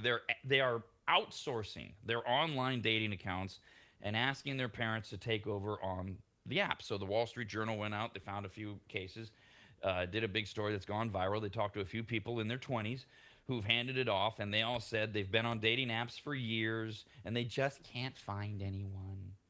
Okay, well, go to the grocery store. Go look elsewhere. So they think, honestly, that mom and dad will have more luck. One woman said that her dad talked her into going out with a British guy who on the dating site was slow to respond at first. No, she's needy. Hey, Hey, where'd you go? hey, I miss you. The dad Heart emoji, heart emoji, heart emoji. The dad liked him anyway, so she gave the guy a chance, and now they're a couple. Matchmaker. Okay. And then now there's one woman who was interviewed that said she does get to veto her mom's. Well, I would hope so. You're an adult. Of course you get to veto. You don't have to do it because your mom says, I like this one. Because she says, for example, some of the guys mom picks aren't her type. And then so the woman in her 20s says she's picking guys who are wearing Gucci. And I'm like, okay, but how are they going to do a hike? So if you're wearing Gucci in your dating profile, you don't know how to hike? Well, yeah, but what if he's wearing a Gucci belt but has a North Face jacket on? What then? Conflict of interest. What the answer to what then is, it means nothing. It doesn't tell you whether or not the guy can or can't hike because he's wearing Gucci. What an uptight bitch. No wonder this is the kid, right? No wonder she can't find a date on an online dating service. She's coming to these wild conclusions. Oh, well, I mean, if you're wearing designer clothing, you don't know how to hike or swim or I don't know what else. Man, maybe she can take a hike and go walk off a cliff. Oh, and why did same thing. Why did the other woman have to mention that the guy she's dating now is British? So on the online dating site, I thought it was because he wasn't reacting, but now it's because he's British? Oh, I don't want to go out with a limey. What? Is he British, like here living British? Or maybe the time difference is what's got them off? Well, that's true as well, because in this day and age, you can be a couple and not have her ever, because that's how they're describing it, right? But they've never actually met. They're just a couple through the who knows? None of it makes any sense anymore, I swear. We'll take a break and be right back. America's RAD Cast, only on the radnetwork.com.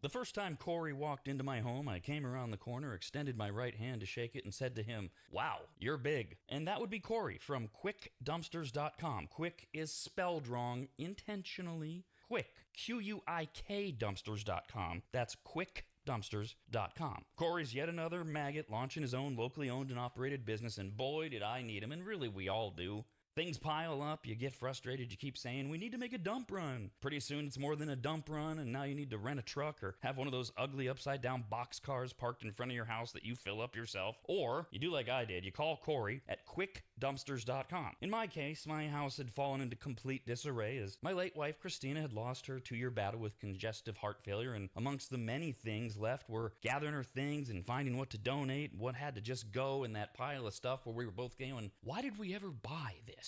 And it all could have been so overwhelming had Corey not just walked in, taken charge, and removed dozens of boxes of total junk, unusable dog kennels, desks that were falling apart, a worthless old smoker that couldn't be fixed, bag after bag of crap, and I can't remember what else. He was quick, spelled wrong, Q-U-I-K, quiet and clean. Well, he wasn't clean. I mean, he was. But I'm not commenting on his hygiene. I meant that his work was clean. He swept everything when he was done, and the house looked like he'd never even been there. Corey's the real deal, and I couldn't be more proud and happy to call him a brand new advertiser. His story's incredible, his dedication unmatched, and his motivation to succeed larger than he is, and that's saying something. Quotes are free. You don't even have to have them over to your house. Just send him some pics or videos, and you'll get your price, schedule your day and time, and watch someone else get that junk out of your house. Go to quickdumpsters.com. Quick, Q-U-I-K, dumpsters.com. Quick, Q-U-I-K, dumpsters.com.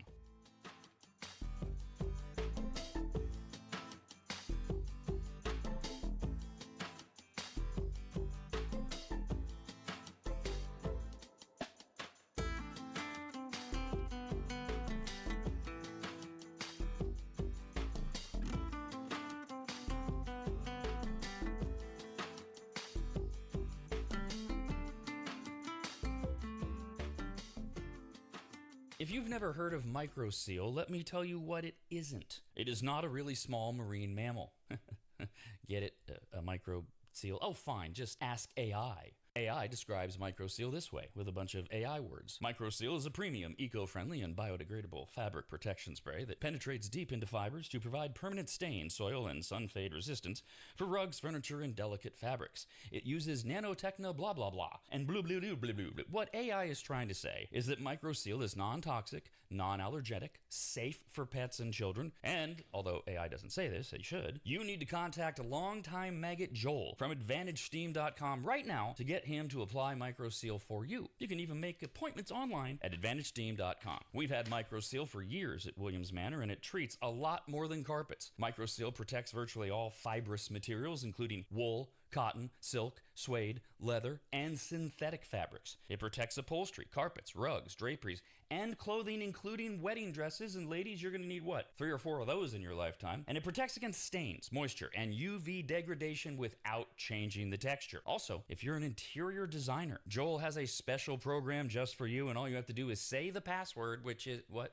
What? There's no password, I guess. Never mind. Whoever you are, contact Joel at AdvantageSteam.com. And if you're an interior designer, tell him, I guess. I don't know. That's AdvantageSteam.com, where you'll learn more about MicroSeal and everything else that Joel offers. At AdvantageSteam.com. That's AdvantageSteam.com. AdvantageSteam.com.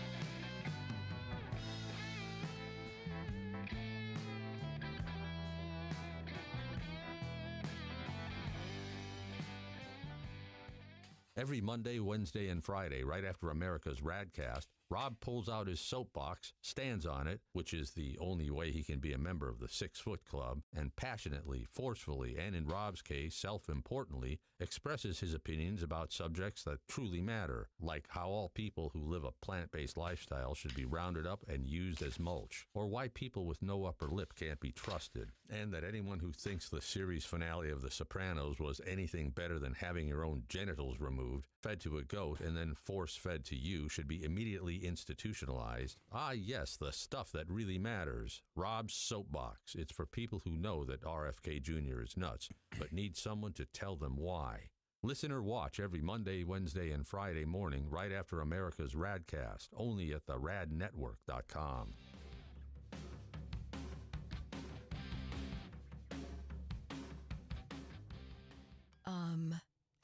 Okay, I guess I'll take over here. Call America's RADcast at 888-587-5355 or email us radcast@theradnetwork.com. Bob, are you really not coming back? Got this email to radcast@theradnetwork.com. It is from Heather. Hi, Heather. We were doing the parent pile, and we were talking about one of these things that's gone viral on TikTok, super popular over the weekend. How to stop your kid from having a temper tantrum. It's particularly inside your house. You just, they're screaming, they're yelling, and you very calmly, you go, Jessica. And maybe you go look for Jessica. Jessica's nobody, no idea why they're using Jessica. Don't use Jessica if you know somebody named Jessica, etc.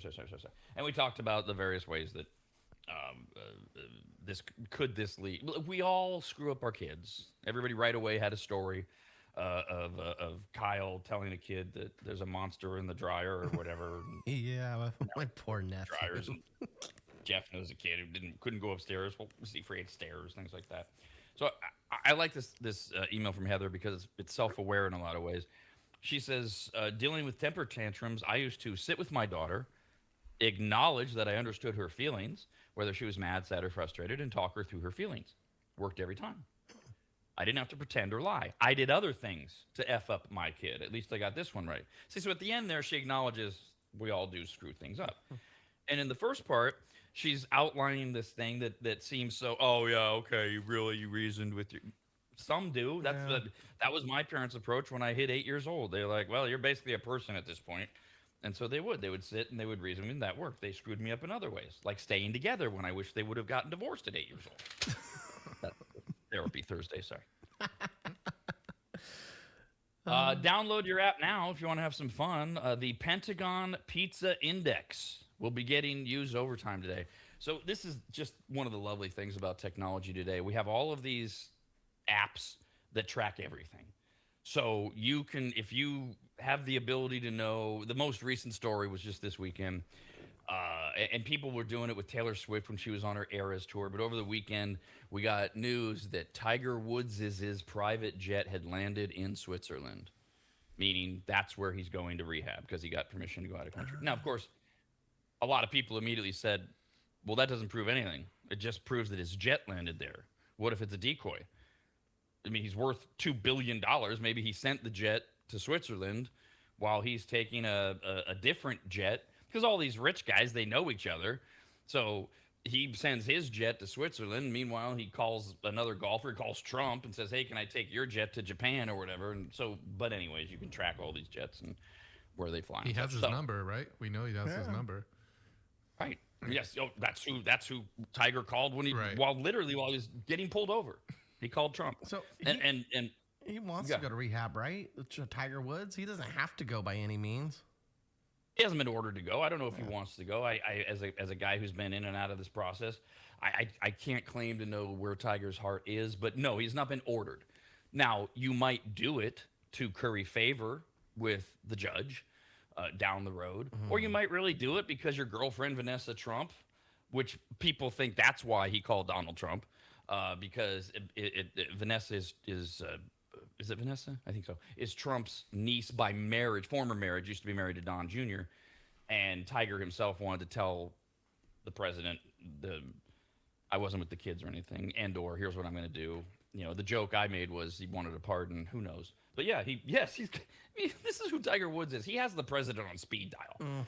Either way, he could have sent anybody else's plane anywhere else. So we don't know exactly. But no, he did go to the judge. Tiger did, and he said, "Can I leave the country to get rehab? More privacy." And so that's what he's doing. What his motivations are, who knows? If we'll know, when we'll know. He's done this before. He hasn't kicked it yet. Okay, I can relate. Hopefully this is the time. Meanwhile, we go back to the Pentagon Pizza Index. We told you, we've been reminding you all morning. President Trump has said the deadline is tonight, 5 o'clock Pacific time. If Iran has not agreed to a peace deal, he's going to wipe out their civilization. His words. And so that ultimatum is there. And the Pentagon Pizza Theory suggests that there is a surge in pizza deliveries to the Pentagon when major geopolitical events begin, or when they know they're coming, because everyone on the Pentagon is going to be a late night. Right. Yeah. Ordering some pizza. Gotcha. That makes sense. Yeah. And the Pentagon Pizza Index is one of many accounts that tracks pizza deliveries and says the theory is that an increase in pizza orders to the Pentagon means there's something historic happening or about to happen. And they say that there is proof over recent years that it does tie in with elevated major news events. They use Popular Times data on Google Maps to track how busy 6 pizzerias near the Pentagon are. So tonight's a Tuesday. Whatever lower level of busy that those pizzerias are, if it spikes at, say, 4 o'clock our time, or 5, closer to 5, they're going to say, oh my God, it's happening because everybody at the Pentagon's been told, don't leave. They have to definitely have like accounts or something with these companies already, right? Because like going to the Pentagon is it's a big deal, like to go and deliver like stuff off. Yeah, delivering to Homeland Security gets guns pointed at you if you go in the wrong gate. Again, I get all my knowledge from TV and movies, and I watched Homeland, so that's kind of where I'm getting a lot of this.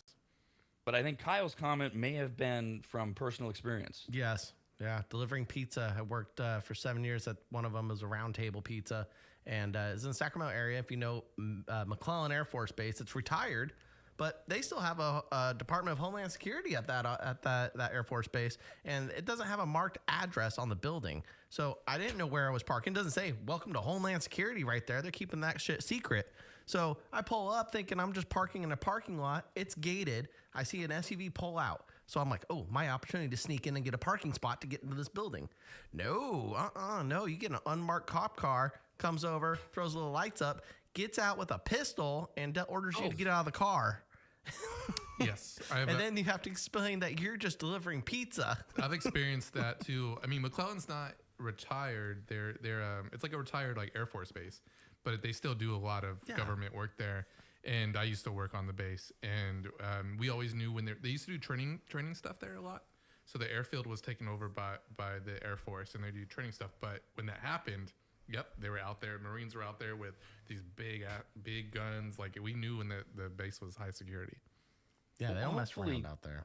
That's a great question too, Jeff, about these pizza places that they're ordering from. I mean, everybody knows where the Pentagon is in D.C., and hopefully they have a better system. Like, you know, we know this is where we go on the curb, and some Pentagon flunkey's going to meet you outside and grab the pizzas and bring them in from this one, because there's a lot of them. It's not just, there's another one. What is it called? There's the the Penn Pizza Report, along with, so that's short for the Pentagon Pizza Index. So you can download one of these if you're really fun and you want to know if pizza deliveries are increasing to the Pentagon later this afternoon as we do or don't get ready to wipe out a civilization. Hopefully ours will still be here tomorrow, and that's when we will talk to you again. Okay,